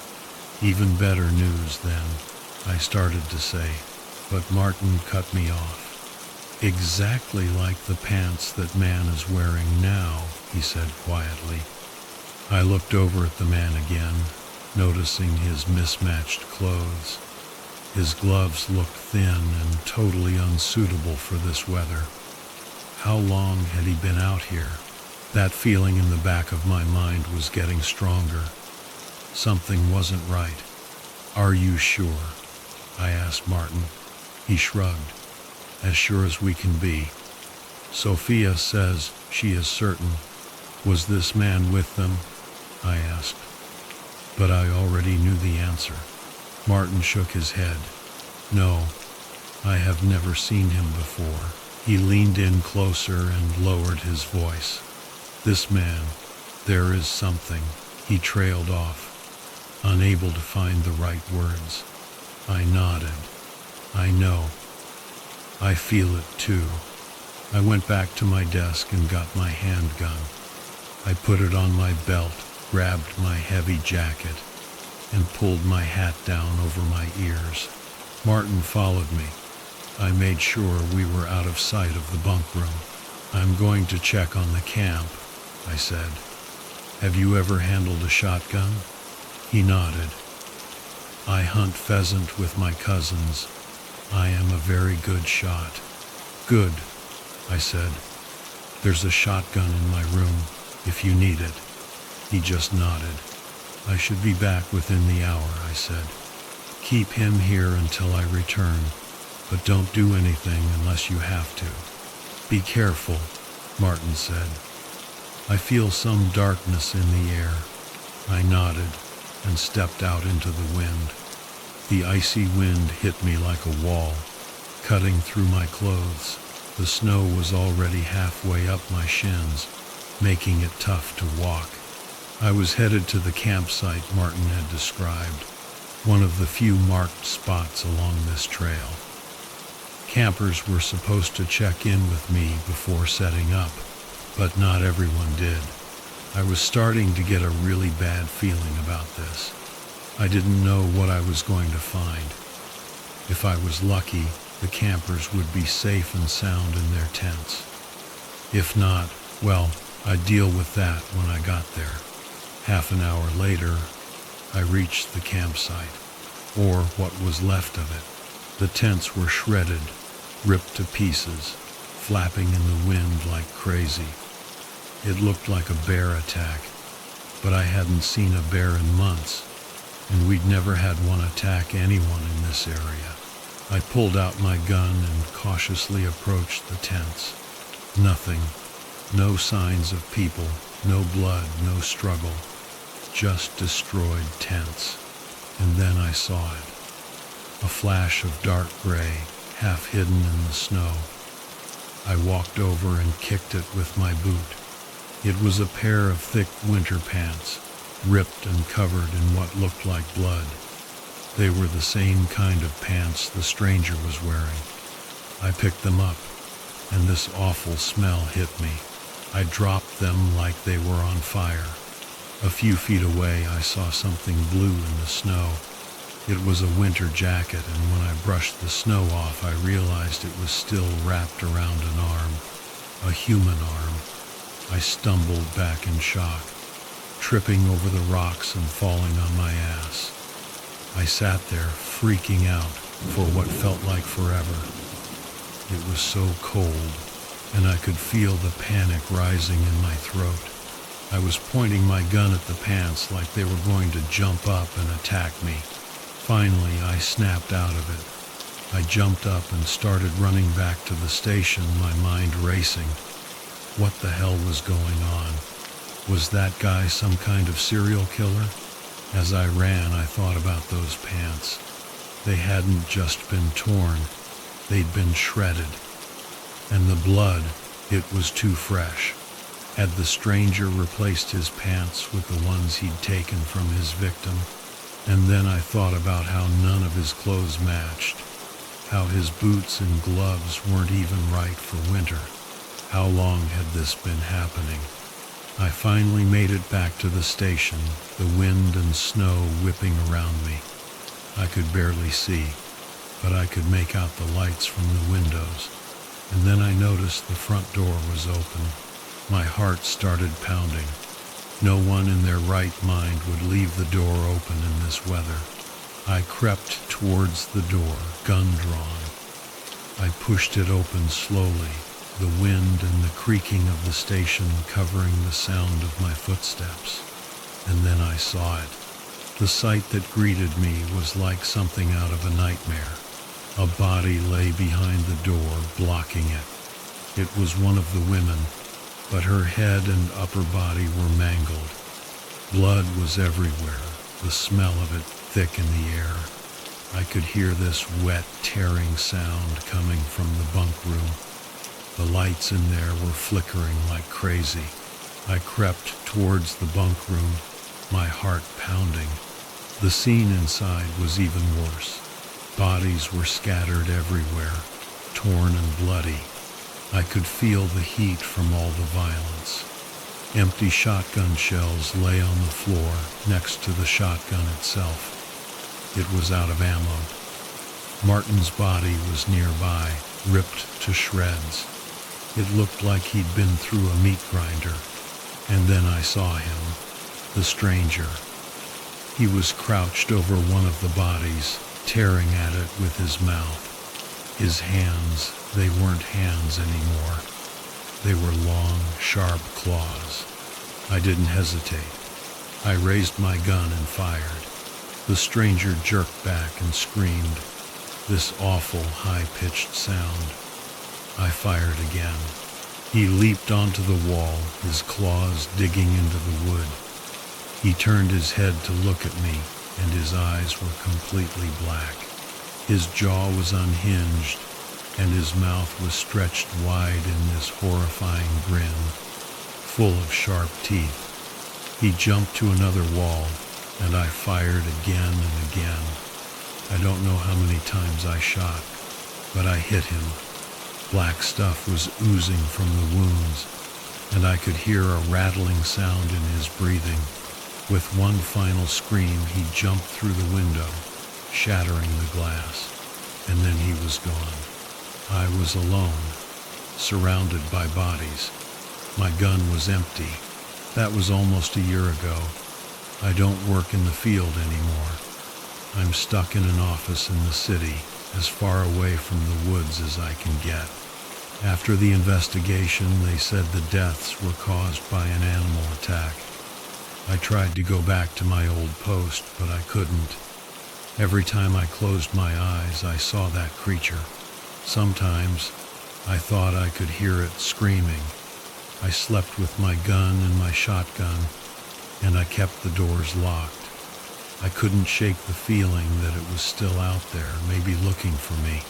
I searched online for answers, talked to anyone who claimed to know about monsters or aliens, but no one could explain what I saw. And then I found an article about something called the Uncanny Valley. It's this idea that the more human-like something looks, the creepier it gets. The article said it might be because, a long time ago, there were predators that looked almost human, and our brains are still wired to be afraid of them. I started to wonder if these things have always been hiding among us. Just yesterday, I was on the subway, and I saw this woman sitting by herself. Everyone seemed to be avoiding her. There was nothing obviously wrong with her, but something just felt off. I can't escape the feeling that it's not over, that they're still out there.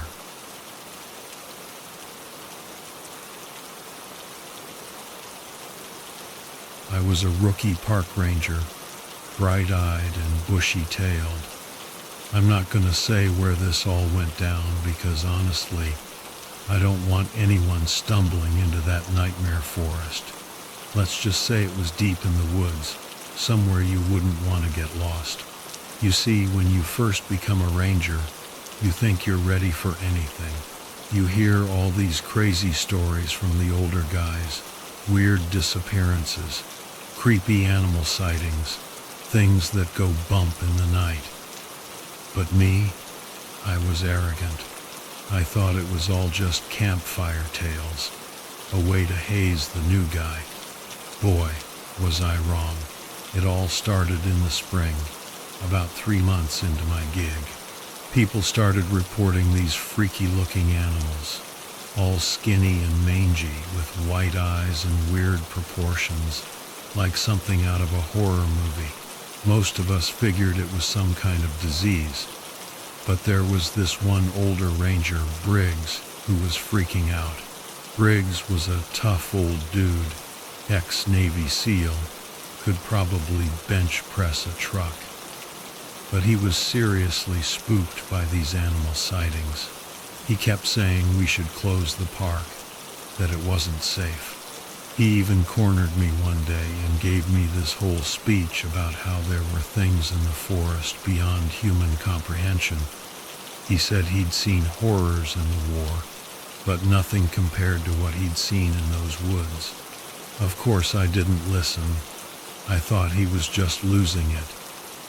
But looking back, I wish I had paid attention. Briggs knew something was up. He saw the writing on the wall and got the hell out of there before things got really bad. A few weeks later, the situation escalated. People started getting attacked by these creepy animals. They said the animals were acting smart, like they were hunting them. We were baffled. We tried to track down and put down the sick animals, but they were always one step ahead of us. Then the disappearances started. People vanishing without a trace, leaving behind only their abandoned campsites and belongings. We didn't know if it was connected to the weird animals, but a sense of dread started to settle over the park, and then came the night that changed everything. It was a typical summer night at the ranger station.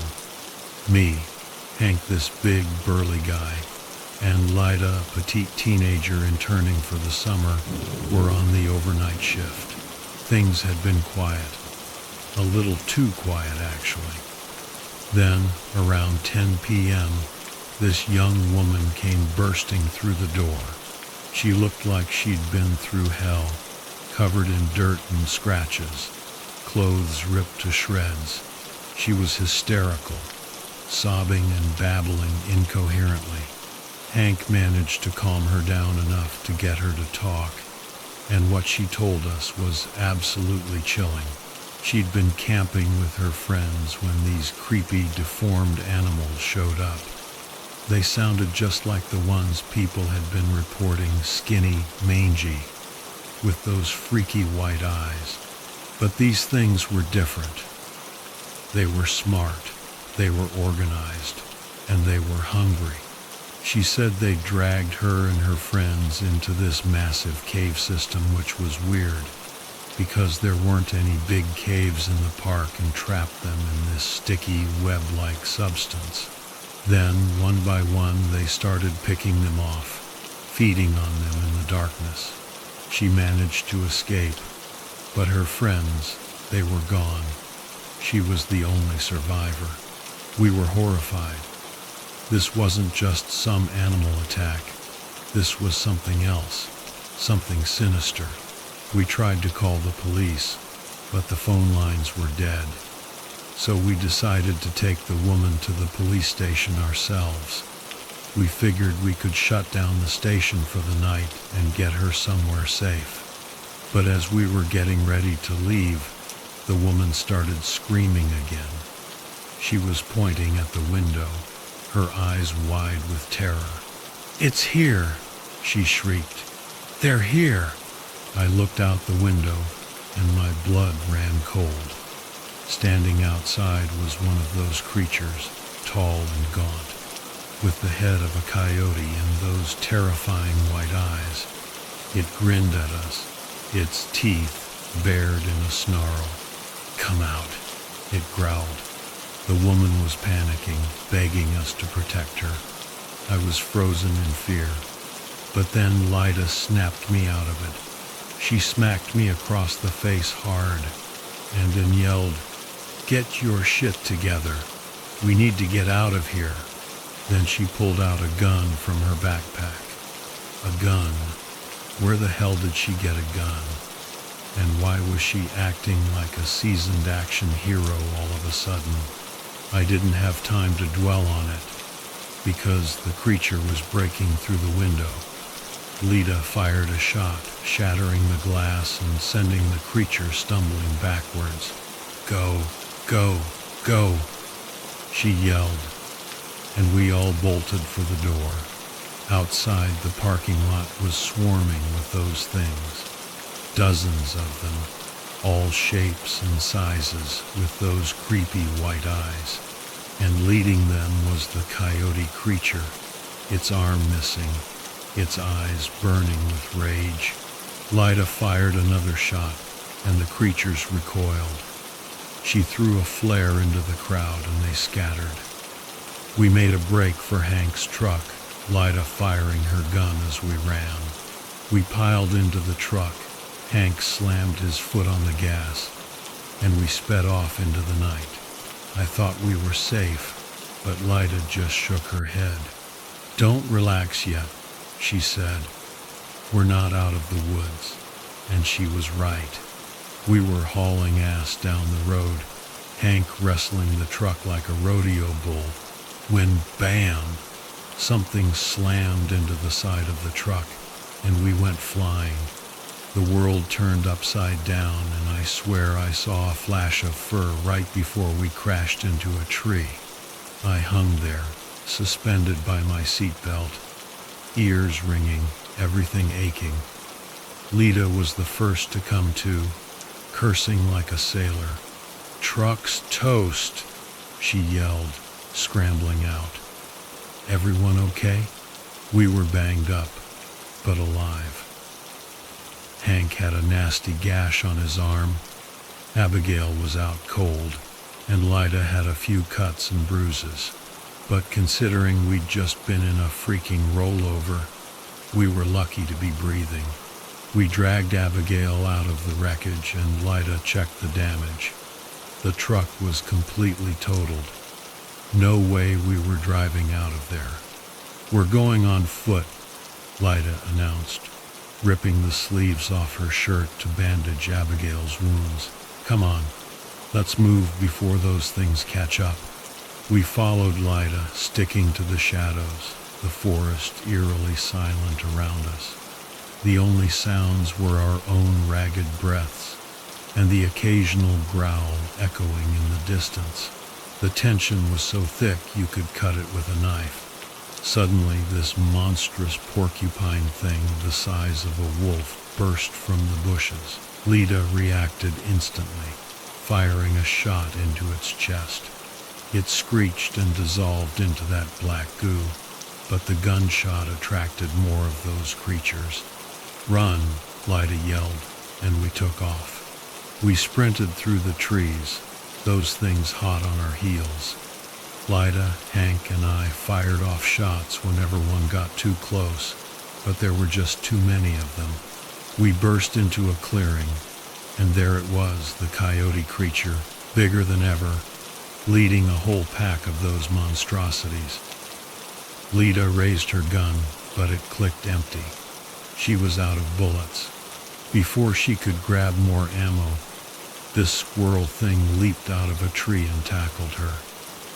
Hank tried to help, but Abigail, who had somehow snapped out of her daze, slammed him to the ground, and then she changed. Her body twisted and contorted, her eyes turning white, her teeth growing into fangs. She was one of them. She sank her teeth into Hank's neck, and he screamed. Lyda yelled at me to run, and I did. I didn't look back. I just ran, the sounds of the creature's growls and my friend's screams echoing in my ears.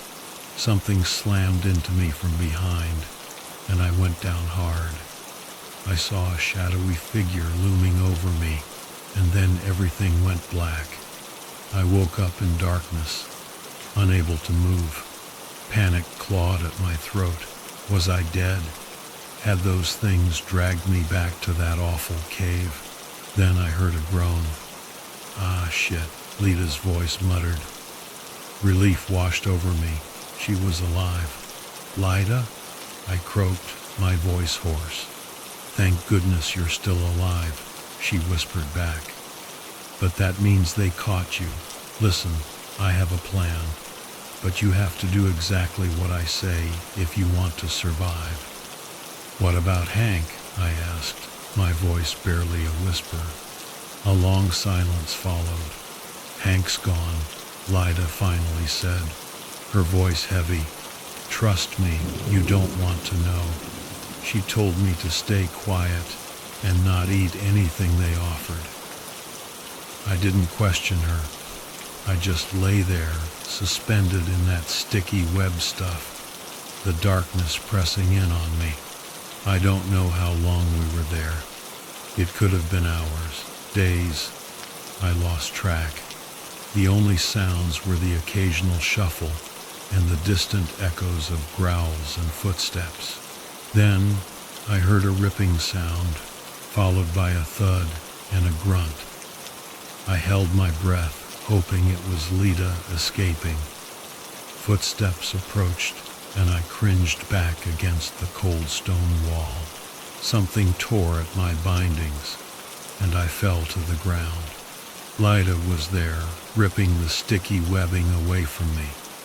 "Come on," she whispered, grabbing my hand. "We have to go."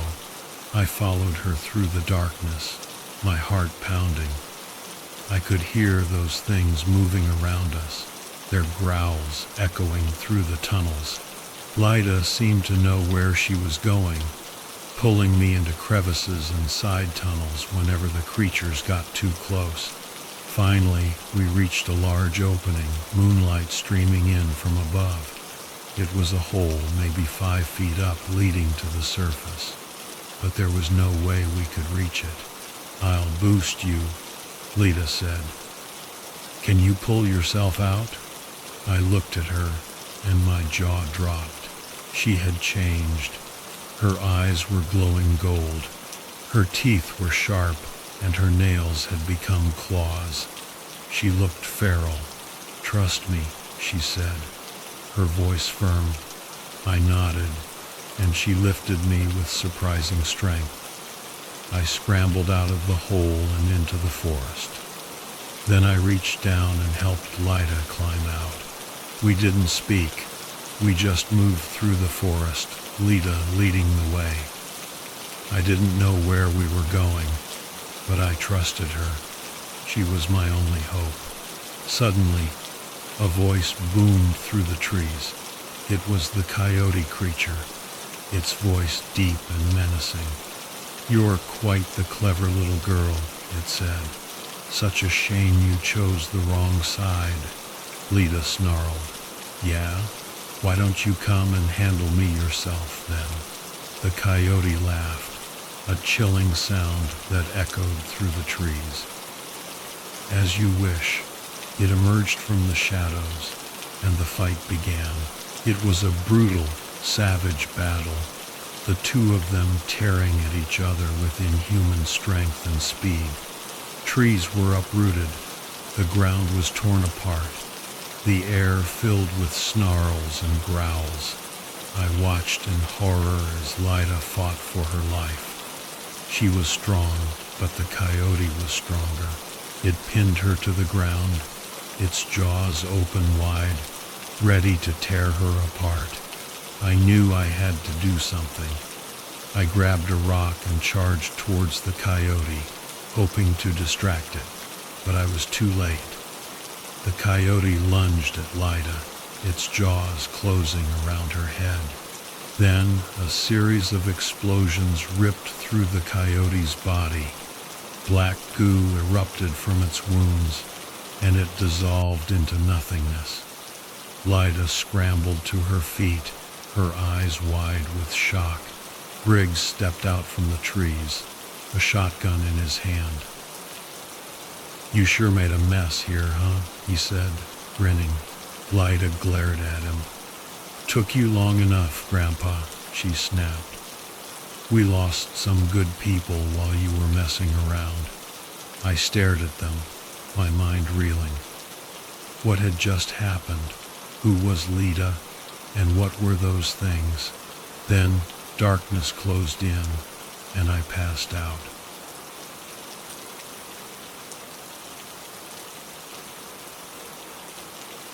It was another night in paradise, or at least that's what the tourists thought. See, I was a ranger at this wildlife preserve in West Virginia, and lately my nights had been anything but peaceful. I'd barely arrived at the station when the calls started coming in, vacation homes getting broken into. 4 calls already. The thing is, People come out here to these fancy houses in the middle of the woods and think the animals are just gonna know to stay away. But these animals have never been hunted, never even been threatened by anything except bigger animals. They don't understand human boundaries. So yeah, it's a great vacation spot for people, and for the animals too. And tonight, it was my job to deal with the fallout.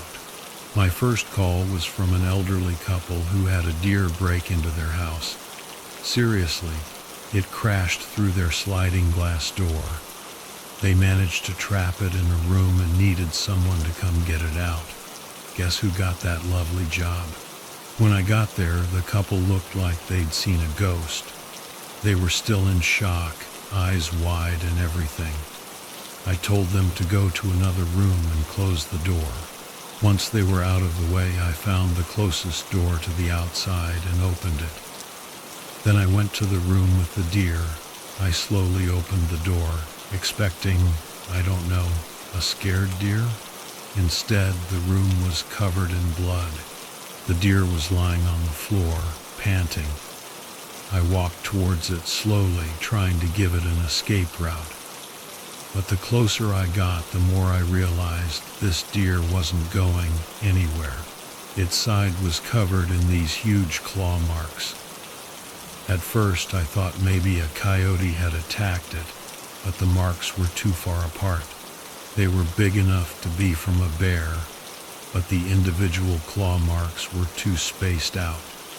I'd never seen anything like it. It looked like Freddy Krueger had gotten to it. The deer's eyes were wide, but it didn't try to run. That was a bad sign. I rolled it over, and that's when I almost lost it. Its whole side was torn to shreds, and there were chunks of flesh missing. There were bite marks where the missing flesh should have been, but they were massive. Like shark bite massive. Blood was pouring out, and the deer was struggling to breathe. I knew it wasn't going to make it. I left the room, giving the poor thing some privacy in its final moments. When I went back in, it was dead. I took some pictures with my phone and tried to get the deer out to my truck without making too much of a mess. Then I went back inside to talk to the couple. When I opened the door to the room they were in, the woman screamed. The man's eyes were huge. I tried to calm them down, but it wasn't working. They were climbing on the furniture, trying to get away from me. "What's wrong?" I asked. The man pointed at me, his voice shaky. You're covered in blood. The deer got you," the woman said. "You've got rabies." "Or worse," the man added. "I'm sorry, folks," I said. "It's the deer's blood." "You killed it just for breaking in?" the woman asked. "What? No, it was already injured. I just took it to my truck." They calmed down a little. "So you don't have rabies?" the man asked. "Or anything else?" the woman added, still scared. "No, I'm fine," I said. They looked me over, making sure I wasn't hurt. Then they asked the question I didn't want to answer. "So what killed the deer?" the man asked. "I don't know," I said honestly. I didn't want to freak them out again. Probably a coyote. "A coyote?" the man said, panicking again. "Or a bear," I said, trying to calm him down. "A bear?" the woman shrieked. "Look, you've had a rough night," I said. "If I were you, We're leaving," the woman said, dragging her husband out of the room. "That sounds like a good idea," I said. And then, like an idiot, I added, "I hope you enjoyed your stay." They didn't answer. I heard their car start and speed away. I went back to the room where the deer had been and started looking for clues. It wasn't hard to find the trail of blood. I followed it through the kitchen and out the smashed glass door. Outside, I turned on my flashlight. The trail was a little harder to follow, but I could still see drops of blood. I followed them towards the pond behind the house. There were signs of a struggle by the pond. This must have been where the deer was attacked. There were other tracks there, but they didn't make any sense. They were huge, and the shape was weird. If I had to describe them, I'd say they looked like duck prints, but massive, way bigger than any duck I'd ever seen. A giant duck with shark teeth? Yeah, I'm not putting that in my report. Then it hit me. They were footprints, but with swim fins. But why? Why go to all that trouble to poach a deer when you could just use a tranquilizer gun? A disturbing thought crept into my mind. What if this guy is just a psycho, getting his kicks by killing animals with his bare hands? I thought about the mental hospital in the next county and wondered if they had an escapee. I didn't like that idea. It didn't explain the huge bites on the deer, and it meant we had someone dangerous on the loose. What if he decided to go after people next? I looked at the house, wondering how many vacationers were nearby and how many were armed.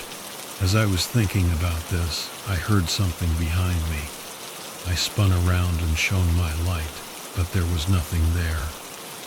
I saw a ripple in the middle of the pond. Probably just a fish, I thought. I took some more pictures and headed back to my truck. I had more calls to answer, and this weird mystery would have to wait. My next stop was another vacation home about 3 miles away, where another break-in had been reported. When a woman in her 30s answered the door, she took a step back. "Oh my," she said, looking at the dried blood on my uniform. "Good evening, ma'am," I said. "Sorry about the mess. Did you report a break-in?" "Yes, we did. Please come in," she said. But she kept her distance as she closed the door. She led me upstairs to the kitchen. I was expecting more blood, but this was a different kind of mess. The door had been forced open, but not smashed. The latch had been unlocked, and the door slid open. There were those same weird, giant duck prints. My blood ran cold. This house was miles away from the other one. How many other people were in danger? The woman showed me the rest of the kitchen. There were cans of sardines and tuna that had been opened and eaten, but they hadn't been opened with a can opener. It looked like they'd been torn open with claws. I shuddered, imagining the strength it would take to do that. Then I saw it. A small puddle of blood next to one of the tuna cans. "Ma'am, could I get a sandwich bag?" I asked. She gave me one and I carefully scooped up the blood. I put it in my pocket and went outside. Behind the house, just like the last one, there was a pond. I followed the tracks and they disappeared at the water's edge. I shone my light over the water, but all I saw was a turtle. "What should we do?" the woman asked, startling me. I hadn't heard her come outside. "I'll send someone to fix your door in the morning," I said. "In the meantime, maybe sleep in a room with a lock. I'm sure they won't be back, but just in case." She didn't seem reassured, but she thanked me as I left. The next 2 calls were just teenagers stealing beer. No blood, no weird tracks, just kids being kids. I went back to the station, changed out of my bloody uniform, and spent the rest of the night writing reports. When my shift was over, I went to the mental hospital in the next county and asked if they had any patients who'd escaped recently. The nurse looked at me like I was crazy. "We don't have escapes," she said, all proud of herself. I left, not convinced. Next, I stopped at the local police department. I asked a friend of mine if they could analyze the blood sample I'd collected. I told him I thought there might be an escapee from the mental hospital, and the blood might help us find him. It was well past noon by the time I got to bed. When I got to work that night, it was chaos. There had been more break-ins, and people were freaking out. The owner of the resort was furious. People were canceling their reservations and demanding refunds. He stormed up to me as soon as I walked in. "You told people to go home?" he yelled. I merely suggested, "Do you want to pay their rent out of your salary?" "I work for the state, not you," I said. He turned red. "Would you rather see people in body bags instead of animals?" I asked. "That wouldn't be good for business, would it?" He got even angrier and stormed off, muttering, "We'll see." I investigated 5 break-ins that night. Only 2 of them were real. The rest were fake, just so people could get their money back. The 2 real break-ins were the same as before. Broken window, seafood cans torn open with claws, and those weird tracks leading to the pond. I followed the tracks to the water's edge and stared at the pond. I knew these ponds were all designed the same, about 40 yards across and 5 feet deep in the middle. If someone was using them to hide, they'd have to hold their breath for a long time. I watched the surface for 20 minutes. No bubbles, no movement. After I finished my reports, I decided to do some more investigating. I went home, grabbed my swim trunks, mask, and snorkel, and went back to the most recent break-in. I waded into the water, not sure what I was expecting to find.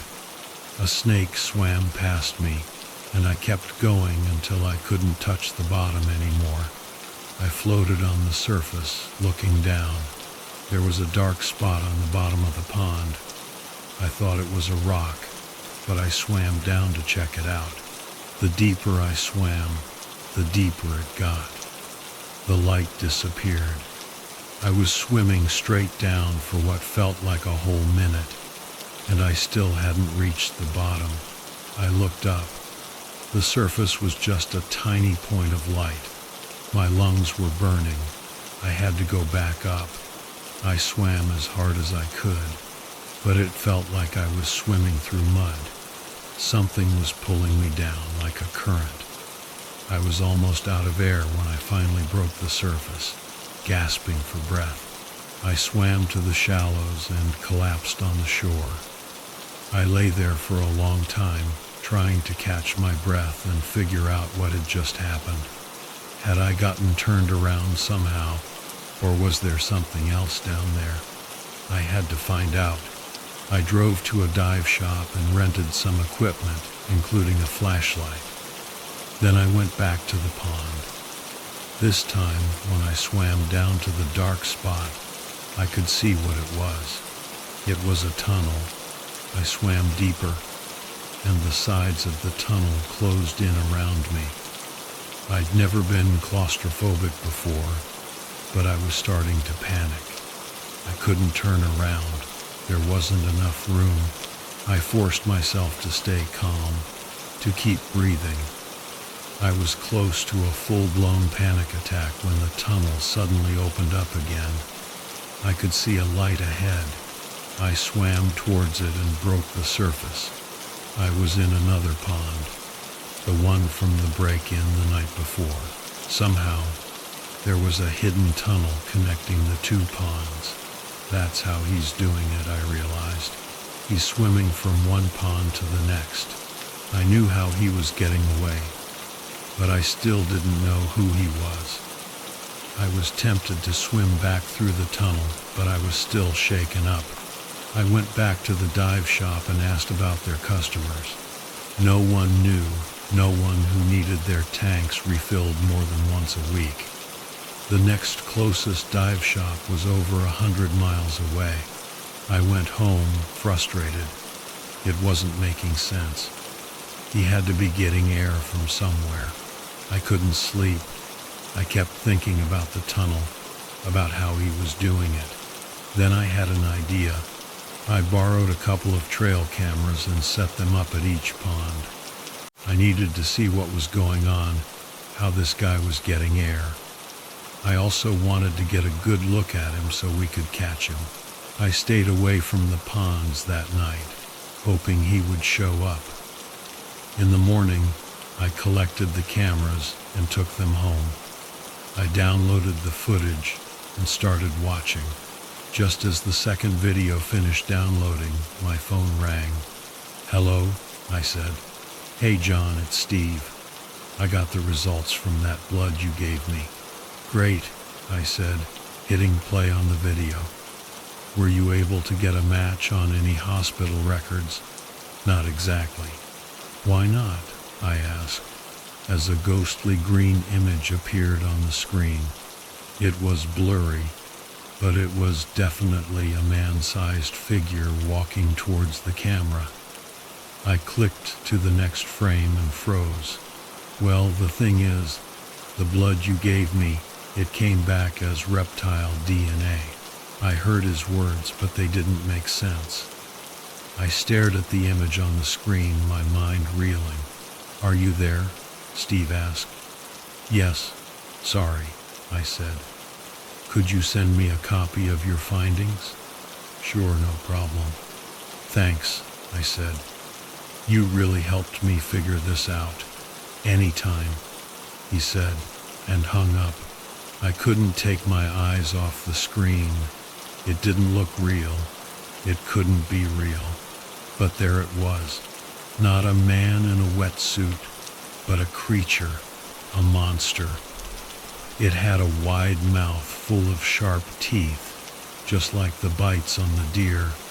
It had webbed feet with claws, and claws on its hands too. It was a nightmare come to life. I printed the images and rushed to the station to show the other rangers. They were shocked, some even laughed, thinking I was messing with them. Then the owner of the timeshares walked in. "What's going on?" he asked, looking at me with suspicion. "It seems like John has solved the case of the break-ins," one of the rangers said. The owner came over and looked at the pictures.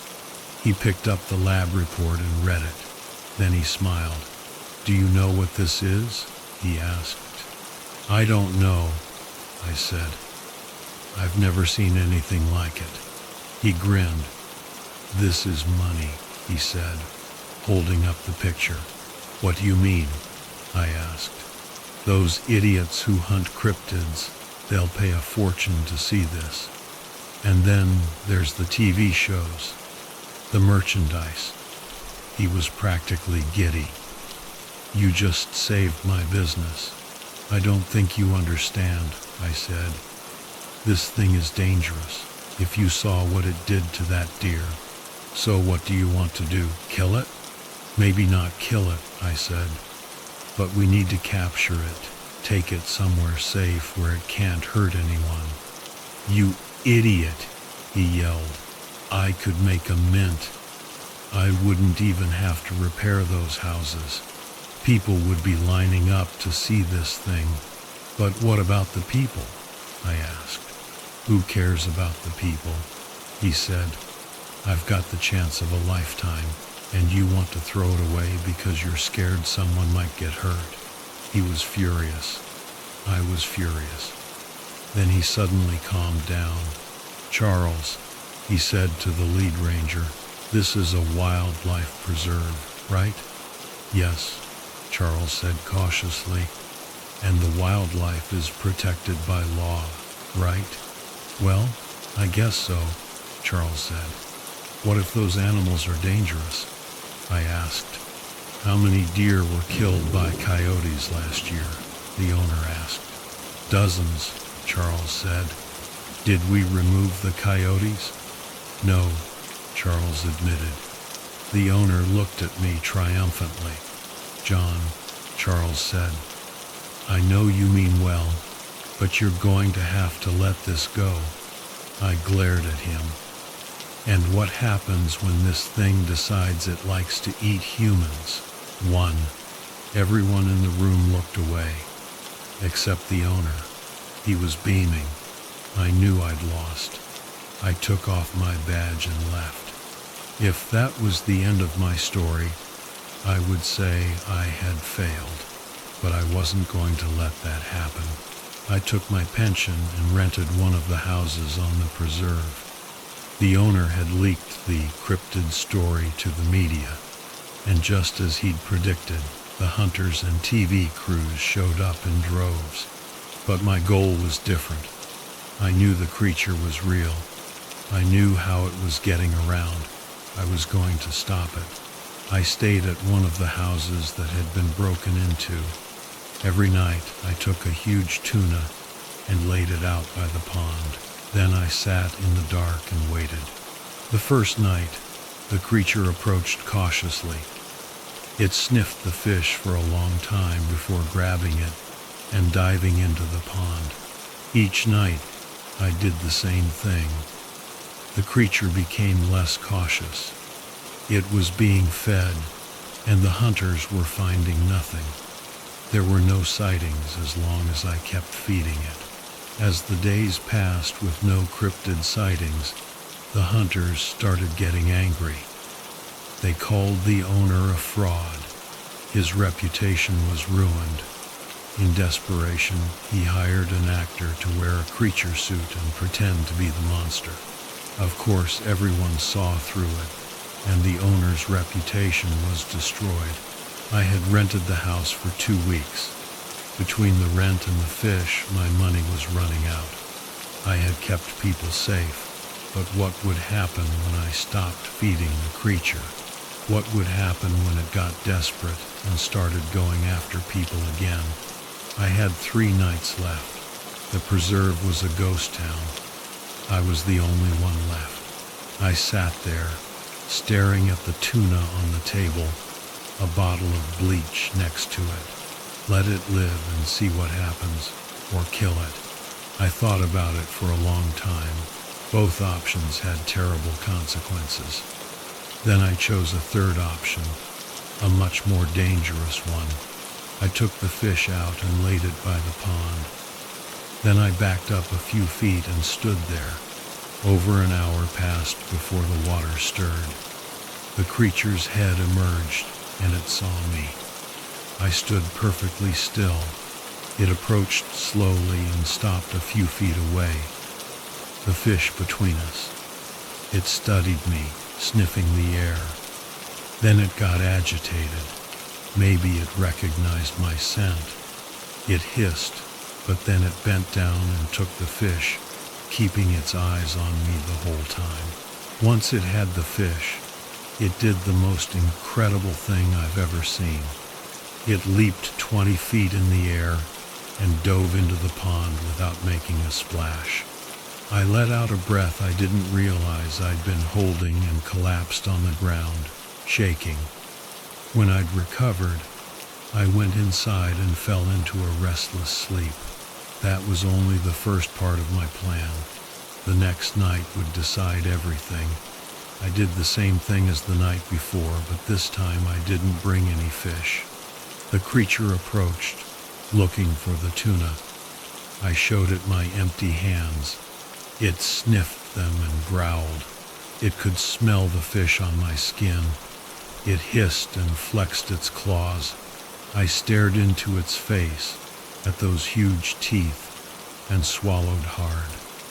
I forced myself to stay still, to show it I wasn't a threat.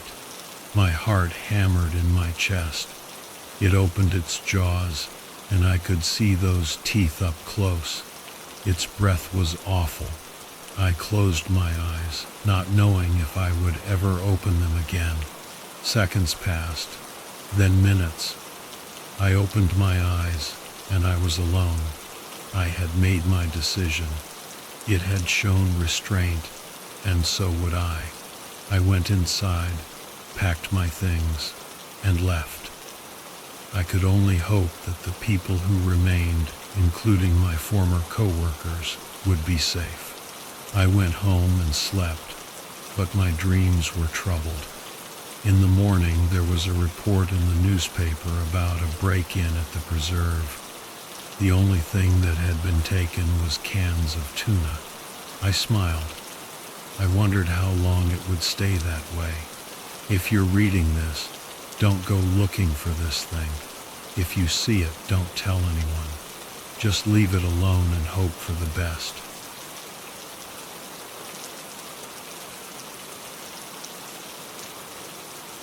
Alright, so I still can't explain why I went to Mount Rainier.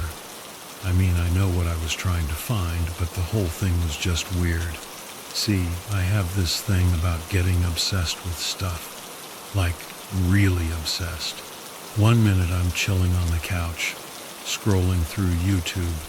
The next minute I'm diving head first into some rabbit hole of information. It could be anything, weird disappearances, historical mysteries, you name it. Once it grabs me, I can't let it go until I've figured it all out. This time my obsession started with a YouTube video about missing 411 cases. You know, those strange disappearances in national parks? People vanishing without a trace, search dogs losing the scent, bodies turning up in impossible places. Yeah, that stuff. Totally creepy, right? Anyway, I got hooked. I spent weeks watching videos, reading books, scouring online forums, anything I could find about these cases. The more I learned, the weirder it got. People disappearing in broad daylight, kids found miles away from where they went missing, search teams finding nothing but a single shoe. It was like something out of a horror movie. I started digging into the theories. Was it some secret government operation? Aliens? Bigfoot? Serial killers? The possibilities were endless, and honestly, some of them were pretty wild. But the one that really stuck with me was the idea of feral humans living in the parks. Basically, the theory is that during the Great Depression, people went into the wilderness to escape poverty and ended up forming these isolated communities. Generations later, their descendants became, well, feral. Like wild, cannibalistic humans living off the land and preying on unsuspecting hikers. It kinda made sense, in a twisted way. It explained why people disappeared without a trace, why some were found in bizarre locations, and why the National Park Service seemed so secretive about the whole thing. But there were some holes in the theory. For one thing, humans are messy. We leave trash, footprints, fire pits. There should be evidence of these feral communities if they existed. And the whole incest thing, wouldn't that lead to genetic problems and infertility? So I went back to the drawing board, trying to find another explanation. And then, one night, it hit me. Giant eagles. I know, it sounds crazy, but hear me out. Eagles are ambush predators. They carry their prey back to their nests, and they're known to scavenge on carcasses, which could explain why some victims are found with missing body parts. Plus, if these eagles were big enough to carry off a human, they'd probably be nesting in remote, inaccessible areas, which would make them hard to find. And then there was the whole military involvement thing. Why were the Green Berets being called in to search for missing people? They're not exactly search and rescue specialists. Maybe they were there to deal with these giant eagles. The more I thought about it, the more convinced I became. But I needed proof. I had to see it for myself. So I packed my bags, grabbed my camera, and headed to Mount Rainier National Park. Now, I wasn't just going to wander into the woods blindly. I spent weeks studying up on eagles, their behavior, their hunting patterns, how to spot them without getting spotted myself. I even built a camouflage blind, like the kind hunters use, so I could hide and observe without spooking them. I chose Mount Rainier because it was close and had a history of weird disappearances. I figured if there were giant eagles anywhere, they'd be there. So, one morning, just as the sun was coming up, I hit the trail. It took me hours to find the perfect spot for my blind. I wanted a place with a good view of the surrounding area, but also enough cover to keep me hidden. Finally, I found a small hilltop with a cliff face on one side and a clearing on the other. It was perfect. I set up my blind and settled in for the long haul. I had packed enough food and water to last a few days, and I was determined to stay put until I saw something. The first 3 days were boring. I mostly saw deer, squirrels, the occasional bird, nothing out of the ordinary. I started to wonder if I was wasting my time. Maybe the whole giant eagle thing was just a crazy theory.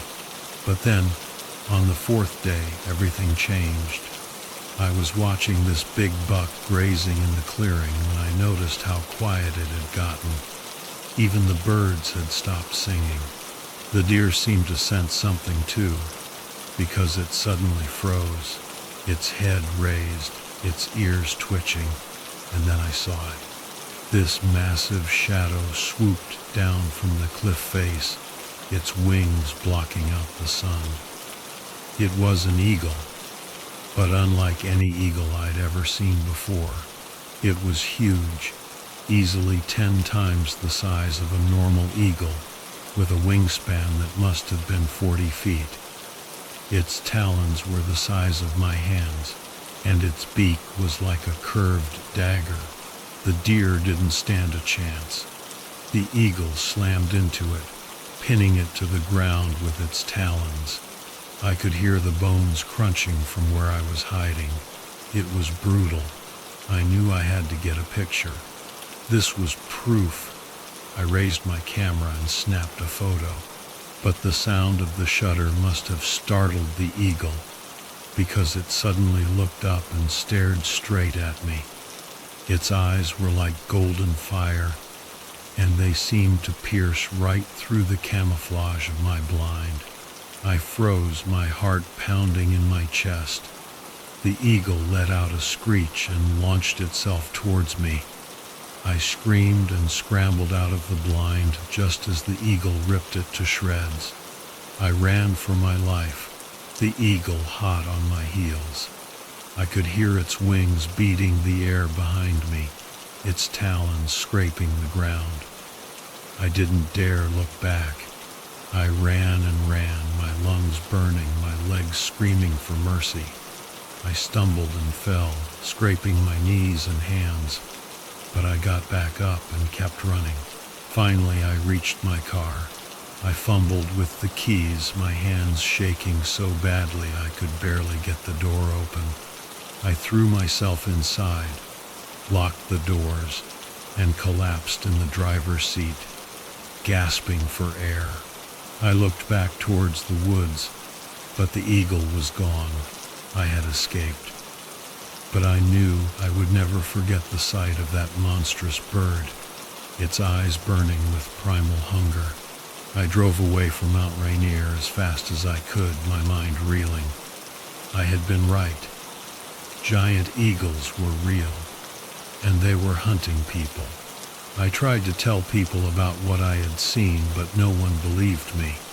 They just laughed and said I had an overactive imagination. But I knew what I had seen, and I knew that the National Park Service was hiding something. I still have nightmares about that eagle. I can still hear it screech, feel its talons tearing at my flesh. I'll never go back to Mount Rainier. And I'll never forget the day I discovered the truth about the missing 411. I bolted back to the tower, my mind a whirlwind of fear and confusion. I slammed the door shut, and frantically shoved the filing cabinet against it, hoping it would hold. My hands were shaking so badly I could barely load the rifle. I felt trapped like a rat in a cage. The rain was coming down even harder now, and the wind howled like a banshee. I could hear the creature moving around outside, its claws scraping against the metal of the tower. It was trying to get in. Then I heard a voice. It was Autumn's voice, but it sounded different, distorted, almost demonic. "Jake," she whispered. "Let me in." I froze. I knew it was a trick, but I couldn't help but feel a flicker of hope. Maybe she was okay. Maybe she needed my help. "Jake," she pleaded. "Please, I'm cold. Let me in." I took a step towards the door, then stopped. I remembered the memo pad. "She will not help you." "Jake, I'm scared," she sobbed. "Please don't leave me out here." The voice was so convincing, so desperate. I almost reached for the doorknob, but then I remembered the other warning. "If you hear her crying, run." I backed away from the door, my heart pounding in my chest. I knew it wasn't really Autumn out there. It was something else, something pretending to be her. Suddenly, there was a loud crash. The creature had slammed itself against the door, and the filing cabinet rattled. I screamed and stumbled backwards, tripping over the bed. The door creaked open, and I saw a glimpse of the creature's face. It was pale and gaunt, with glowing white eyes and a twisted smile. Blood dripped from its fangs, and its hair was matted and tangled. I raised the rifle and fired, but the bullet seemed to pass right through it. The creature let out a shriek and lunged at me. I screamed and rolled out of the way just as its claws tore through the bed where I had been lying moments before. I scrambled to my feet and fired again, but it was no use. The creature was too fast, too strong. It cornered me against the wall, its eyes burning into mine. I closed my eyes, waiting for the end. But then, something unexpected happened. The creature hesitated. It tilted its head as if listening to something. Then it turned and leaped out the window, disappearing into the storm. I was left alone in the cabin, my heart pounding, my breath coming in ragged gasps. I didn't know what had just happened, but I knew I had to get out of there. I grabbed my backpack and stumbled out of the tower, the rain soaking me to the bone. I didn't know where I was going, but I knew I couldn't stay there. I had to get as far away from that creature as possible. I ran through the forest, the wind and rain whipping at my face. I could hear the creature's cries echoing through the trees, but I didn't look back. I just kept running. I ran until I collapsed, exhausted and terrified. I lay there in the mud, the rain washing over me, my mind a blur of fear and confusion. I didn't know what that creature was or why it had attacked me. But I knew one thing. I would never forget the night I spent in the tower, the night I encountered the creature that could not die. I don't know how long I lay there, the rain beating down on me. Eventually I managed to pull myself to my feet. I was soaked, freezing, and my body ached all over. But I had to keep moving. I couldn't stay there.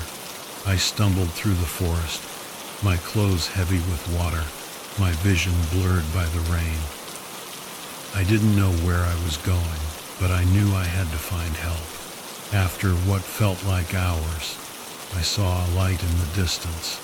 I staggered towards it, my legs barely able to hold me up. As I got closer, I saw that it was a cabin, small and rundown, but with a light glowing in the window. I knocked on the door, my knuckles numb with cold. A moment later, the door creaked open, and a woman peered out at me. She looked to be in her late 50s, with kind eyes and a weathered face.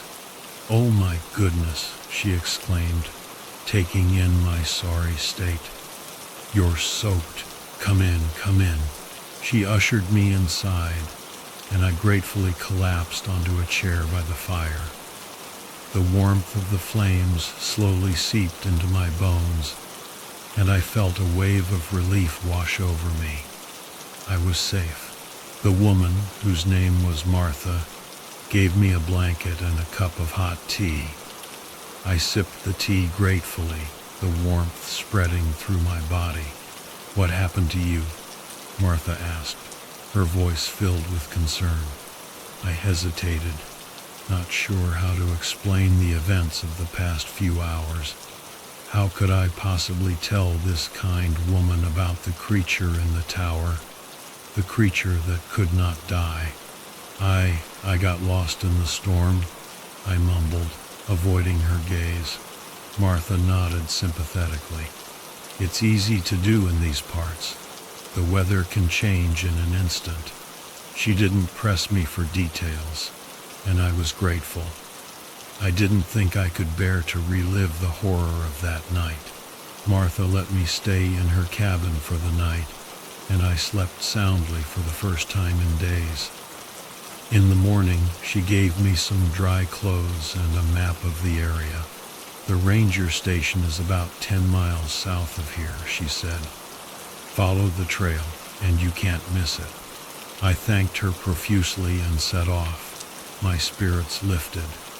I was still shaken by my experience, but I was alive, and I was determined to get back to civilization and put the whole ordeal behind me. I reached the ranger station later that day, and they were relieved to see me. Apparently, they had been searching for me after I failed to report in. I told them I had gotten lost in the storm, and they didn't question me further. I was given a new assignment, far away from Mount Rainier. I never told anyone about the creature in the tower. I knew they wouldn't believe me, and besides, I didn't want to think about it anymore.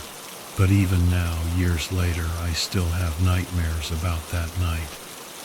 I can still hear Autumn's cries, see her glowing eyes, feel her claws tearing at my flesh, and I know that somewhere out there, in the depths of the forest, the creature that cannot die is still waiting.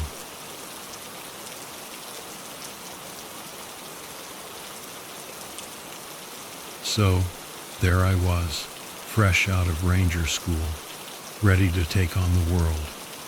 First day on the job, and they stick me in the middle of nowhere, Montana.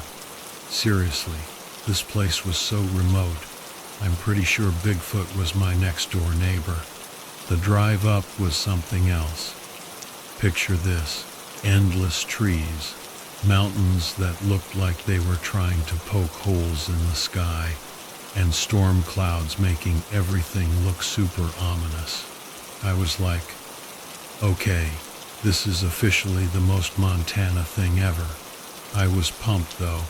This ranger gig was my dream, and I was determined to prove I could handle it. But as I was driving up this crazy, narrow dirt road to the ranger station, I started getting this weird feeling in my gut, like maybe this wasn't going to be all campfires and sing-alongs. The station itself was basically a cabin, cozy, but definitely not what I was expecting. And then I met Earl, the head ranger. Dude was like a grizzly bear in human form, gruff, intimidating, and not big on smiles. "You're late," he growled, checking his watch. Sorry sir, the roads." I started to explain. "The roads are always like this, kid." He cut me off. "You're in Montana now.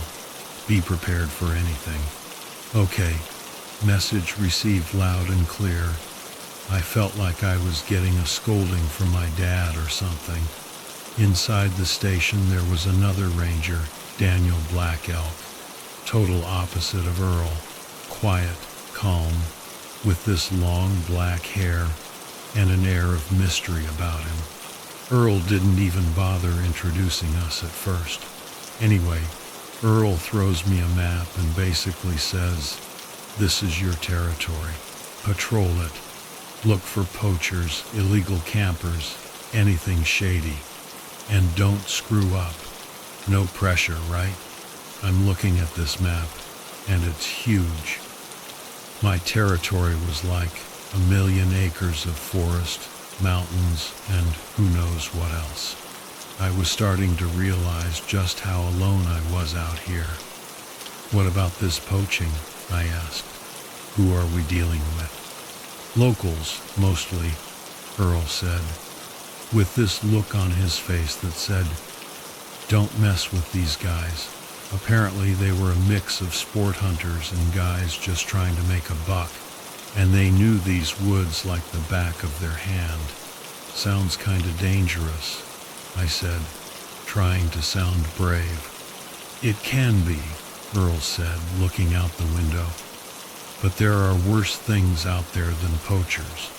Okay, now he was just freaking me out. Worse things? Like what?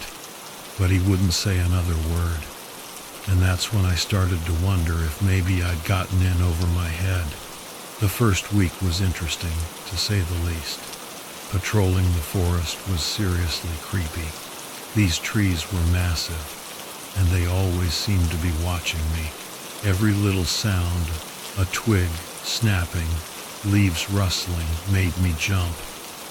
I felt like I was in a horror movie, just waiting for something to jump out and grab me.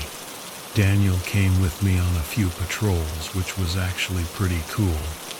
He was like a freaking ninja, knew the woods inside and out, could track animals like nobody's business. He didn't talk much, but when he did, it was usually to point out something I would have totally missed, like a hidden animal trail or a patch of quicksand. I felt a lot safer with him around. One day, we were hiking through this super thick part of the forest, and I finally asked him about himself. Turns out, his family had been living in this area forever, like way before it was even a park. He said they were the stewards of the land and knew all its secrets. "Secrets?" I asked, getting curious. He gave me this intense look and said, "The land remembers.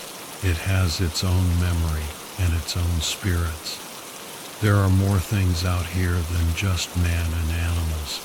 Okay, that was kind of spooky. I wasn't sure if he was serious or just messing with me, but it definitely added to the whole creepy vibe of the place. That night, back at the station, I couldn't shake this feeling that I was being watched. Every shadow seemed to have eyes, and I kept hearing whispers in the wind. I told Earl about it, and he just laughed it off. "First week jitters," he said. "Don't let the forest get to you, and don't listen to any of Daniel's superstitions." Easy for him to say, right? He wasn't the one sleeping in a cabin in the middle of nowhere with a guy who talked about spirits and stuff. A few days later, I was on patrol by myself. The weather was gloomy, and the forest was even creepier than usual. It was like all the animals had decided to take the day off or something. It was dead quiet. Then I stumbled across this clearing, and that's when I saw it. The deer, or what was left of it. It was mangled, like something had ripped it apart, and the bite marks, they were huge, way bigger than anything I'd ever seen before. I checked the tracks, and they were unlike anything I recognized. They were massive, with these long, claw-like toes. I felt sick to my stomach. I radioed Earl, trying to keep my voice steady. "I found something. It's not right." He told me to head back to the station immediately. As I was turning to leave, I saw something move in the trees. It was just a flash, but it was enough to make my heart jump into my throat. I practically sprinted back to the station. Earl was waiting for me, and we went back to the clearing together. He looked at the carcass, the tracks, and even he seemed a little shaken. "Could be a bear," he said, but I could tell he didn't really believe it. Just then Daniel showed up. He took one look at the tracks and said, "That's no bear, that's something else." Earl and Daniel exchanged this weird look, like they knew something I didn't. I was about to ask what the heck was going on when Daniel said we should head back because it was getting dark. That night I couldn't sleep. I kept thinking about those tracks, about the feeling of being watched. And I knew that whatever was out there in the woods, it wasn't anything I wanted to meet. That night, I couldn't take it anymore. I had to know what was going on. So I found Daniel sitting by the fire and I just blurted out, "What's really out there?" He looked at me with this serious expression, and then he said, "You ever heard of the Wendigo?" Okay, yeah, I'd heard of it. It's like this creepy Native American legend about a cannibalistic spirit that lives in the woods. But I always thought it was just a story, you know? Daniel told me it was more than just a story. He said the Wendigo was real, and it was hungry. And once it set its sights on you, it wouldn't stop until it had you. I felt a chill run down my spine. "So, you're saying that's what killed the deer?" He nodded. "It's fast, faster than anything natural, and it can mimic voices, lure people into the woods. Great, just great. Not only was I dealing with a monster, but it could also sound like my friends." This was officially a nightmare. The next morning, Earl was all business. "Full patrol," he said. "We need to find this thing." We split up, each taking a different section of the forest. I was terrified, but I tried to act tough. I kept my gun close and my eyes peeled for any sign of the Wendigo. The forest was dead silent. No birds, no animals, nothing. Just the wind whistling through the trees. I felt like I was being watched, like something was stalking me from the shadows. Then I heard it, a low growl, deep and guttural. It sent shivers down my spine. I spun around, searching for the source of the sound, but I couldn't see anything. Then I heard it again, closer this time, and then I saw it. It was a shadow at first, moving between the trees, but as it got closer, I could see it more clearly. It was tall and thin, with long limbs and glowing eyes. It was like something out of a horror movie. I froze, my heart pounding in my chest. I wanted to run, but my legs wouldn't move. I was paralyzed with fear. Then I heard my name, Tom. It was Earl's voice. He was calling me from somewhere in the woods. I felt a surge of relief. He was here. I was safe. "Tom, over here," he called again. I started to move towards the sound, but then I stopped. Something wasn't right. Earl's voice sounded off. There was an edge to it, a kind of desperation that didn't sound like him. Then I remembered what Daniel had said. It can mimic voices. Oh God, it wasn't Earl, it was the Wendigo. I turned and ran in the opposite direction. I didn't stop running until I reached the clearing. I collapsed on the ground, gasping for air, my heart pounding in my ears. When I looked back, the Wendigo was gone, but I knew it was still out there, somewhere in the woods, waiting for me to make a mistake. I stumbled back to the station, completely rattled. Earl and Daniel were already there, and they could see I was a mess. I told them about the encounter, about the Wendigo mimicking Earl's voice. Earl was pissed. "That thing tried to trick you," he growled. "It's playing games with us." Daniel just nodded grimly. "It's testing us, trying to find our weaknesses." We knew we had to do something, but what? We were outmatched, outgunned, and out of our minds with fear. Then Daniel suggested something crazy. He said we should try to trap the Wendigo. He said it was afraid of fire, and if we could lure it into a pit and set it ablaze, we might be able to kill it. It sounded insane, but we were desperate. So we spent the next few days setting up this elaborate trap in a ravine deep in the forest. We dug a pit, filled it with kindling, and basically hoped for the best. The night we set the trap, the tension was so thick you could cut it with a knife. We waited in the darkness, listening for any sign of the Wendigo. And then we saw it. It emerged from the trees, this horrifying creature with glowing eyes and razor-sharp claws.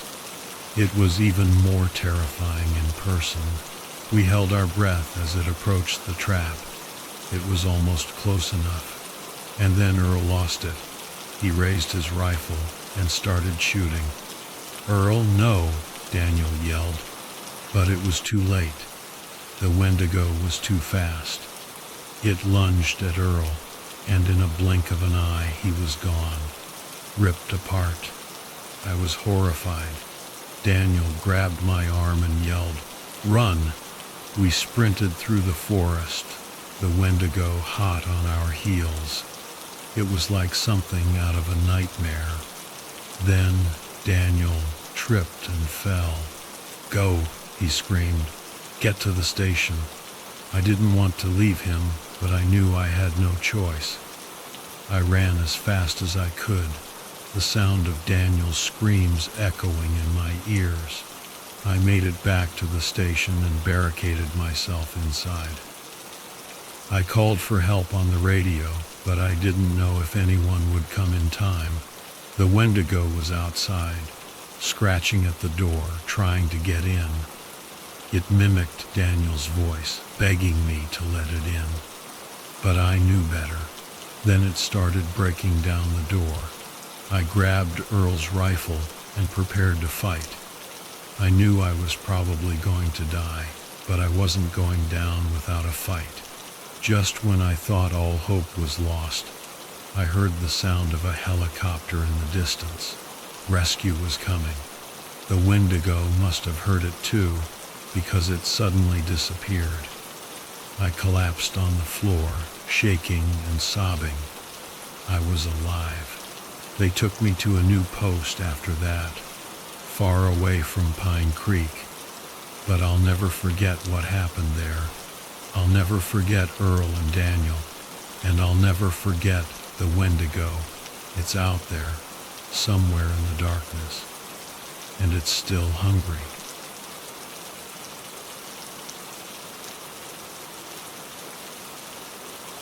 So my friends and I, we were kind of obsessed with all things spooky. Back in high school, we'd mess around with Ouija boards in cemeteries at night. You know, typical teenager stuff. But then we started getting braver, exploring abandoned buildings and places with creepy vibes. We were basically adrenaline junkies, always looking for the next scare. We never really found anything truly terrifying, though. Mostly just creepy atmospheres and that feeling of being watched. But that all changed after high school. We'd kind of drifted apart, some of us going to college, some starting families, the usual. But then my best friend Mike called me up out of the blue. He wanted to get the gang back together for a camping trip in a national park. Sounded cool, right? Except Mike being Mike, he picked the park specifically because tons of people go missing there every year. Yeah, That kind of threw me off. We were all about spooky adventures, but this was different. This was a place where people vanished for real, not just some old house with creaky floorboards. But Mike, smooth talker that he is, convinced me it would be fine. He said a bunch of our friends were experienced campers and we'd be safe. Against my better judgment, I agreed. 2 days later, I was driving to the park to meet up with everyone. And let me tell you, the place was stunning. Seriously beautiful, like something out of a postcard. But then I saw the bulletin board near the parking lot. It was plastered with missing person posters. Yikes. As we were unloading our gear, this park ranger came over. He looked exhausted, like he hadn't slept in days. He welcomed us, but then he got this serious look on his face. "Folks," he said, "I know you've seen the posters. People go missing here. A lot of people. If you're going camping, stick to the trails. Don't go wandering off. If you get lost out here," he trailed off, shaking his head. "Well, let's just say we don't have a great track record of finding people." He didn't stick around for a response, just gave us that warning and went back to whatever he was doing. We all kind of looked at each other like, okay, maybe this wasn't such a good idea, but we were already there, so we decided to press on. We hiked for a few miles looking for a good campsite. I was a little nervous about being so far from the cars, but Mike and his buddy Alex had brought hunting rifles, so I figured we were safe enough. We found a clearing and set up camp. By nightfall, we had a roaring campfire going and were sharing some beers, telling stories and reminiscing about the old days. It was actually pretty nice, for a while. Then, around midnight, Mike had one of his brilliant ideas. "Hey," he said, grinning, "we should go look for some of those missing people. Imagine finding their bones." Now, nobody was that drunk. We all told him he was crazy, but Mike and Alex were determined. They grabbed their rifles along with Mike's girlfriend Brenda and headed off into the dark woods. As they disappeared into the trees, I remembered the ranger's warning, "Stick to the trails." They were definitely not sticking to the trails. I had a bad feeling about this. Hours passed, and there was no sign of Mike, Alex, and Brenda. We tried calling their phones, but no signal. Of course, way out here in the boonies, who would expect decent cell service, right? We were starting to get seriously worried. "Should we go look for them?" Sarah asked, her voice trembling. "I don't know," I said, feeling a knot in my stomach. "The ranger said to stay on the trails, but what if they're hurt?" Emily chimed in. "We can't just leave them out here." We argued back and forth for a while, but in the end we decided to head back to the visitor center and get help. Even if the ranger wasn't thrilled about it, he was our best shot at finding our friends. We packed up some flashlights and the other rifle Alex had left behind and started heading back the way we came. The woods were eerily quiet. No crickets chirping, no owls hooting, just the sound of our own footsteps crunching on the leaves. Then we heard it. A scream. Help. It was Mike's voice, no doubt about it. "Help me." We took off running towards the sound, our flashlights cutting through the darkness. We were so focused on finding Mike that we didn't even realize we were veering off the trail. We found a broken flashlight on the ground, flickering weakly. Then we heard Mike again, closer this time. "Help me," he whimpered. But something was off. His voice sounded weird, almost like someone was trying to imitate him. "Mike, is that you?" I called out, "Are you hurt?" "Yes, come help." The voice was faint, raspy. We crept closer, our flashlights illuminating the trees. And then we saw him.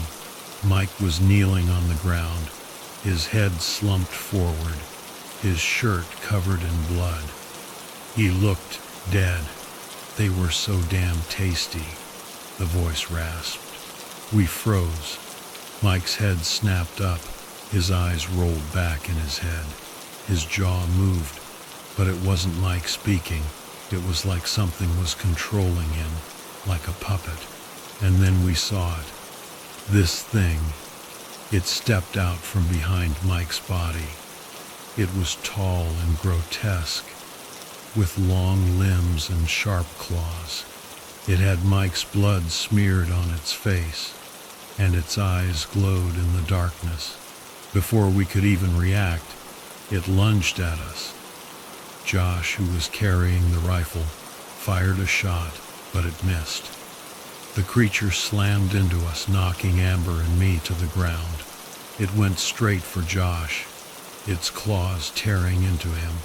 Amber screamed, and I saw that her leg was twisted at an unnatural angle. She was hurt. I helped her up, and we scrambled away as fast as we could, the creature's growls echoing behind us. We didn't get far. The creature caught up to us, knocking us both to the ground. It grabbed Amber and dragged her off into the darkness, her screams fading into the night. I was alone. I scrambled to my feet and ran, my heart pounding in my chest. I didn't look back. I just ran and ran, the sounds of the creature's pursuit fading behind me. Then the ground disappeared beneath my feet. I tumbled through the darkness, the air rushing past me. It felt like I was falling forever. Then, with a sickening thud, I landed on something hard and soft and squishy. I fumbled for my flashlight, but it was gone. I was surrounded by pitch blackness. The only sound, the buzzing of flies and the pounding of my own heart. The stench of death filled my nostrils, thick and overpowering. As my eyes adjusted to the darkness, I realized with horror what I had fallen into. A pit. A pit filled with bodies. They were everywhere, piled on top of each other, mangled and decaying, limbs twisted at unnatural angles, faces frozen in expressions of terror. I recognized some of them. Amber, Alex, even the park ranger. I choked back a sob, bile rising in my throat. I had to get out of there. I had to escape. I started crawling over the bodies, trying not to gag at the putrid smell and the feel of cold, clammy flesh beneath my hands. My foot got stuck in something soft, and I cried out as I realized it was Mike's body. His stomach ripped open. I pulled my foot free and kept crawling, the darkness pressing down on me, the buzzing of flies a constant reminder of the carnage around me. I had to get out. I had to. Finally, I saw a glimmer of light above me. I scrambled towards it, my fingers digging into the dirt, my lungs burning. I pulled myself out of the pit and collapsed on the ground, gasping for air. I had escaped, but at what cost? My friends were gone, their bodies rotting in that gruesome pit, and the creature, that thing, was still out there. I stumbled back to the trail, my body aching, my mind numb. I walked for hours, the sun slowly rising in the sky. Finally, I reached the visitor center. My car was still there, waiting for me. I got in and just sat there for a while, staring blankly ahead. I couldn't believe what had happened. It felt like a nightmare, but I knew it was real. I started the car and drove away. The image of the mass grave burned into my mind. As I drove, I saw another car heading towards the park. A family, a man, a woman, and 2 young children. I should have stopped them. I should have warned them. But I didn't. I just kept driving, the guilt and horror weighing heavily on my heart. I never went on another spooky adventure again. The experience had changed me, scarred me in a way I couldn't explain. I still have nightmares about that night, about the creature, about the pit of bodies. And sometimes, when I'm alone in the dark, I can hear the whispers of my friends, their voices calling out to me from the grave. I drove for hours, the highway stretching out before me like an endless ribbon. I didn't know where I was going, just that I needed to get away from that park, from the memories, from the horror. Eventually, I found myself in a small town, a sleepy little place with a diner and a gas station. I pulled over, my body exhausted, my mind still reeling. I went into the diner and ordered a coffee, my hands shaking as I reached for the mug.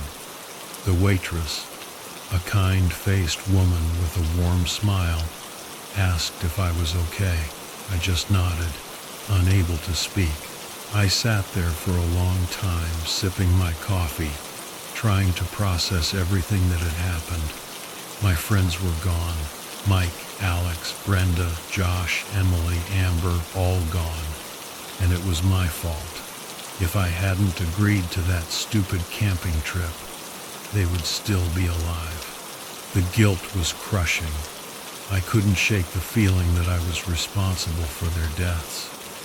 I should have listened to the ranger. I should have stopped Mike from going into the woods. I should have done something, anything, to prevent this tragedy. But it was too late. They were gone. And I was left to deal with the aftermath, the memories, the nightmares.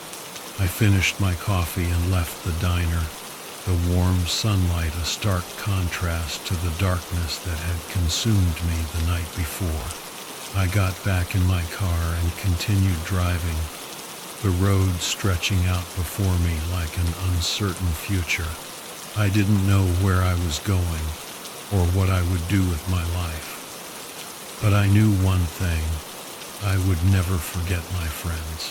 I would carry their memory with me, a constant reminder of the fragility of life and the darkness that lurks in the shadows.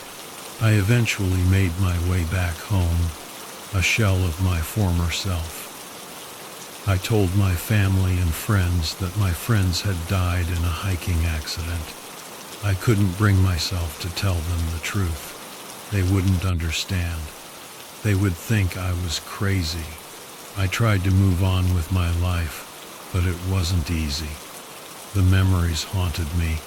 The nightmares plagued my sleep. I couldn't escape the guilt, the grief, the horror. I sought therapy, hoping it would help. And it did to some extent, but the scars remained. I would never be the same. I still think about my friends often. I wonder what they would be doing now if they were still alive. I imagine their laughter, their smiles, their voices, and I feel a pang of sadness, a deep ache in my heart. I will never forget them. And I will never forget the creature in the woods, the creature that took them from me. It is a reminder that there are things in this world that we cannot understand, things that defy explanation, things that can shatter our lives in an instant. And sometimes, when I'm alone in the dark, I can still hear their screams.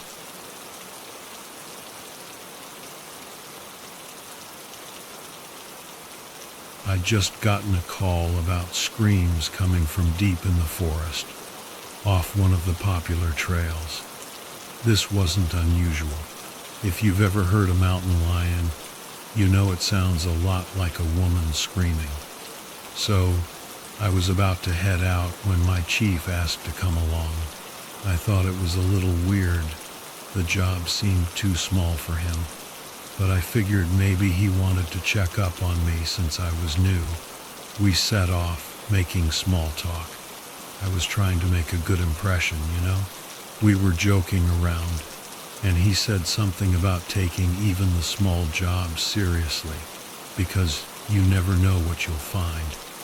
Turns out that was some of the best advice I ever got, because I learned my lesson the hard way by not listening to it later on, but that's a different story.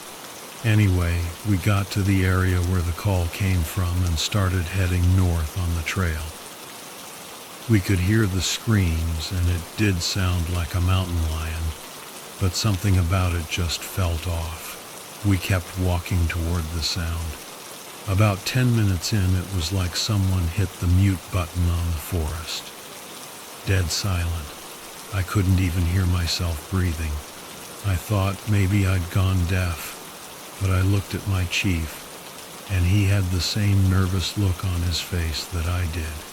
It was like he'd dealt with something like this before, which, now I know, he had.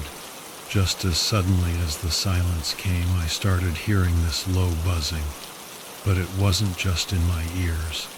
I could feel it in my whole body, like I was getting my teeth drilled at the dentist, only way worse. My vision started to vibrate, and then I swear I saw this black figure, like 7 feet tall, step out from behind some trees. It let out that same scream and started crawling towards us. I freaked out, obviously. I started to run, but my chief grabbed my arm hard. He pulled me close and held my arms tight, and then he started walking me out of the forest. I was about to tell him to run, but he said in this really calm voice, "Don't run, don't talk, don't look back. Just keep walking." And I did exactly what he said. He knew something I didn't, and as much as I wanted to run, I didn't want to risk it. That 10-minute walk was the longest of my life. I could feel that thing crawling behind us. I could hear the buzzing and the screaming, and I wanted to run so bad, but I didn't. Eventually, the noise in the forest came back, and the buzzing stopped. I think it ran off. We got back to the trail, and I was shaking. I was in so much shock I couldn't even cry. My chief just started walking back to the main base like nothing had happened. I started yelling at him, asking what the hell that was. And he said, and I remember this word for word, "There are things in these woods that have been here longer than us. Things we can't explain or get rid of. If you don't think you can handle that, you should pack your bags now." He kept walking, and I followed, trying to wrap my head around what had just happened. I stayed on the job, though. When it was good, it was really good. I met some amazing people, and I loved being in nature, but in the end, the bad experiences outweighed the good, and I had to leave. Honestly, I wish I had left when he told me to pack my bags. I know this experience doesn't sound that scary, but trust me, there are worse ones. Living through it was definitely scarier than reading about it. This first encounter wasn't enough to scare me off, but the ones that came later, those led to me leaving the job. Some were scarier, some were more explainable. I'd love to hear other people's experiences in the woods too. It seems like everyone who spends enough time out there has at least one creepy story. Anyway, here's another one of mine. We were doing a search for a young girl who had wandered off. We found her. She's fine. The team was spread out pretty far, so I was walking by myself, but within shouting distance of the others. As I was walking, I found a set of stairs. They kind of looked like they belonged there, but also not. They were overgrown, like the steps up to someone's house, but there was no way someone could have built them there. It was like those weird stairs my coworkers had talked about finding sometimes. I thought I'd be terrified if I ever came across a pair, but I wasn't. Actually, I felt this weird urge to walk up them, like something was pulling me towards them. Maybe it was the excitement of finding something strange, or maybe it was something darker, I don't know. Luckily, someone called out that they'd found something, and it snapped me back to reality. I'm really glad they did, because I'm not sure what I would have done otherwise. We found the girl, and everything was fine. But on the way back, I told one of my partners that I'd seen some stairs. She looked at me, concerned, and practically interrogated me about whether I'd touched them or walked up them. I said no, and that was it. So yeah, pretty tame. Nothing too intense. I wish I had more to say about them, but I'm not going to lie or exaggerate anything. This next one isn't about stairs, but it is about a ladder, which is pretty similar, I guess. This happened sometime during my first year as a national park ranger. It was the start of summer, and poison ivy was going crazy, so we had to do weekly checks on the trails. My partner and I got sent to check some of the less popular ones. We got to this one spot where the trail split for a few minutes and then joined back up again. We could still see each other through the bushes, so we decided to split up and meet back at the end. No big deal, right? He took the left path, and I took the right. I was walking along, looking for poison ivy, when I noticed something out of the corner of my eye. There was this big clearing in the trees, perfectly round, like someone had been taking care of it. No trees, no bushes, not even weeds. I was so focused on the ground that I almost didn't see the giant ladder standing right in the middle of the circle.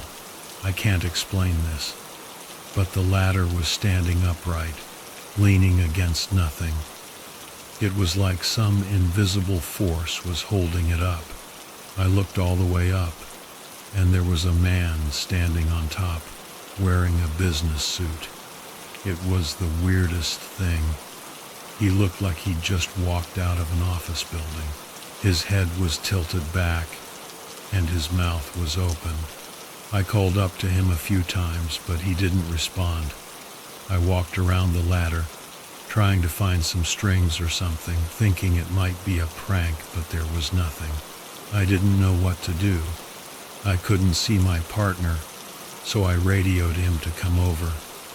But while I was waiting, I did something stupid. I decided to touch the ladder. I know. Don't touch weird stuff you find in the woods. But I was still new and naive. I got this weird feeling as I reached out, but I ignored it and touched the ladder.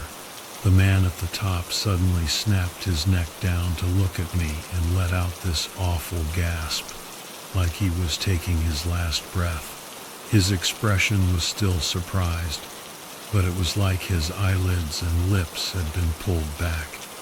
It was freaky. I jumped back and grabbed my taser. I heard something behind me and turned around, ready to tase whoever was there, but it was just my partner. I looked back at the circle, and the ladder was on the ground. The man was gone. My partner asked what was going on, and I explained everything. He didn't think I was crazy, though. He knew weird stuff happened in the woods all the time. We looked for the guy, but we didn't find him. I never saw anything like that again, and neither has anyone I've talked to. I mean, this guy was balancing on top of a ladder that wasn't leaning against anything. Who knows? Maybe I met Houdini or something. When you see things like this, you have to make jokes about it, or you won't be able to move past it. I'm glad people are enjoying my stories. I don't know when I'll write more, though. It's kind of tiring, but also pretty cathartic. I'm thinking of sharing some of the less spooky stories, too. and some that are just about humans being, well, humans. I've had a lot of weird experiences in the woods. Some are scarier than others, some are more explainable. But they all left me with this feeling that there's more out there than we understand. Things we can't see, things we can't explain. I guess that's why I became a ranger in the first place. I wanted to explore the unknown, to see things that most people never get to see. But I also learned that some things are better left undisturbed. I'm not sure what I believe anymore. Are there really creatures lurking in the shadows? Are there portals to other dimensions hidden in the woods? I don't know. But I do know that I've seen things I can't explain. Maybe someday I'll have answers. But for now, I'm just sharing my stories, hoping that someone out there might understand. Or maybe just be entertained. Either way, it's good to get it off my chest. And if you have any weird experiences of your own, I'd love to hear them. Maybe we can figure this out together. But whatever you do, be careful out there. And don't touch anything you don't recognize.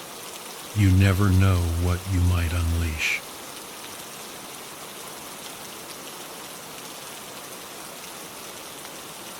I've been a park ranger for almost 25 years, and let me tell you, things have changed a lot. Back in the day, it was all about keeping the peace and making sure nobody got eaten by a bear. Now, it's like we're fighting a goddamn war out there. This one time, I was working at this park. Can't say exactly where, you know how it is. And we had this system where we'd rotate the campsites every year. Gave the land a break. Let the trees and stuff grow back. Winter had just ended, and I was out checking which spots were good to go for the summer. Winters there were brutal, so I wasn't expecting much action. Besides the occasional hardcore survivalist or some Boy Scout troop led by a guy who thinks he's Rambo, nobody camped in the cold. The first campsite was clear, no problems. But as I'm heading to the next one, I spot something down in a valley. Looked like a pile of trash. Great. I thought, another bunch of jerks setting up camp where they shouldn't. Usually means I get to clean up their beer cans and put out their half-assed fires. I get closer, and it's way worse than I thought. It's like a bomb went off. Gear everywhere, tents ripped to shreds, and blood. Tons of it. My heart damn near stopped. There were these huge pools of blood and drag marks leading off into the bushes. Nope, nope, nope. I pulled out my radio, then my Glock. I'm a certified law enforcement officer, but I hadn't had to use my gun in years. I scanned the area, hoping to God I didn't see any movement, then called for backup. The wait was the worst part. Dead silence. And I mean dead. You know how animals go quiet when they sense danger? Yeah, that's what it was like. Every hair on my neck was standing up. I crept forward, gun ready. A smashed cooler, a tent that looked like it got attacked by a bear on steroids, more blood. Somebody or something had gone to town on this place. I'd seen bears tear through campsites before, and even those wild hogs we had, but this was different. This was savage. Finally, backup arrived. They sent me back to HQ, even brought medics, like they were gonna find anyone alive after that mess. One of the new guys actually puked when he saw it. I couldn't blame him. I was just glad to get the hell out of there. HQ was buzzing. We only had 4 people working there, but the phones were ringing off the hook. The printer was spitting out paper like crazy, and the whole place felt like it was wired on Red Bull. The manager, he sees me and waves me into his office. Now, this guy was usually pretty chill, but he looked like he'd seen a ghost. Pale, eyes all bloodshot. He locks the door, which he never does, and asks me what I saw. I tell him everything, and he just gets paler. His hands were shaking. Then this long, awkward silence. I'm expecting a million questions, but he doesn't ask a single one. Just lets me go. I hear the lock click as I leave. A few minutes later, he's on the phone having this hushed conversation with someone. I never saw that manager again. Next thing I know, we have a new boss. This guy was all business, a real crisis management type.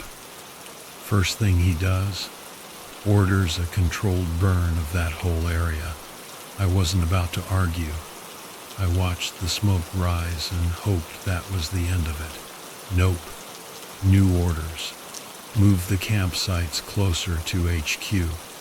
But first, we gotta check the new spots with trail cameras. Make sure we're not setting up shop in some animal's living room. We even put a few cameras along the hog trails just in case. A couple of days later, we collect the footage. The new manager takes it all and holds up in his office. Hours go by, then suddenly he loses his shit. Screaming, yelling, cursing, a blue streak on the phone.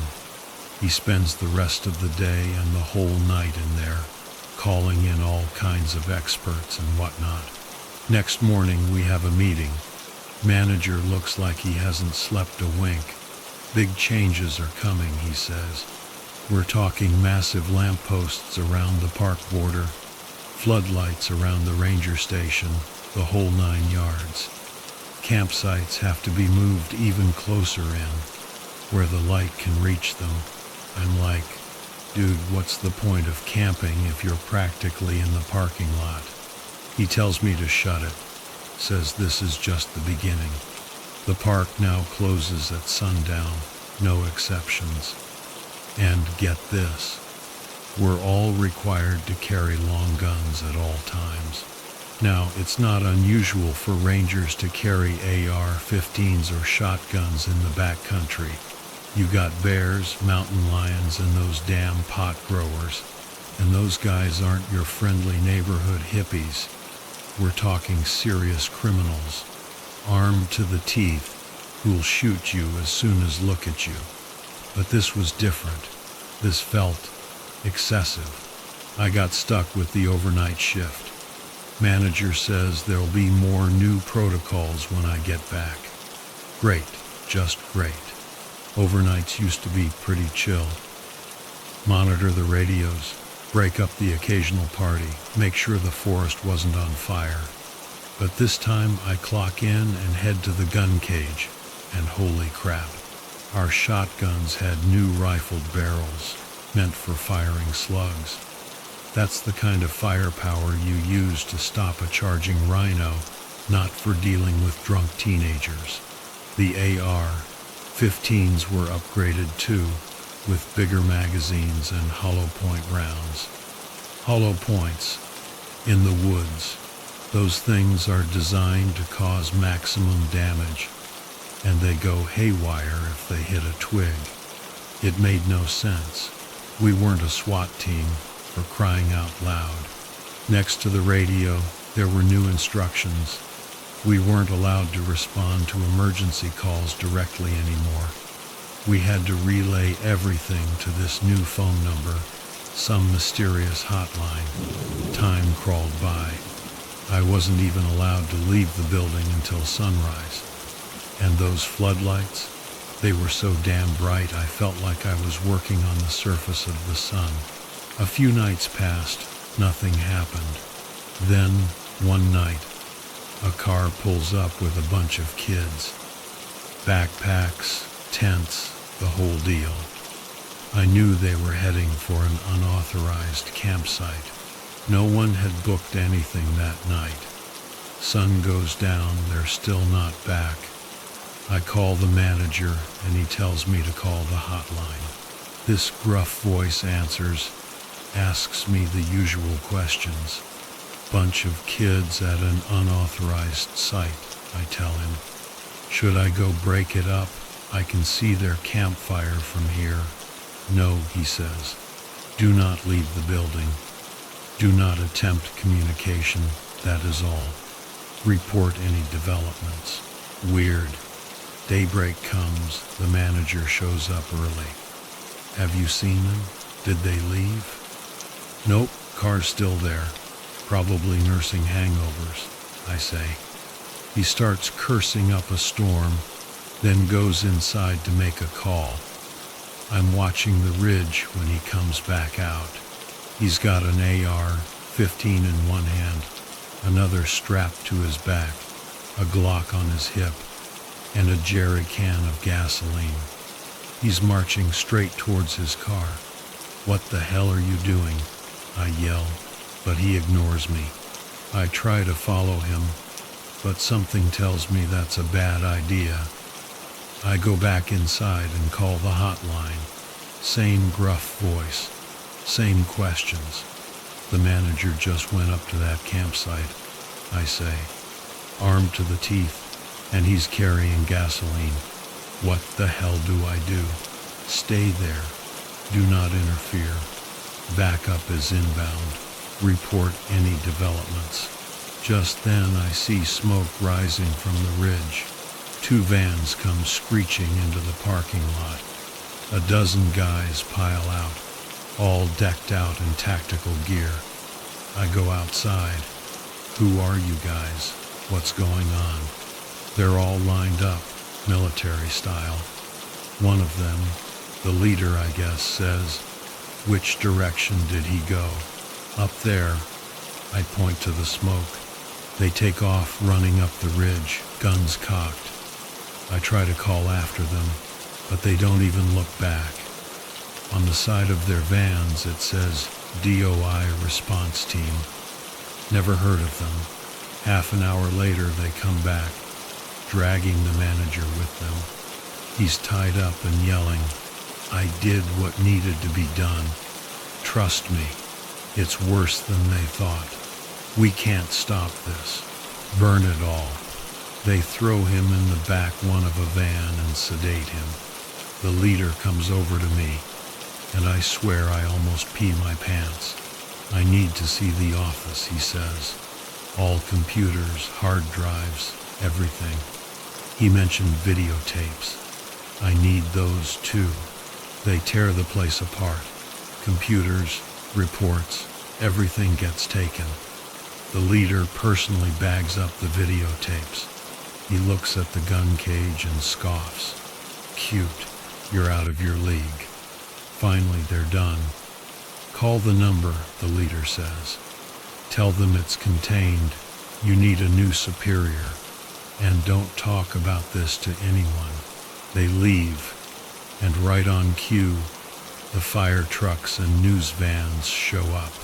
The official story is that there was a wildfire, and some campers might be missing. Rumors fly around, but they die down after a while. The new manager is good at handling the press. With no campers and even shorter hours, things were pretty quiet. We rebuilt the ranger station and set up the new campsites, practically within spitting distance of HQ. Then, out of the blue, the new manager tells us to set up cameras around the station and campsites. Usually there's so much human activity that all you catch are raccoons and the occasional lost bear, but we humor him. A couple of days later, we collect the footage.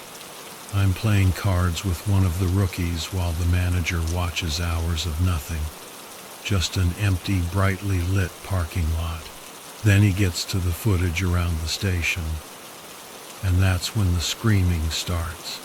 We rush into his office, and he's stomping on the hard drives, babbling about how they lied to him, how it wasn't clean, how he wasn't prepared. He yells at us to get out. Later, he makes a call. The rookie eavesdrops and tells me the manager's demanding a transfer. Something about them not doing their jobs properly. Then the phone clicks and the manager starts sobbing. Hours later, he comes out of the office looking like a beaten man. We cut our hours even further, practically open on weekends only. Campers have to check in to the closest campsites, no exceptions. And we're not allowed to leave the station after dark no matter what. In an emergency, we're not to call 911, just that damn hotline. We draw straws for overnight shifts. Why we even need to stay overnight if we can't do anything is beyond me. I asked the manager, and he just says it's protocol, that someone needs to be there to report any irregularities. My turn for the overnight shift comes. I pace around with my shotgun, staring into the blinding floodlights, trying to see what's out there. I hear crickets, and it actually calms me down. Prey stays quiet when predators are around, right? It's a long, tense night. The next night, it's the manager's turn. He brings this insanely bright tactical flashlight, says he's afraid of the dark. He's not. He's afraid of what's in the dark. At 3 a.m., my phone rings. It's him. Get over here now and bring guns. What? You have a whole armory in there. Now. Oh God, I screwed up. I think they're attracted to the light. I called the number, and all they said was backup would be here in the morning. OFK, goddamn. I hear gunshots, then a pause. More gunshots. Screaming, scuffling. The line goes dead. I call the hotline. A new voice answers, just as gruff as the others. Look, I work at Park Name. I just got off the phone with manager's name. I just spoke with manager's name. What can you report? Something bad happened. Gunshots. He said he thought they were attracted to the light. Interesting. Thank you for your report. The park is now closed. You will be reassigned. Goodbye. Click. Officially, the park was closed for a controlled burn. Nothing in the report about what happened to the manager. The public just thought it was some bureaucratic shakeup. Nobody asked questions. I got transferred to a new park, halfway across the country. Beautiful place, but they have some weird rules here too. Don't go out after dark, and don't carry a flashlight. I'm worried. Why no flashlight? They won't tell me. Be safe out there, everyone.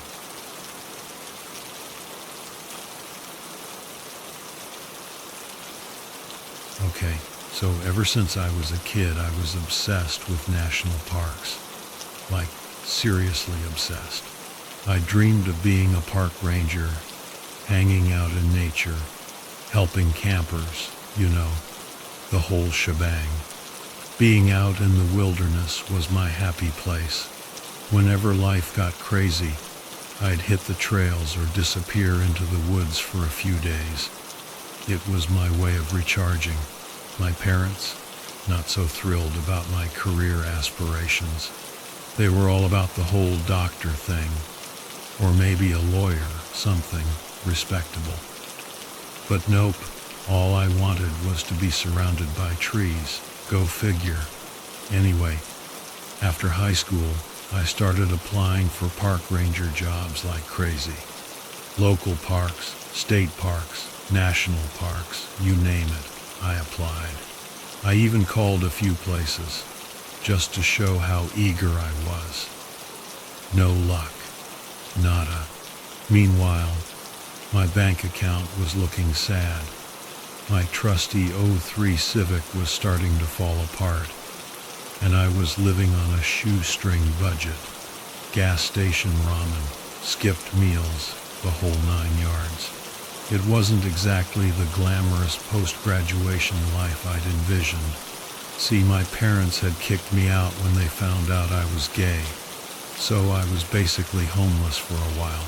crashing on my friend Dylan's couch. It was tough, but I kept telling myself things would get better. And hey, at least I was saving money on rent, right? I spent most of my time exploring California in my Civic, beaches, mountains, deserts. Sleeping in my car wasn't ideal, but it was cheaper than a hotel. One day, I was checking my bank account, spoiler alert. It was practically empty, and I saw an email that made me do a double take. National Park Service, immediately hiring full-time ranger, must be willing to relocate.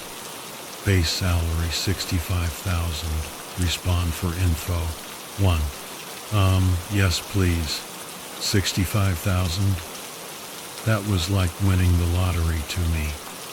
I fired off an email faster than you could say Smokey the Bear.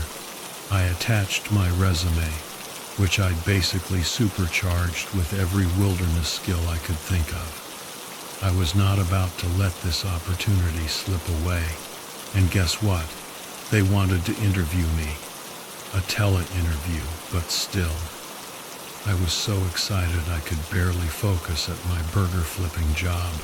My manager kept yelling at me in Spanish, but I didn't even care. This was it. My chance to escape. The interview went great until the interviewer, Abigail, asked me this really weird question. Are you afraid of what lurks in the shadows of the trees at night, Jake? What? I was totally thrown. I mean, I wasn't afraid of the dark or anything, but that question definitely creeped me out. I mumbled something about never having any problems in the wilderness, and she just gave me this cryptic response. I reckon you should be, honey. She's always watching, even if it feels like she left. No matter how far you go, she'll always be a few steps behind you. She's always smiling, too. If you dare ignore, too. And then she just stopped, like someone interrupted her. I was like, okay. But then she came back and told me I got the job. I was going to Alaska, Denali National Park, in 3 days. I was ecstatic, but I also couldn't shake that weird comment about someone watching me. I tried to ask her about it, but she just brushed it off as a wonky brain moment. Whatever. I was going to Alaska. Who cared about some creepy comment? I was about to live my dream. The day of the flight finally arrived, and I was practically bouncing off the walls. Dylan, my couch-providing savior, helped me pack my meager belongings and drove me to the airport. I gave him the rest of my cash, which wasn't much, and said goodbye to my crappy apartment and even crappier job. At the airport, I felt like a kid on Christmas morning.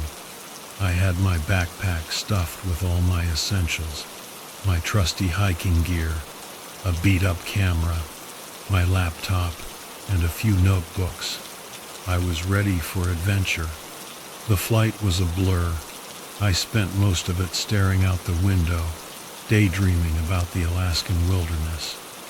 When we finally landed in Anchorage, I was practically vibrating with excitement. Abigail was there to greet me, along with another ranger named Zeke.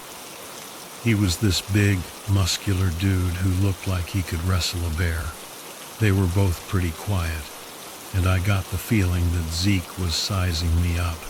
Stepping out of the airport was like entering another world. The air was crisp and clean, the mountains were massive, and the trees were unlike anything I'd ever seen before. I felt like I'd landed on another planet. We piled into a van and started the long drive to Denali. Zeke was pretty quiet at first, but eventually we started talking. Turns out he'd also been kicked out of his house, though he wouldn't say why. He grew up near Glacier National Park and had been working as a ranger for about a year. I liked Zeke, but there was something a little off about him. He seemed kind of nervous, like he was hiding something. But hey, everyone has their secrets, right? As we got closer to Denali, Zeke dropped a bombshell. I wasn't going to be stationed at the main ranger station. Instead, I was going to be in a fire lookout tower, miles away from anyone else. It's pretty isolated, he said, with a slightly worried look. Make sure you read the handbook.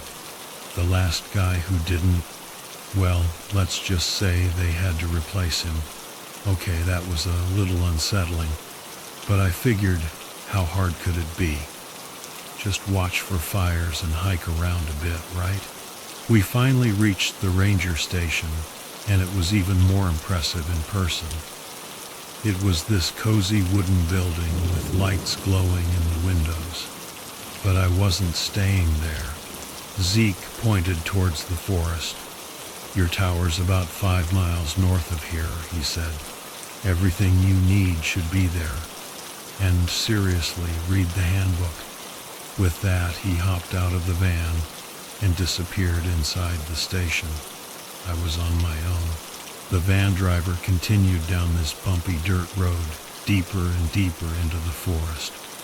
I was starting to get a little nervous, but also super excited. This was it. My own little slice of wilderness paradise. We finally reached a clearing, and there it was, my tower. It was this tall metal structure with a cabin on top, rising above the trees. The driver let me out and pointed towards a trail. About a quarter-mile walk, he said. Good luck, kid. And with that, he drove away, leaving me alone in the middle of the Alaskan wilderness. No turning back now. I hiked through the woods towards the tower, my backpack feeling heavier with every step. The sun was setting, casting long shadows through the trees, and I couldn't shake this feeling that I was being watched. But hey, maybe it was just the whole alone in the wilderness thing getting to me. The tower was even cooler up close. It was probably 80 feet tall, with this metal staircase spiraling around it. As I climbed to the top, I was blown away by the view. Trees stretched out in every direction, mountains loomed in the distance, and there was even a small lake shimmering in the moonlight. It was breathtaking. The cabin on top was small but cozy. There was a bed, a desk, a locker, and windows on 3 sides. Posters of Alaskan parks and wildlife decorated the walls, and there was a handbook sitting on the desk, along with a weird old phone connected to a landline. I grabbed the handbook and started reading. It was mostly basic stuff. My duties, how to handle emergencies, info about the local plants and animals. But then I came across this map showing all the lookout towers in the park. Mine was way out there, practically in the middle of nowhere. Just as I was about to put the handbook down, I noticed a memo pad next to it. On the cover it said, 5 most important things, in big, bold letters. I figured it was probably just some notes from the previous ranger, but curiosity got the better of me. I flipped it open, and the first page sent chills down my spine. 1. You work alone. Okay, that was a little creepy, but I figured it was just stating the obvious. I turned the page. 2. She will not help you. She? Who was she? I flipped to the next page. 3. If you hear her crying, run. Okay, now I was officially freaked out. I quickly turned to the next page. 4. If you see her, it's too late. I slammed the memo pad shut and started pacing around the cabin. What the heck was going on? Who was this, she? And why was I supposed to run if I heard her crying? This was definitely not in the job description. I tried to calm down, telling myself it was probably just some old ranger legend or something. But I couldn't shake the feeling that something was wrong. I decided to sleep with my utility belt on, just in case. Better safe than sorry, right? I tossed and turned for what felt like hours, my mind racing with all sorts of crazy scenarios. Finally, I drifted off to sleep, but my dreams were filled with shadowy figures and eerie cries. I woke up to the sound of rain pounding on the roof. Great, just great. I couldn't even go for a walk to clear my head. I looked out the window, and a thick fog had rolled in, obscuring everything. I felt completely isolated. I was about to try to find a phone number for the ranger station when I saw someone climbing the stairs to my tower. I instinctively reached for my gun, but then I saw her face in the window. It was a young woman, maybe a little older than me, wearing a ranger uniform.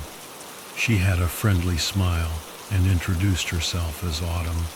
"Just wanted to say hi to the new guy," she said. "I usually work at headquarters, but sometimes I help out the new recruits. Maybe I can give you a tour when the weather clears up."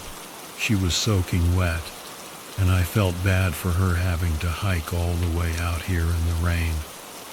I invited her in, and we started chatting. She told me the phones didn't work anymore, and that they were just for decoration. Great, just what I needed to know. Then she mentioned that headquarters wanted me to check out a trail where a boulder had fallen and blocked the path. It was called the Boulder Ridge Loop, and it was west of my tower.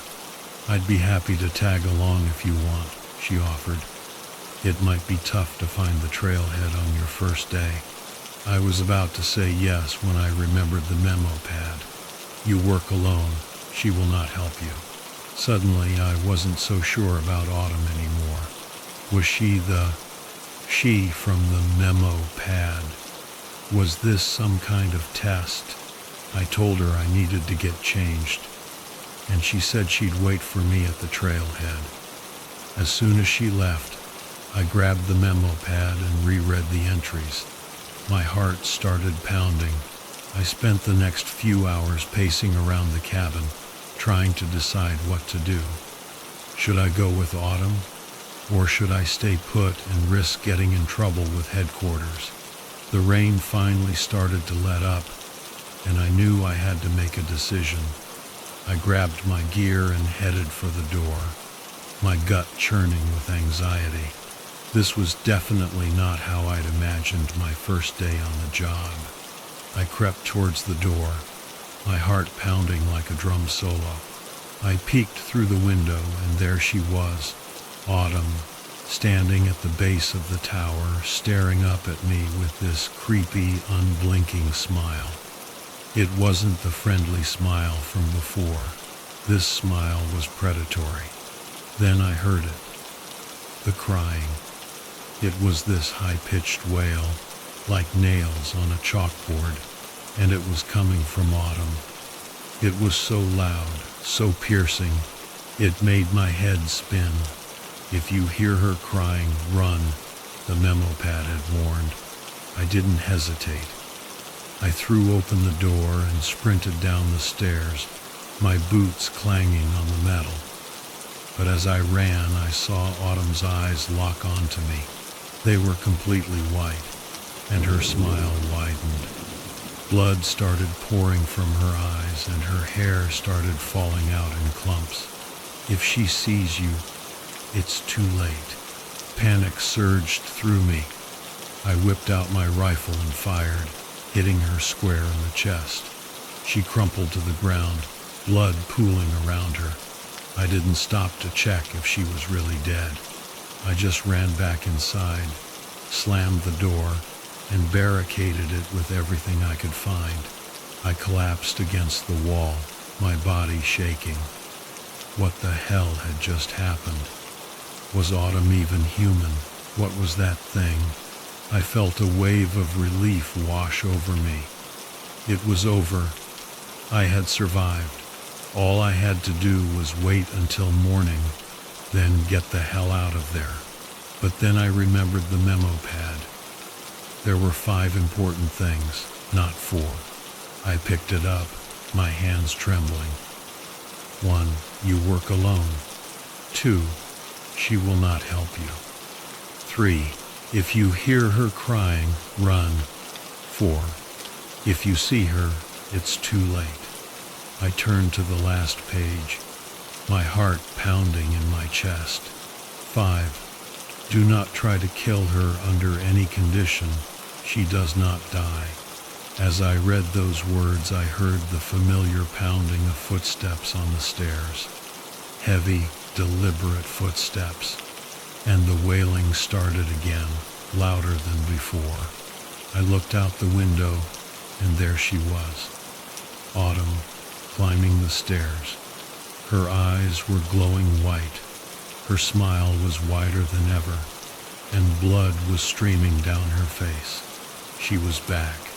I screamed and scrambled away from the window, my mind reeling. She couldn't die. I had shot her, but she was still alive. What was she? The footsteps were getting closer. I could hear her raspy breathing, her gurgling cries. She was right outside the door. I grabbed the rifle, my hands shaking so badly I could barely hold it. I knew it was useless, but I had to try. I had to defend myself. The door burst open, and Autumn lunged at me, her claws outstretched. I fired, but the bullet passed right through her. She screamed and tackled me to the ground, her weight crushing me. I struggled, trying to push her off, but she was too strong. Her claws raked across my face, and I felt warm blood trickle down my cheek. Her breath was hot and fetid in my face, and her eyes burned into mine with an unholy light. I closed my eyes, waiting for the end, but it never came. Instead, I heard a voice, a deep, booming voice that seemed to come from everywhere and nowhere at once. "She is mine," the voice said. "You cannot kill her. She is bound to me." I opened my eyes, and Autumn was gone. I was alone in the cabin, my heart pounding, my body trembling. The voice echoed in my head, sending chills down my spine. I didn't know what had happened, but I knew one thing. I had to get out of that tower. I had to get as far away from that creature as possible. I stumbled to my feet and grabbed my backpack. I didn't bother packing anything else. I just wanted to get out of there. I ran down the stairs, not stopping until I reached the clearing. I looked back at the tower, its silhouette dark against the moonlit sky. I could have sworn I saw a figure standing in the window watching me. I turned and ran into the forest, the darkness swallowing me whole. I didn't know where I was going, but I knew I couldn't stay there.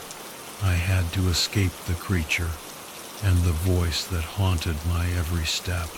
I ran until I collapsed, exhausted and terrified. I didn't know if I would ever be safe, if I would ever escape the horrors of that night. But I knew one thing. I would never forget the creature in the tower, the creature that could not die.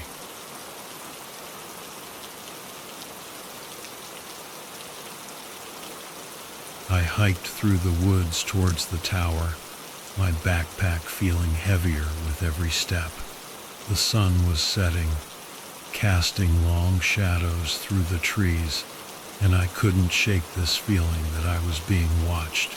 But hey, maybe it was just the whole alone in the wilderness thing getting to me. The tower was even cooler up close. It was probably 80 feet tall, with this metal staircase spiraling around it. As I climbed to the top, I was blown away by the view. Trees stretched out in every direction, mountains loomed in the distance, and there was even a small lake shimmering in the moonlight. It was breathtaking. The cabin on top was small but cozy. There was a bed, a desk, a locker, and windows on 3 sides. Posters of Alaskan parks and wildlife decorated the walls, and there was a handbook sitting on the desk, along with a weird old phone connected to a landline. I grabbed the handbook and started reading. It was mostly basic stuff. My duties, how to handle emergencies, info about the local plants and animals. But then I came across this map showing all the lookout towers in the park. Mine was way out there, practically in the middle of nowhere. Just as I was about to put the handbook down, I noticed a memo pad next to it. On the cover it said, 5 most important things, in big, bold letters. I figured it was probably just some notes from the previous ranger, but curiosity got the better of me. I flipped it open, and the first page sent chills down my spine. 1. You work alone. Okay, that was a little creepy, but I figured it was just stating the obvious. I turned the page. 2. She will not help you. She? Who was she? I flipped to the next page. 3. If you hear her crying, run. Okay, now I was officially freaked out. I quickly turned to the next page. 4. If you see her, it's too late. I slammed the memo pad shut and started pacing around the cabin. What the heck was going on? Who was this, she? And why was I supposed to run if I heard her crying? This was definitely not in the job description. I tried to calm down, telling myself it was probably just some old ranger legend or something. But I couldn't shake the feeling that something was wrong. I decided to sleep with my utility belt on, just in case. Better safe than sorry, right? I tossed and turned for what felt like hours, my mind racing with all sorts of crazy scenarios. Finally, I drifted off to sleep, but my dreams were filled with shadowy figures and eerie cries. I woke up to the sound of rain pounding on the roof. Great, just great. I couldn't even go for a walk to clear my head. I looked out the window, and a thick fog had rolled in, obscuring everything. I felt completely isolated. I was about to try to find a phone number for the ranger station when I saw someone climbing the stairs to my tower. I instinctively reached for my gun, but then I saw her face in the window. It was a young woman, maybe a little older than me, wearing a ranger uniform. She had a friendly smile and introduced herself as Autumn. Just wanted to say hi to the new guy, she said. I usually work at headquarters, but sometimes I help out the new recruits. Maybe I can give you a tour when the weather clears up. She was soaking wet, and I felt bad for her having to hike all the way out here in the rain. I invited her in, and we started chatting. She told me the phones didn't work anymore, and that they were just for decoration. Great, just what I needed to know. Then she mentioned that headquarters wanted me to check out a trail where a boulder had fallen and blocked the path. It was called the Boulder Ridge Loop, and it was west of my tower. I'd be happy to tag along if you want, she offered. It might be tough to find the trailhead on your first day. I was about to say yes when I remembered the memo pad.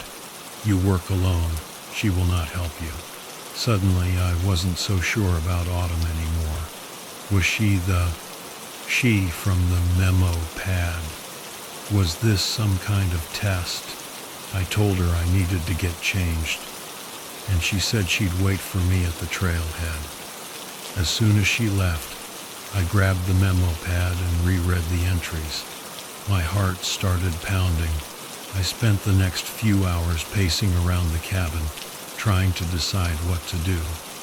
Should I go with Autumn, or should I stay put and risk getting in trouble with headquarters? The rain finally started to let up, and I knew I had to make a decision. I grabbed my gear and headed for the door, my gut churning with anxiety. This was definitely not how I'd imagined my first day on the job. I crept towards the door, my heart pounding like a drum solo. I peeked through the window, and there she was, Autumn, standing at the base of the tower, staring up at me with this creepy, unblinking smile. It wasn't the friendly smile from before. This smile was predatory. Then I heard it. The crying. It was this high-pitched wail, like nails on a chalkboard, and it was coming from Autumn. It was so loud, so piercing, it made my head spin. If you hear her crying, run, the memo pad had warned. I didn't hesitate. I threw open the door and sprinted down the stairs, my boots clanging on the metal. But as I ran, I saw Autumn's eyes lock onto me. They were completely white, and her smile widened. Blood started pouring from her eyes, and her hair started falling out in clumps. If she sees you, it's too late. Panic surged through me. I whipped out my rifle and fired, hitting her square in the chest. She crumpled to the ground, blood pooling around her. I didn't stop to check if she was really dead. I just ran back inside, slammed the door, and barricaded it with everything I could find. I collapsed against the wall, my body shaking. What the hell had just happened? Was Autumn even human? What was that thing? I felt a wave of relief wash over me. It was over. I had survived. All I had to do was wait until morning, then get the hell out of there. But then I remembered the memo pad. There were 5 important things, not 4. I picked it up, my hands trembling. 1. You work alone. 2. She will not help you. 3. If you hear her crying, run. 4. If you see her, it's too late. I turned to the last page, my heart pounding in my chest. 5. Do not try to kill her under any condition. She does not die. As I read those words, I heard the familiar pounding of footsteps on the stairs. Heavy, deliberate footsteps. And the wailing started again, louder than before. I looked out the window, and there she was, Autumn, climbing the stairs. Her eyes were glowing white. Her smile was wider than ever, and blood was streaming down her face. She was back. I screamed and scrambled away from the window, my mind reeling. She couldn't die. I had shot her, but she was still alive. What was she? The footsteps were getting closer. I could hear her raspy breathing, her gurgling cries. She was right outside the door. I grabbed the rifle, my hands shaking so badly I could barely hold it. I knew it was useless, but I had to try. I had to defend myself. The door burst open, and Autumn lunged at me, her claws outstretched. I fired, but the bullet passed right through her. She screamed and tackled me to the ground, her weight crushing me. I struggled, trying to push her off, but she was too strong. Her claws raked across my face, and I felt warm blood trickle down my cheek. Her breath was hot and fetid in my face, and her eyes burned into mine with an unholy light. I closed my eyes, waiting for the end, but it never came. Instead, I heard a voice, a deep, booming voice that seemed to come from everywhere and nowhere at once. "She is mine," the voice said. "You cannot kill her. She is bound to me. I opened my eyes, and autumn was gone. I was alone in the cabin, my heart pounding, my body trembling. The voice echoed in my head, sending chills down my spine. I didn't know what had happened, but I knew one thing. I had to get out of that tower. I had to get as far away from that creature as possible. I stumbled to my feet and grabbed my backpack. I didn't bother packing anything else. I just wanted to get out of there. I ran down the stairs, not stopping until I reached the clearing. I looked back at the tower, its silhouette dark against the moonlit sky. I could have sworn I saw a figure standing in the window watching me. I turned and ran into the forest, the darkness swallowing me whole. I didn't know where I was going, but I knew I couldn't stay there. I had to escape the creature and the voice that haunted my every step. I ran until I collapsed, exhausted and terrified. I didn't know if I would ever be safe, if I would ever escape the horrors of that night. But I knew one thing. I would never forget the creature in the tower, the creature that could not die. The hallway was empty, just shadows stretching down the dimly lit corridor. I stepped out, rifle raised, flashlight beam cutting through the darkness. My heart was still hammering in my chest. What the hell had that been? I crept down the hall, checking each room. Empty, empty, empty. I reached the end of the hall where a window looked out onto the woods. The moon was hidden behind clouds, casting the landscape in an eerie, silvery light. I scanned the tree line, but I couldn't see anything. Then I heard it, a soft clicking sound coming from outside. I moved closer to the window, peering out into the darkness. The clicking grew louder, more insistent. It sounded like claws on metal. I shone my flashlight on the source of the sound, and that's when I saw it. One of those creatures was clinging to the side of the tower. Its twisted body was contorted at an unnatural angle. Its long limbs splayed out like a spider. Its eyes, those white burning eyes, were fixed on me. It was clicking its teeth together, a low, guttural growl rumbling in its throat. I stumbled back from the window, my heart in my throat. The creature started to climb, its claws scraping against the metal siding. I raised my rifle, aiming at the window. But I hesitated. What if it shattered the glass? What if it got in? The creature reached the window, its face pressed against the glass. I could see its teeth, long and sharp, just inches away. It snarled, its breath fogging up the window. I squeezed the trigger. The gunshot echoed through the tower. The creature jerked back, its body riddled with bullets. It fell from the tower, landing with a sickening thud on the ground below. I didn't wait to see if it was dead.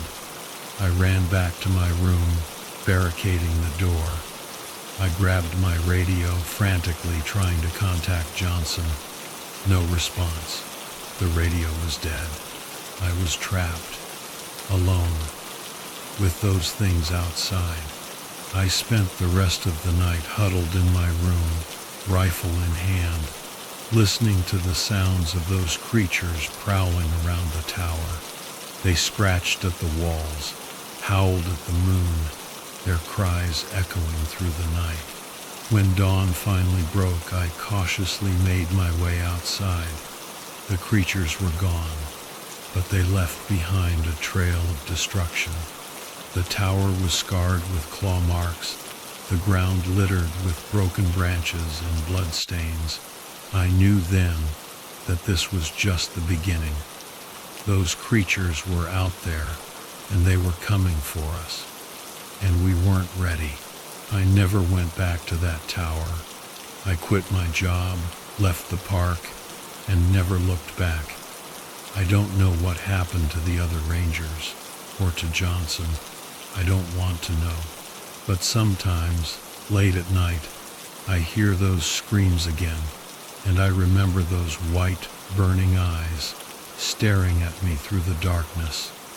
And I know that those creatures are still out there, waiting for their next victim.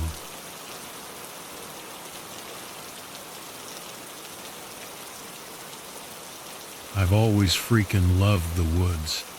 Seriously, there's nothing like it. Being surrounded by nature, all that green and brown, the rivers and streams, the birds singing their little hearts out. It's like the whole forest is one big community, you know? The trees are all holding hands underground, sharing secrets. Okay, maybe I'm getting a little carried away, haha. But I'm a total nature nut. Ever since I was a kid at church camp and went on my first hike, I've been hooked. So last year I finally landed my dream job. Park ranger at Pukaskwa National Park in Ontario. It's the biggest park in the province, and I was stationed up north, way out in the boonies. Then the whole COVID thing hit, and the park shut down. Luckily, I kept my job. I ended up staying at HQ with a few other rangers. Normally, parks close for the winter anyway. It's way too dangerous for hikers and campers. But this time, we were closed the whole year. And here's the weird part. Some of us had to stay at HQ all winter. Not because of fire danger or anything. It was something else. I asked my co-worker Chris what was up, and he gave me this look like, "Dude, you serious? Don't worry about it, Max." He said, "It's no big deal. Sometimes people try to sneak into the park during the off-season, so they just want us to keep an eye out and make sure nobody gets hurt." Okay, that made sense. But still, I felt kinda uneasy about it. I know it sounds weird, but I've always had this thing about winter. It creeps me out. It's the most dangerous time to be in the woods. In spring, you worry about rain and getting hypothermia. In summer and fall, it's wildfires. And all year round, you gotta watch out for animals. But winter's different. The cold itself can kill you. Get caught in a blizzard, spend a night without shelter, and you're toast. Plus, the snow hides everything. One wrong step, and you could fall through the ice or into a tree well. The animals are mostly hibernating, which is supposed to be a good thing, but it just makes the whole place feel even creepier, like it's dead. Anyway, I was anxious about spending the winter so close to the woods. Every morning I'd wake up feeling this weird sense of dread. Even with 5 other people at HQ, I couldn't shake it. I'd be out on patrol, and I'd constantly be looking over my shoulder, checking for, I don't even know what. December rolled around, and it was Christmas Day. We had a little gift exchange, nothing fancy, just some small stuff to make HQ feel a bit more homey. We were having Christmas dinner when things took a turn. We were in the middle of dinner when bam, something slammed against the front door. We all jumped like a bunch of scared cats. For a second, nobody moved. We just stared at each other, totally confused. Then Thomas, one of the other rangers, went to check it out. We heard him curse from the doorway. That got us moving. On the front step, there was a deer head. Just the head. Cleanly cut off, blood all over the place. The eyes were glazed over, staring into nothing. We'd all seen dead animals before, but this was different. It felt wrong. Chris, the most experienced ranger, was the first to speak. Probably a prank, he said. Someone's messing with us. The others nodded. We should pair up and check the area. They can't have gotten far. So we bundled up and headed out. I was kind of bummed about leaving our Christmas dinner, but I wasn't going to complain. Someone could be hurt out there, even if they were jerks enough to leave a severed deer head on our doorstep. I got paired with Quinn. He'd been a ranger for about 6 years, so I felt pretty safe with him. We trudged through the snow, our flashlights cutting through the darkness. We chatted about the deer head, the gifts we'd gotten, that kind of stuff. Just trying to keep things light. Then Quinn got quiet for a minute. "Hey Max," he said. "Did anyone tell you about the year walk?" I shook my head. "The what?" He sighed. "Yeah, I figured. You seemed pretty confused when they told us we had to stay here all winter. So, what is it?" I asked. "It's this old Swedish tradition," he explained. "People walk through the woods on New Year's Eve until sunrise. They think it'll give them visions of the future or something. Like some kind of goat spirit will tell them what's going to happen in the new year." "Okay," I said, not really getting it. "What's the big deal?" "Apparently it's making a comeback," Quinn said. "Last year some idiots jumped the fence to do a year walk in the park. We found them half frozen to death. They survived, but..." He trailed off, like he didn't want to finish the sentence. "Anyway, that's why we're here. They don't want it happening again." He patted me on the back, but I still felt uneasy. The whole year walk thing sounded creepy as hell, like something out of a horror movie. We didn't find anyone that night. Neither did the other rangers, except for Thomas and Bree. They found the deer's body, frozen solid, slumped against a tree, and there were footprints all around it, leading off into the woods. That night, I couldn't sleep a wink. It wasn't just the deer head or the year walk. It was the thought of having to patrol the woods at night in the middle of winter. It terrified me. I know it's irrational, but I couldn't help it. The woods felt different at night, especially in winter, like something was watching me. In the wee hours of the morning, I was still awake, staring at the ceiling.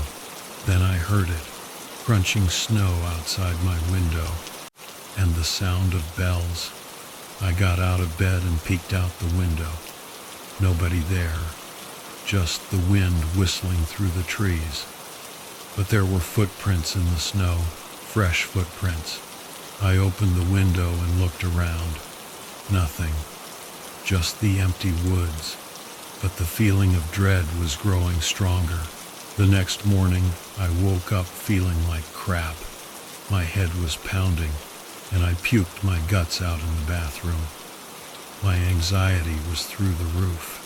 I was practically hyperventilating, trying not to sob out loud. I felt like I was going crazy, but I put on my uniform, plastered a fake smile on my face, and pretended everything was fine. I ate some cereal, chatted with Bree and Quinn, and then we headed out for our morning patrol. The snow had covered up the footprints outside my window, but I still felt like I was being watched. The day passed slowly. I couldn't shake the feeling that something was wrong. That night, I asked Chris if I could stay inside and do paperwork. He agreed. Thank God. But while the others were out on patrol, I heard it again. The crunching snow, the ringing bells, circling the HQ.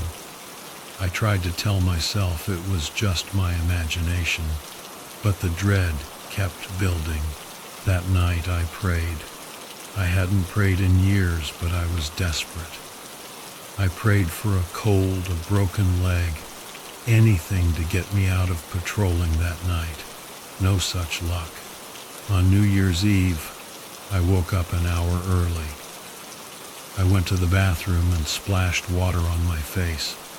My head was killing me. I felt dizzy and nauseous. I couldn't take it anymore. I broke down, sobbing uncontrollably. But I pulled myself together. I had to. I put on my uniform and went through the motions. I ate lunch, did some paperwork, and waited for nightfall. Finally, it was time. The snow was thick, the sky was clear, and the stars were out in full force. I was paired with Bree for the patrol. We started walking, but I could barely speak. I was too busy scanning the trees, my heart pounding in my chest. After a while, Bree stopped talking too. We walked in silence, our flashlights cutting through the darkness. I cleared my throat, about to say something, but then I realized Bree was gone. I spun around, looking for her, but she was nowhere to be found. And the woods, they looked different. The trees seemed taller, the shadows deeper. I felt like I was in a different place entirely. Then my flashlight died, and I started to panic. I fumbled for my walkie-talkie. "This is Maxwell," I stammered into the receiver, asking for backup. "Is anyone there?" Only static. I tried again and again, but there was no response. I was alone, completely alone. I sank to my knees in the snow, tears streaming down my face. Then I heard it, footsteps, crunching through the snow. I looked up, and there was a figure walking away from me. I scrambled to my feet and ran after it, yelling for it to stop, but it just kept going. I was so focused on catching up that I didn't see the tree root in front of me. I tripped and fell face first into the snow. When I looked up, the figure was gone, and then I heard the bells. I didn't want to turn around. I was terrified of what I might see, but the bells kept ringing, getting closer. Finally, I couldn't take it anymore. I turned around, and there they were. Two women, dressed in long white robes, their faces hidden behind veils. They each carried a bundle wrapped in blood-soaked cloth, and in their other hands they held bells, ringing them with every step. They walked past me, their voices flat and emotionless, speaking in a language I didn't understand. But I could feel the malice in their words. I followed them. I don't know why. I couldn't seem to help myself. It was like I was in a trance. We reached a frozen river. The women stopped at the edge and dropped their bundles onto the ice. The cloth fell open, revealing bones, tiny bones, baby bones. I felt sick. My stomach churned, but I couldn't look away. Then I saw other people, emerging from the trees, all heading towards the same place. They were all different ages, different genders, different backgrounds, but they all had the same blank expression on their faces. We reached a clearing, and in the center there was a monument, a tall wooden pillar topped with a deer head. The head was impaled on a spike, its mouth gaping open, its eyes rolled back in its head, and at the base of the pillar, the deer's body, ripped open, its entrails spilling out onto the snow. The deer head started to speak. Its voice was deep and guttural, echoing through the clearing. It spoke of a gift, of a holy prophecy. I didn't understand the words, but I felt their meaning. The people in the clearing started to move. They crawled towards the deer's body, their hands reaching out for the bloody entrails. They started to eat. I felt a wave of nausea, but then I felt something else. Hunger. a deep, primal hunger. I sank to my knees and joined the feast. I shoved handfuls of raw flesh into my mouth, tears streaming down my face. I didn't want to do it, but I couldn't stop myself. The deer head spoke again. This time, it addressed me directly. It said I was different, that I wasn't meant to be there, but that I had been blessed, that I had received a gift. I didn't understand, but I kept eating. The world around me seemed to fade away. All I could see was the deer's body, the blood, the entrails. Then I passed out. When I woke up, I was back on the trail. Priya was shaking me, her face pale with fear. I looked down at myself, and I was covered in blood. They asked me what happened, but I couldn't remember. I just kept saying I didn't know. They were worried, but they didn't seem surprised. I got a few weeks off work. I couldn't go home because of the lockdown, so I stayed at HQ. The other rangers tried to be supportive, but nothing felt right anymore. I couldn't go near the woods. I could hear the trees whispering, the deer watching me with their human eyes. And when I slept, I could feel the forest breathing.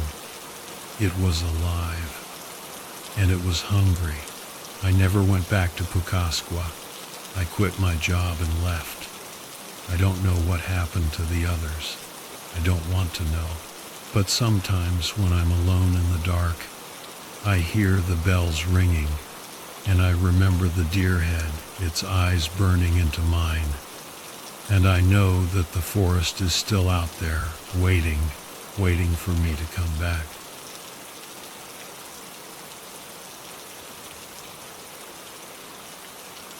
So I landed this gig at Glen Rock State Park about 3 months ago. Figured it'd be a piece of cake, you know? It's not exactly some crazy mountain range crawling with wolves and whatnot. Just a pretty chill stretch of woods with mostly flat trails. Boy, was I wrong. Barely a few days in, I get called out on a search and rescue. Now, this place isn't exactly known for people getting lost. I mean, you see families with little kids strolling to the waterfall, joggers getting their sweat on, folks having picnics. It's pretty tame. The biggest thing you gotta worry about is the occasional black bear, which, okay, yeah, can be a bit hairy, but it's not like we're dealing with mountain lions or serial killers lurking in the bushes. Anyway, this missing person was a young woman, Heather Ricks, early 20s. She'd taken her dog for a walk on the Red Trail, a 3-mile loop, nothing too strenuous. Should have been a walk in the park, literally. But she never came back. Her boyfriend was freaking out, called the cops when he couldn't reach her. He was sure something was up. They had plans. She wasn't the type to just disappear. No phone activity, nothing. Vanished into thin air. So, we gear up for the search. It's me, Donnie, this rookie ranger who's still in college, and Miranda, a veteran ranger who's seen it all. We hit the Red Trail, eyes peeled for any sign of Heather, and that's when we found her dog, just wandering around a quarter-mile off the trail, totally wiped out. Donnie took the poor thing back to the station to get some food and water. We kept searching, but no Heather. Miranda just muttered, "Damn it, not another one." "Another one?" I asked. "People go missing here often." "We've had some bear attacks," she said. 3 in the last year. "Yeah, that was a mood killer." We pushed deeper into the woods. About halfway through, Miranda and I decided to split up. She headed south, I went north. "You got a compass, Mark?" she asked before we took off. "Nah, I've got my phone," I said. "Reception can be spotty," she warned. pulling out a compass. "Here, take this." I took it to be polite, but honestly, I wasn't worried. The park wasn't that big. I figured I'd have service everywhere. Famous last words, right? So I'm trekking through the woods, and I come across this stream. It's kind of weird, the water's black, but it's making this cool gurgling sound, like one of those white noise machines. Super chill. I pull out my phone, just to double check I'm heading in the right direction, and that's when things start to get a little off. The map on my phone doesn't show the stream, like at all. Usually there's a little blue line for even the smallest creeks, but this one? Nothing. I switch to satellite view, thinking maybe it's just hidden under the trees, but nope. Just a solid block of green. Guess the trees are pretty thick. I mumbled to myself. I walk over to the stream and the water's kind of warm. Not hot, but definitely warmer than it should be for November. I mean, it should be freezing, right? I shrugged it off and kept moving. "Heather," I yelled. "Heather, can you hear me?" Nothing, just the birds and the wind. I lose sight of the stream and keep heading north. Then, bam, I spot something. A purple knitted hat lying on the ground. My heart practically stopped. It was Heather's. Her boyfriend had mentioned it when he described what she was wearing. I had a whole mental list of things to look out for. I snapped a picture and texted it to Miranda and Donnie. No response. Figuring they were busy, I decided to keep going. Maybe Heather was still out there. Maybe she needed help. I kept my eyes glued to the ground, hoping to spot her white puffer jacket, her pink sneakers, anything that would pop against the brown leaves. And then I saw it, a flash of white. I ran towards it, and there it was, her jacket. But something wasn't right. It was laid out perfectly flat on the ground, not crumpled or anything like you'd expect if she'd been attacked or something. Just placed there, neatly, and zipped up. Wait a minute, zipped up? Someone had to have zipped it up after she took it off. Unless she took it off herself, zipped it up, and just left it there. But why? It was freezing out. No way she'd just ditch her jacket in the middle of the woods, unless someone else put it there for us to find. A shiver ran down my spine. The forest went silent. No birds, no wind, nothing. Just dead silence. And then ding, ding, ding. My phone went off. I nearly jumped out of my skin. It was Miranda. "Go back to the ranger station immediately."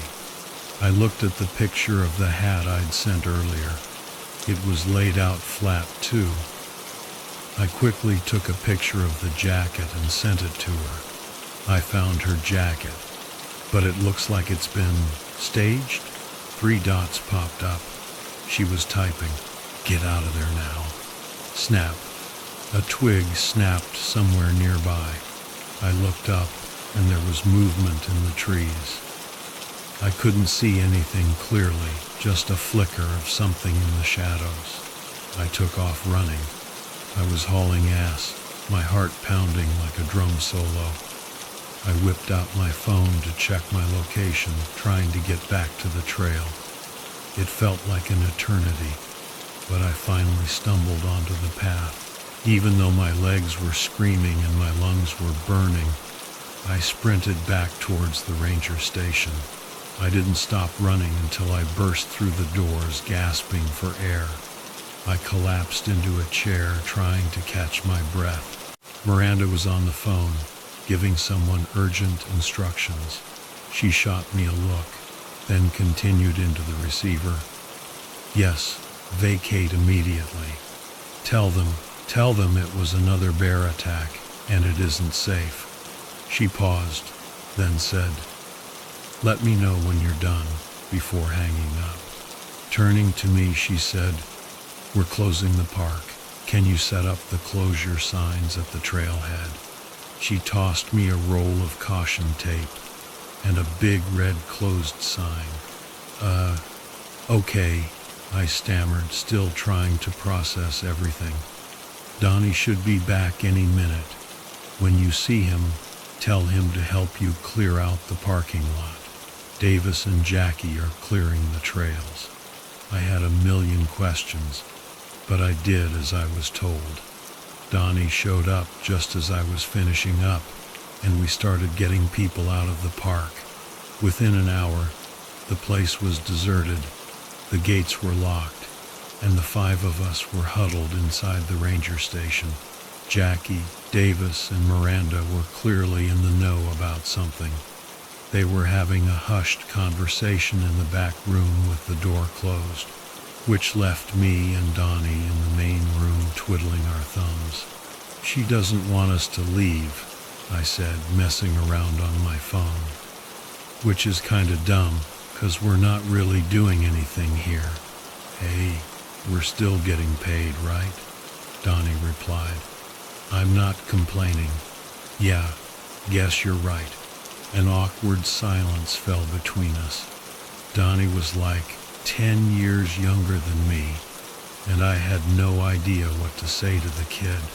So she didn't tell you what's going on either? I asked, trying to make conversation. He shook his head. There's no way it's just bears, I said. I think it's a serial killer, Donnie whispered, leaning in conspiratorially.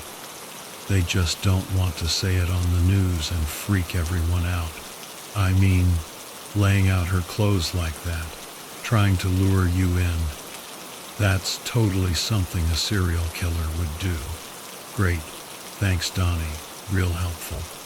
I got up and walked over to the window. It was getting dark outside, that deep blue twilight settling in. I could see some deer moving around, birds flying back to their nests. I reached out to close the curtains when something caught my eye. No way. The caution tape I'd just put up was ripped in half. The closed sign was lying on the ground. I squinted, my heart starting to hammer in my chest. It was fine just 20 minutes ago. Maybe it was a deer. Maybe it got tangled up in the tape and tore it down. But as I stared out into the darkness, I saw something else. A shape at the edge of the trees on the other side of the parking lot. It wasn't moving. I tried to get a better look, but it was too dark.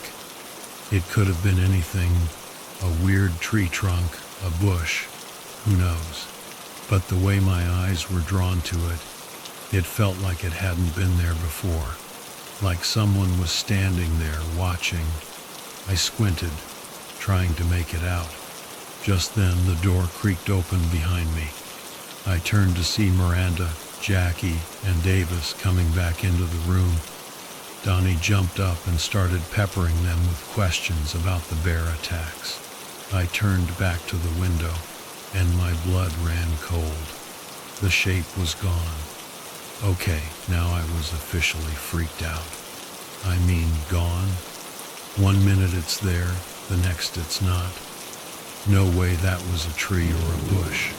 I spun around, ready to tell Miranda about the creepy disappearing figure, but she held up a hand, cutting me off. Mark, Donnie, she said, her voice serious. We need to talk. We all sat down around the big table in the main room. Miranda leaned forward, her expression grim. What you saw out there, that wasn't a bear, she said. No kidding, I thought. This park, it has a history, she continued, glancing at Davis and Jackie. Things happen here that we can't explain. People go missing. Sometimes they come back different. Sometimes they don't come back at all. Different how?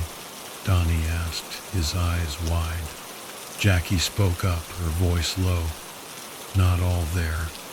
Like something's taken over, something else.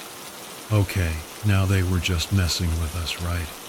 This had to be some kind of elaborate prank. But their faces were dead serious. We think whatever it is, it's connected to the stream, Davis said. That's why it doesn't show up on maps. It's not natural. And those clothes you found, Mark? Miranda added. That's how it lures people in. It wants you to follow it. Follow it where?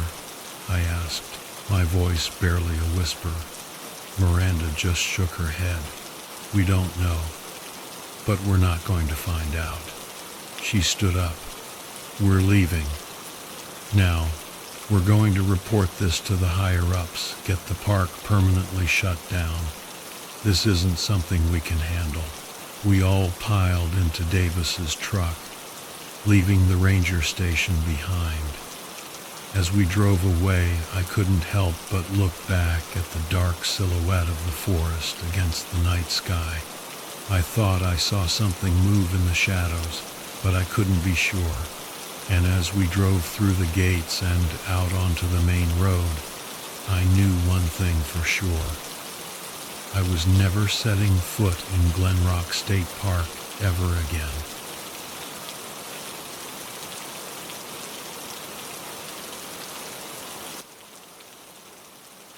A park ranger in northern Minnesota for over a decade, I've always felt at home in the vast wilderness. But recently a series of strange events has shaken my sense of peace and left me questioning the very nature of the woods I thought I knew. It started with odd animal behavior. A hiker, Jim Larson, stumbled into the ranger station, pale and trembling, describing a creature he'd seen on the North Shore Trail, clawed feet, a long neck, and eyes that shone like a cat's. He claimed it followed him, but vanished when he tried to take a picture. I dismissed it as fatigue or nerves, but then more reports came in. A farmer saw a tall, dark figure moving through his fields at night, and hunters found strange tracks near the lake, too large and misshapen for any known animal. Then came the first body. Ellie Harper, a college student hiking alone, was found mangled beyond recognition just off the Pine Ridge Trail. The medical examiner called it an animal attack, but the wounds were unlike anything I'd ever seen. Deep slashes, her face almost unrecognizable. It wasn't natural. This wasn't the work of any predator I knew. After that, the reports escalated, missing campers, more sightings. People described creatures that were more than just animals. Tall beings with bark-like skin and eyes that gleamed with unnatural intelligence. One hunter, Dean Walker, even described a creature with a twisted, almost human face. I knew we were dealing with something beyond comprehension. The day after Ellie's body was discovered, I set out to retrace her steps, hoping for some clue. The forest was eerily quiet, as if holding its breath. Deep in the woods, I found a patch of disturbed earth, too precise to be the work of an animal. Then I saw them tracks, not animal tracks, but something larger, with clawed toes, as if the creature walked upright, but with an unnatural gait. As I stood there, heart pounding, a low growl echoed through the trees. It wasn't the growl of any wolf or bear I'd ever heard. It was deeper, resonating in my chest like it came from the earth itself. I reached for my radio, but before I could speak, the growl stopped. I was being watched. Slowly, I backed away, but a snap of a twig behind me made me whirl around. There it stood, just feet away, tall, over 7 feet, with long, unnatural limbs and mottled gray-brown skin like bark. Its eyes were the same eerie, reflective ones the hunters had described. Its mouth opened, revealing rows of sharp teeth, and the growl that sent shivers down my spine came from deep within its throat. I was paralyzed, not just by its size or appearance, but by its presence. It exuded a dark energy that made the air thick and oppressive. I tried to scream, but no sound came out. Then, as if toying with me, it reached out with one long, clawed hand and gently touched my cheek. A shock of coldness surged through me, the skin where it touched burning with an unnatural chill. My vision blurred, and then, just as quickly, it was gone. I stumbled back to the ranger station, my mind reeling. I couldn't make sense of what had happened. Why had it let me go? When I arrived, my supervisor, Jim, was waiting with a grim expression.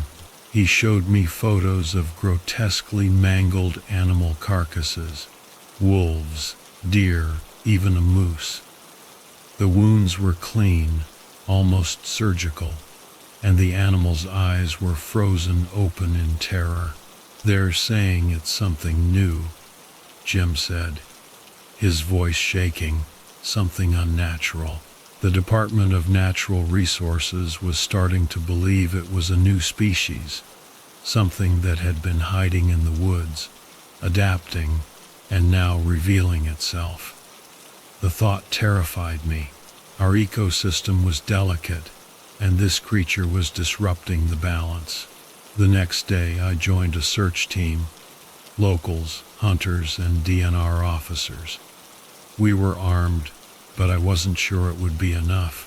We found another deer carcass, torn apart like the others, and a trail of humanoid tracks leading towards a ridge with a series of caves. As we followed the tracks, the air grew colder, and a sense of dread washed over me. We were walking into the creature's lair. The first shot rang out, followed by more, but the creature was too fast. It darted between the trees, a blur in the dim light. Then it was gone. A new sound emerged, something heavy being dragged through the forest. The creature reappeared, dragging a lifeless body behind it, another victim. It was collecting them, building something. "Get back!" Jim shouted, panic in his voice. We were trapped. The creature was too powerful. I glanced at the others, their faces etched with fear. We couldn't let it win, but how could we fight it? "The caves!" I yelled. "We have to get to the caves." We ran, the creature's lair pulling us in. Inside, the stench of decay was overwhelming. The walls were slick with moisture, and in the flickering light of our flashlights, we saw them human remains, twisted and distorted, lining the walls, and in the center, a massive unfinished painting depicting the creature and its faceless victims. It wasn't just hunting, it was creating, and we were next. "We have to stop it," I whispered, fear and determination battling within me, "before it's too late." But deep down I knew it might already be too late. The creature was taking everything, and we were running out of time.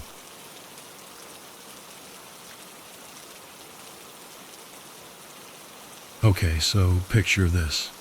It's 1988, and I'm freezing my butt off in the middle of the Alaskan wilderness. I just got dropped off at this remote fire tower, and the snowmobile that brought me here is kicking up a blizzard as it speeds away. I'm all alone. This grizzled old guy named Vic was driving the snowmobile. Before he took off, he gave me this look, like he was trying to warn me about something. "You'll be fine," he muttered, his voice muffled by his scarf. "Just remember the rules. Frank's always on the radio if you need him." I nodded, trying to look tough, but honestly, I was freaking out a little. This wasn't just a job for me, It was an escape. I needed to get away from everything, and the Alaskan wilderness seemed like the perfect place to disappear. The fire tower was this rickety old thing, made of wood and probably held together with duct tape and prayers. It looked way older than I expected. A set of stairs spiraled up to a tiny cabin at the top. I took a deep breath, adjusted my backpack, and started trudging through the snow. "One last thing," Vic yelled after me. "Don't mess with the floodlight unless you have to." I turned back, frowning. "Why?" He just shrugged, like it wasn't worth explaining. "You'll know if you need it." And with that, he took off, leaving me standing there in the snow, feeling like I'd just been dropped on another planet. Inside the tower, the air was stale and cold. There was this weird metallic smell, like something had burned in there a long time ago. The cabin was small, but it had everything I needed: a bunk bed, a wood stove, a desk with some old maps, and a radio. The radio crackled to life as soon as I dropped my bag. "Is this the new guy?" a voice asked. It was rough but friendly. "Yeah, just got here," I said into the handset. "You must be Frank." "That's right," he said. "Welcome to paradise." He chuckled. "First things first, settle in. But read the manual, follow the rules, and you'll be fine." "Anything specific I should know?" I asked. There was a pause. Then he said, "A few things. Don't leave the tower after dark, no matter what you hear. Don't shine the floodlight unless it's an emergency. And if the radio goes dead, stay put until morning." His tone made it clear he wasn't kidding. "Got it," I said. The line went dead, and I put the handset back on its cradle.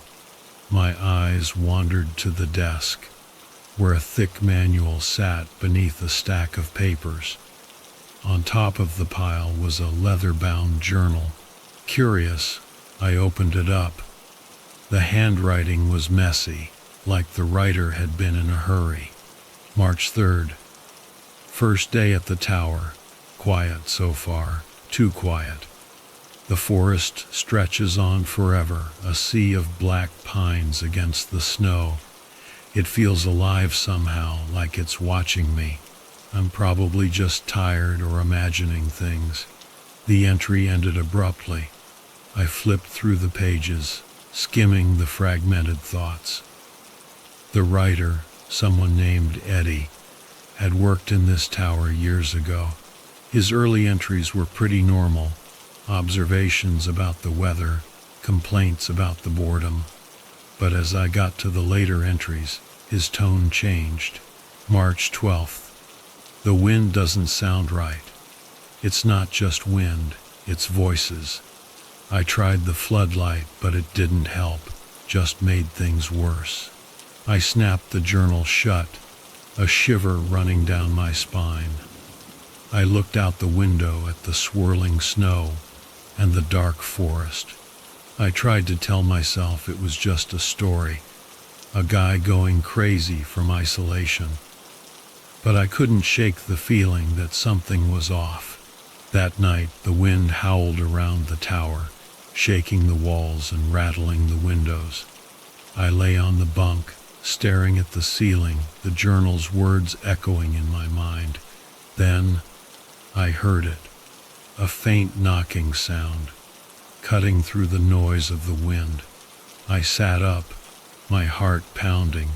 It was rhythmic, deliberate, not the random creaks of the tower settling. I grabbed the flashlight and went to the window. The forest was still blanketed in snow, but the knocking continued. Knock, knock, knock. It was coming from the supports beneath the tower. "Just the wind," I whispered to myself, but the words sounded hollow. I wanted to believe it, but I couldn't shake the feeling that something else was going on. The knocking stopped suddenly, leaving an oppressive silence. I stood there, straining to hear anything else, but there was nothing. I didn't sleep much that night. The next morning, I tried to shake off the creepy feeling from the night before and focus on my job. I scanned the horizon with the binoculars, looking for any sign of smoke or trouble. The landscape was beautiful, but it was also desolate and lonely. By noon, the radio crackled to life. "How's it going up there?" Frank's voice boomed through the speaker. "Quiet," I replied. "No smoke, no issues." "That's good," he said. "Keep your eyes open. This time of year, things can change fast." Before I could respond, the radio emitted a burst of static, followed by a faint voice, too muffled to understand. I tried adjusting the dial, but the line went dead. "Frank?" I said into the handset. "Nothing, just static." I frowned. Maybe the storm the night before had messed with the signal, or maybe it was just old equipment acting up. Still, I couldn't shake the feeling that something was off. I glanced at the journal on the desk, its leather cover practically daring me to open it again. But I resisted. Instead, I picked up the binoculars and resumed my watch. That's when I saw it. A figure standing at the edge of the forest. It was far away, little more than a shadow among the trees. But it was definitely human. My pulse quickened as I adjusted the focus, trying to get a clearer view. The figure didn't move. It just stood there watching. And then, just as suddenly as it appeared, it was gone. I lowered the binoculars, my hands trembling. Who was that, and why were they standing so close to the tower? I didn't have any answers. But as the daylight faded and the shadows grew longer, I couldn't shake the feeling that I wasn't as alone as I thought. That night, the knocking returned, louder this time and more insistent. Knock, knock, knock. It was coming from the same spot beneath the tower, but now it was accompanied by a faint scraping sound, like nails dragging against wood. I gripped the flashlight, my knuckles white, and peered out the window. The beam cut through the darkness, but the sounds didn't stop. Knock, knock, scrape. I backed away from the window, my heart pounding. The radio was dead again. Vic's warning echoed in my mind. "Don't mess with the floodlight unless you have to." I hesitated, my hand hovering over the switch. Was this an emergency? Did I need it? The knocking grew louder, more frantic. With a deep breath, I flipped the switch. The floodlight roared to life, bathing the clearing in a harsh white glow. For a moment, the forest seemed to recoil, its shadows retreating, and then I saw it. Standing just beyond the edge of the light was the figure from before. It was closer now, its features still obscured, but its presence undeniable. It didn't move. It just stared. The floodlight flickered, and my blood ran cold. When it steadied, the figure was gone. I turned off the light and locked the door, my hands shaking. Sleep was out of the question. All I could do was wait for dawn and hope I'd make it through the night. As the first light of morning crept over the horizon, I sat slumped in the chair by the desk, exhausted but alive. The journal stared back at me, its leather cover gleaming faintly in the pale light. I opened it again, flipping to a page I hadn't read before. The words seemed to leap off the page, scrawled in frantic, uneven strokes. If you see it, don't look away. If it knocks, don't answer. It wants you to break the rules. I closed the journal with a snap, my heart pounding. Whatever I'd signed up for, it was far more than just a job. And it wasn't going to let me leave. The snow around the fire tower sparkled under the weak morning sun, a deceptively calm scene that felt worlds away from the night's events. My body ached from the tension of staying awake, and my mind raced with unanswered questions. I couldn't stop thinking about the figure I'd seen, the way it stood at the edge of the light, unmoving yet undeniably aware of me. I busied myself with routine tasks to push the memory aside. I scanned the forest with the binoculars, panning slowly across the endless sea of pines. Nothing unusual, no smoke, no movement, but the eerie stillness felt like a warning. The radio crackled suddenly, and I jumped. "Morning." Frank's voice greeted me, calm and familiar. "Morning," I replied, trying to keep my tone steady.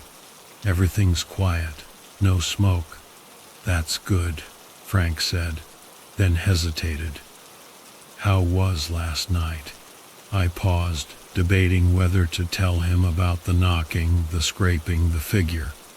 But I remembered his earlier instructions. Follow the rules and don't ask too many questions. "It was fine," I lied. Frank didn't respond immediately. When he did, his voice was clipped. "Good. Keep your head on straight out there. This job has a way of messing with people." The line went dead before I could reply. By mid-afternoon, a faint column of smoke appeared on the horizon, a dark thread against the pale blue sky. My heart sank. It wasn't supposed to happen this early in the season. I grabbed the radio and pressed the button. "Frank, do you copy? There's smoke southeast of my position, maybe 5 miles out." Static hissed, followed by a faint, fragmented sound that didn't resemble Frank's voice. I adjusted the dial, but the line stayed dead. "Frank, are you there?" Nothing. I stared at the smoke, unsure of what to do. The manual was clear about staying close to the tower, but the situation didn't feel like something I could ignore. If there was a fire, it could spread quickly, and I couldn't count on Frank to help. Grabbing my backpack, I stuffed it with essentials: water, a flashlight, a flare gun. I slipped the journal into a side pocket, almost as an afterthought. The thick leather made me feel slightly more grounded, as absurd as that seemed. Finally, I grabbed the rifle mounted on the wall. It was old and heavy, but the ammunition was intact. I didn't know what I was expecting to encounter, but after last night I wasn't taking any chances. I descended the tower, the stairs creaking under my boots, and set off toward the smoke. The forest was silent as I moved through it, the snow crunching softly beneath my feet. The air was sharp and cold, biting at my face and filling my lungs with every breath. As I walked, the smoke grew closer, thicker, until the acrid smell of burning wood reached my nose. I found the source about an hour later, a campsite, or rather, what was left of one. The fire had been small and contained, but it had burned down to ashes. Around it were signs of a hasty departure: an overturned kettle, a torn sleeping bag, a scattering of belongings half buried in the snow. I crouched down, inspecting the scene. Something felt off. There were no footprints leading away from the site, no signs of anyone leaving, just the eerie suggestion that whoever had been here had vanished into thin air. Among the scattered items, something caught my eye: a blood-stained map. The paper was yellowed and brittle, as though it had been exposed to the elements for far too long. An X was scrawled on it in red ink, marking a spot deeper in the forest. My fingers hesitated before picking it up. The sight of the blood made my stomach churn, but my curiosity outweighed my fear. I folded the map carefully and slid it into my pocket. The wind picked up suddenly, carrying a faint, hollow sound that I couldn't quite place. A chill ran down my spine. I stood scanning the trees, but there was nothing, just the endless pines swaying gently in the breeze. I decided to head back to the tower. Whatever I'd stumbled upon, it wasn't something I wanted to deal with out here. The feeling of being watched clung to me all the way back. Night fell quickly, as it always did in the wilderness, and I returned to the relative safety of the tower. I locked the hatch behind me and double-checked the floodlight switch, making sure everything was in order. The rifle was propped against the wall beside the desk, within easy reach. As I sat down, the journal called to me, its leather cover glinting faintly in the lamplight. I flipped to a random page, my heart heavy with apprehension. March 15th. I saw it again, just standing there watching. I think it wants me to leave, but it doesn't seem angry. Not yet. If I break the rules, though, I don't think it will let me go. The words sent a shiver through me. Was Eddie writing about the same figure I'd seen? The same one that had been just beyond the floodlight's reach? A loud knock jolted me from my thoughts. Knock. Knock, knock. It was louder than before, echoing through the structure with a deliberate rhythm. My breath caught in my throat as I reached for the flashlight. This time, the sound wasn't coming from beneath the tower. It was coming from the stairs. I stood, every muscle in my body tense, and moved toward the window.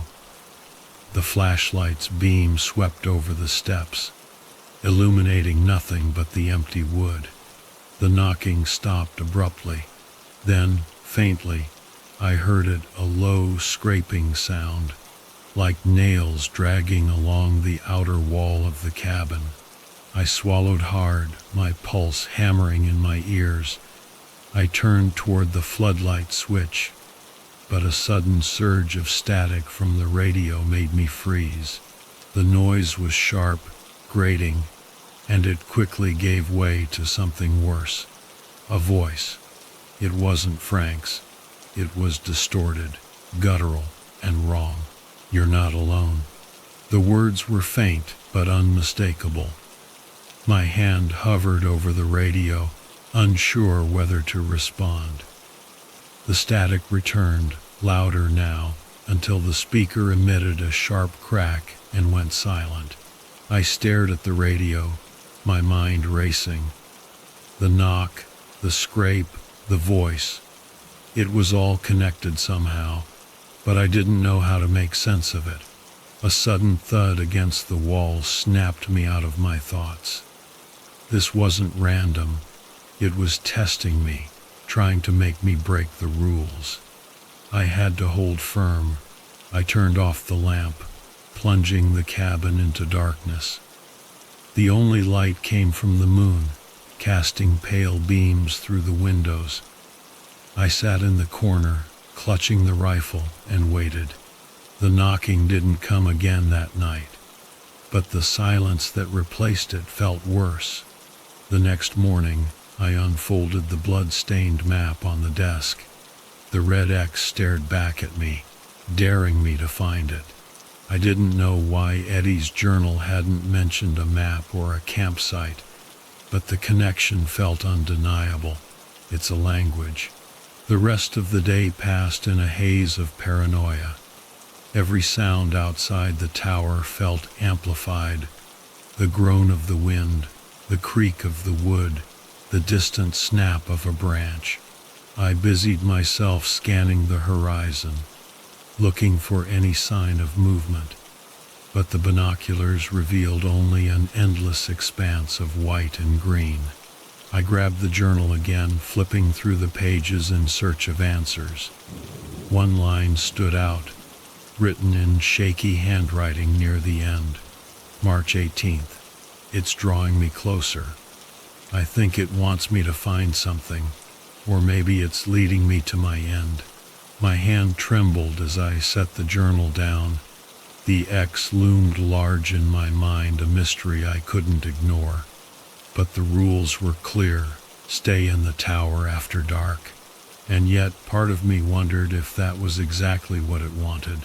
The journal felt heavier in my hands as I opened it again, the faint smell of aged paper mingling with the cold air in the cabin. My eyes scanned the jagged handwriting of Eddie, the previous fire watcher.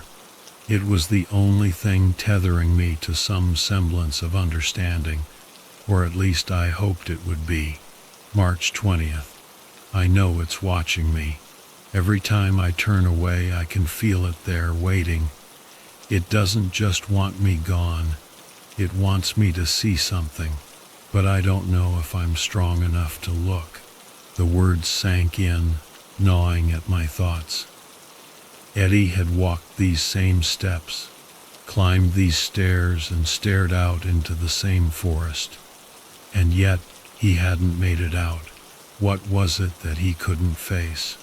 I flipped ahead, the pages filled with hurried, fragmented entries, each one more erratic than the last. March 22nd. It's not the forest that's alive.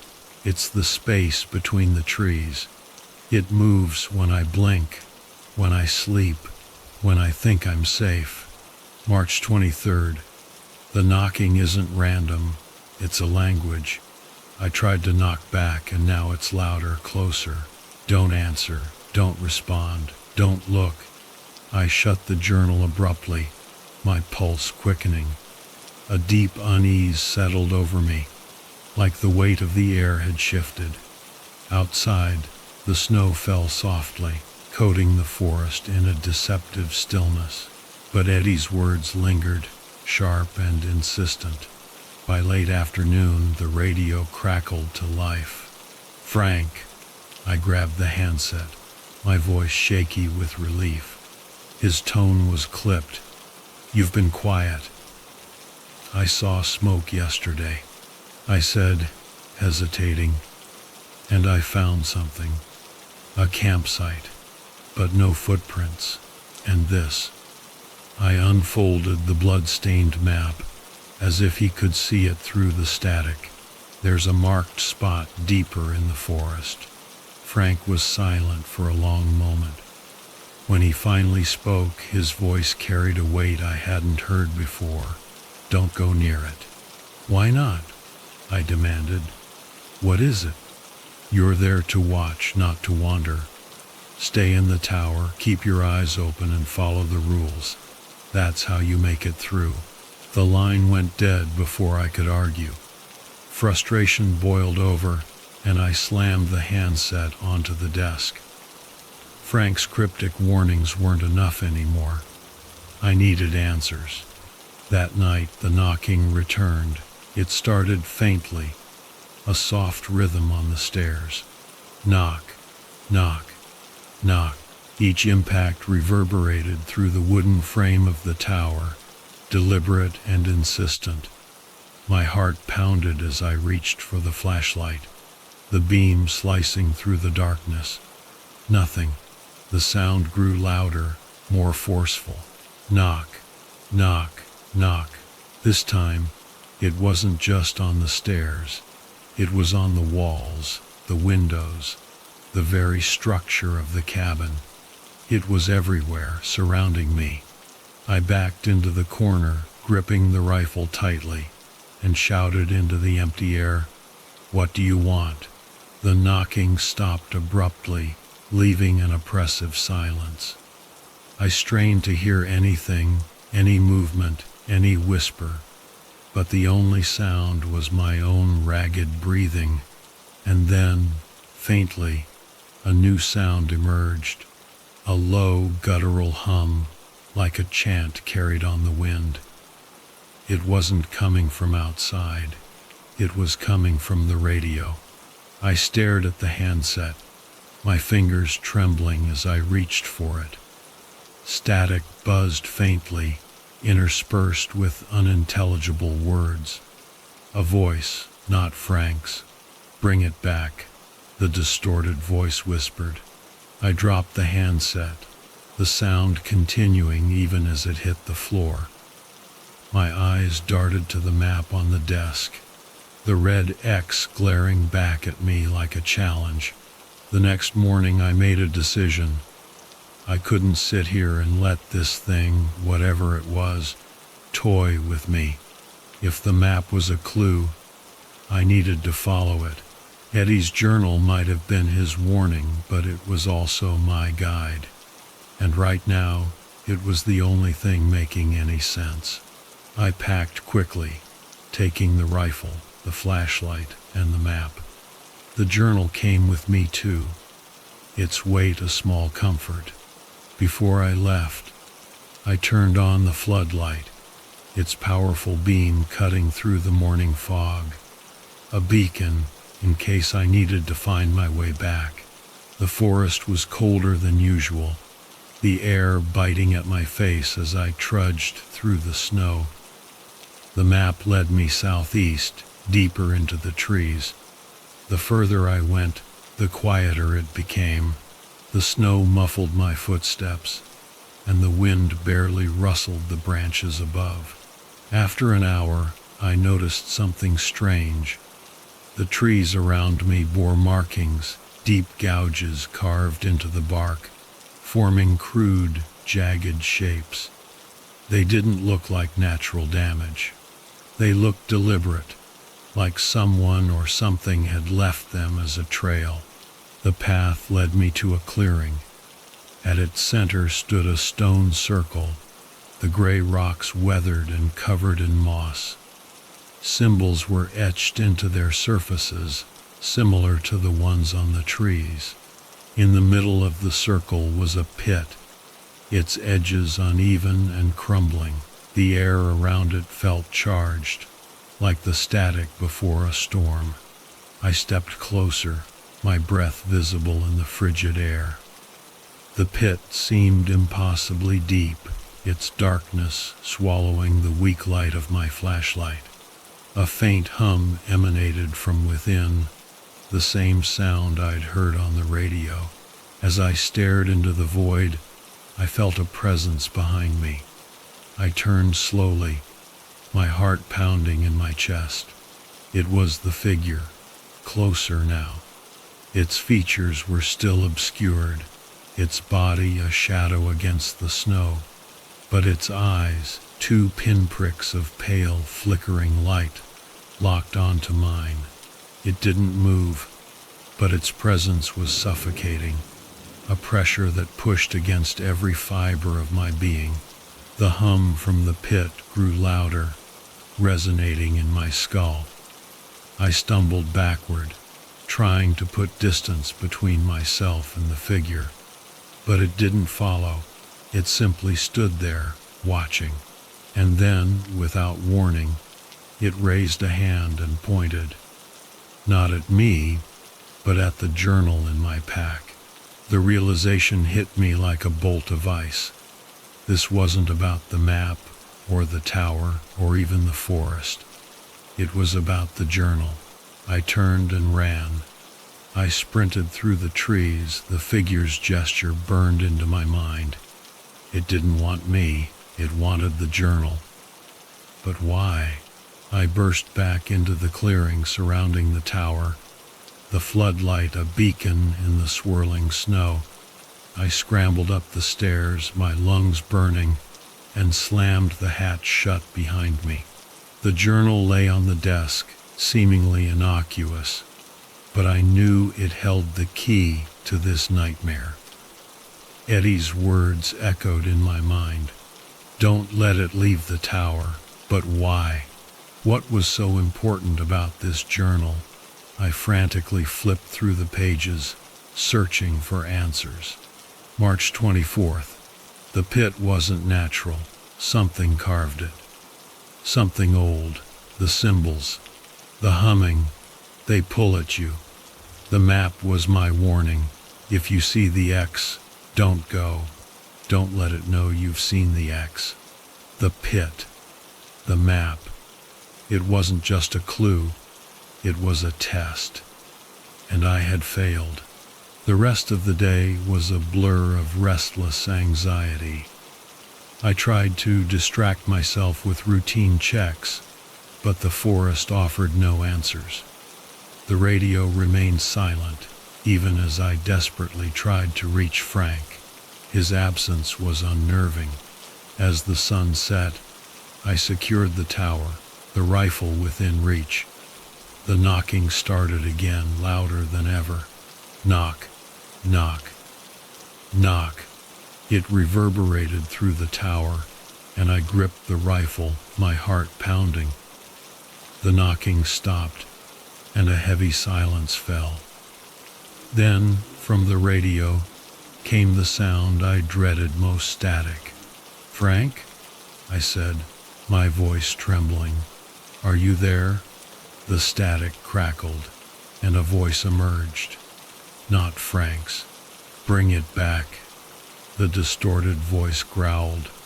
I stumbled back from the radio, my eyes drawn to the journal on the desk. My gut screamed that it was connected to everything, the pit, the figure, the voices. But how? I opened it, flipping through the pages. Eddie's handwriting was frantic, his words barely legible, but one entry caught my eye. March 27th. The forest doesn't want us here. The journal isn't just a record, it's a tether to what, I don't know. But I can't let it go. If it leaves, so do I. A tether. Was the journal holding me here? Or was it holding something else back? The knocking resumed, faster and more violent, like fists pounding on the walls. Then came the sound of footsteps, heavy and deliberate, ascending the stairs. My chest tightened as I aimed the rifle at the hatch. The footsteps stopped just outside.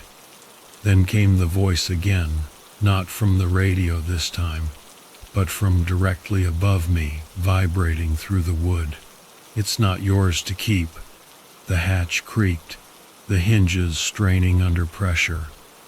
I held my breath, ready to fire. The journal seemed to pulse on the desk, its presence overwhelming. My instinct screamed at me to throw it out, to rid myself of the cursed thing. But Eddie's words echoed in my mind. If it leaves, so do I. The hatch rattled but didn't open. Instead, the voice shifted, softer now, almost coaxing. "You don't belong here. Let it go." I stood frozen, torn between two choices. If I kept the journal, the figure would never stop coming. If I let it go, I might survive. But at what cost? The hatch fell silent, but the tension remained. My gaze shifted to the journal. I flipped through the pages again, searching for a clue, and found one final entry. March 28th. I made my choice. I threw it into the pit. It didn't save me, it only made it stronger. Eddie had tried to escape by giving it what it wanted, and he had failed. I stepped away from the desk, my thoughts racing. If the journal was a tether, then destroying it wasn't enough. It needed to be severed. But how?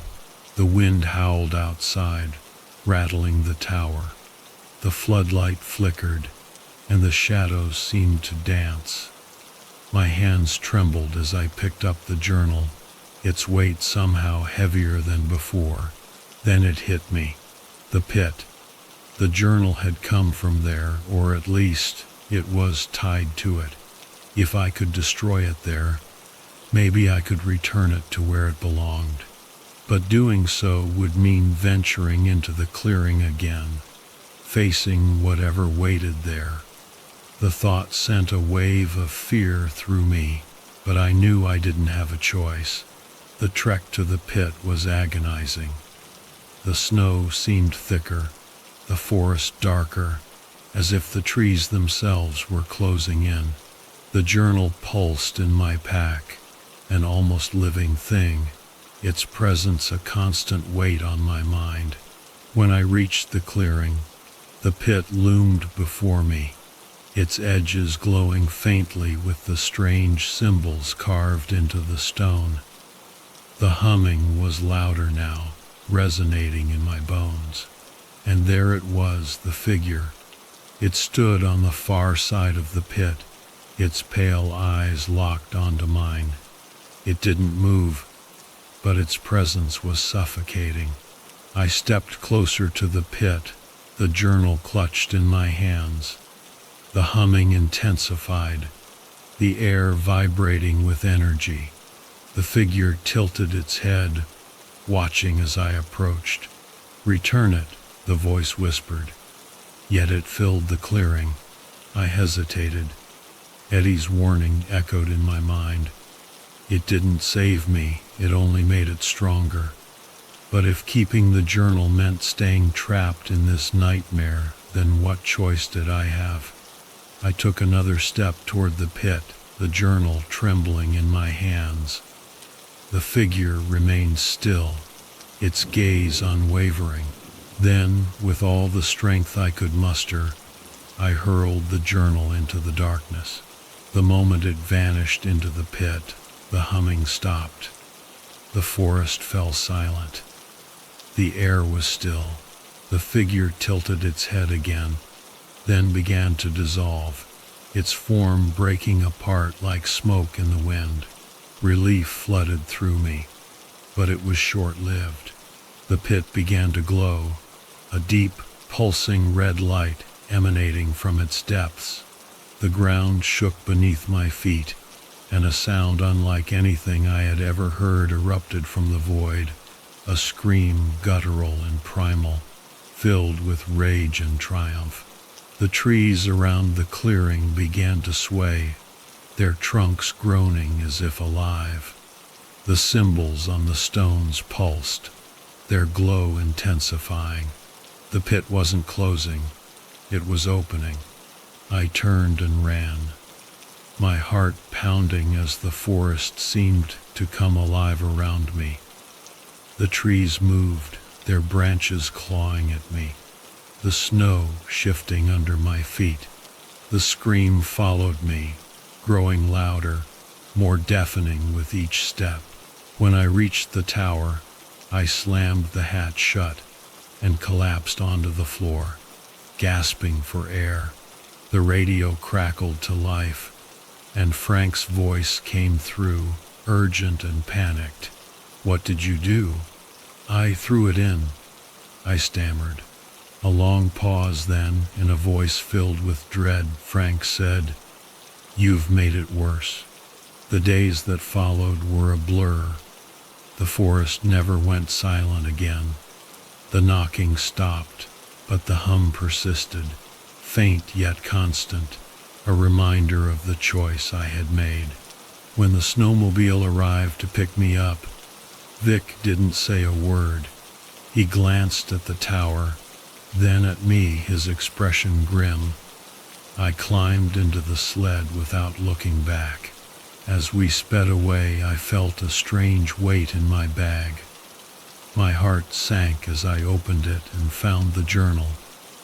Its leather cover was pristine, its pages blank. The pit had returned it, and now it was mine.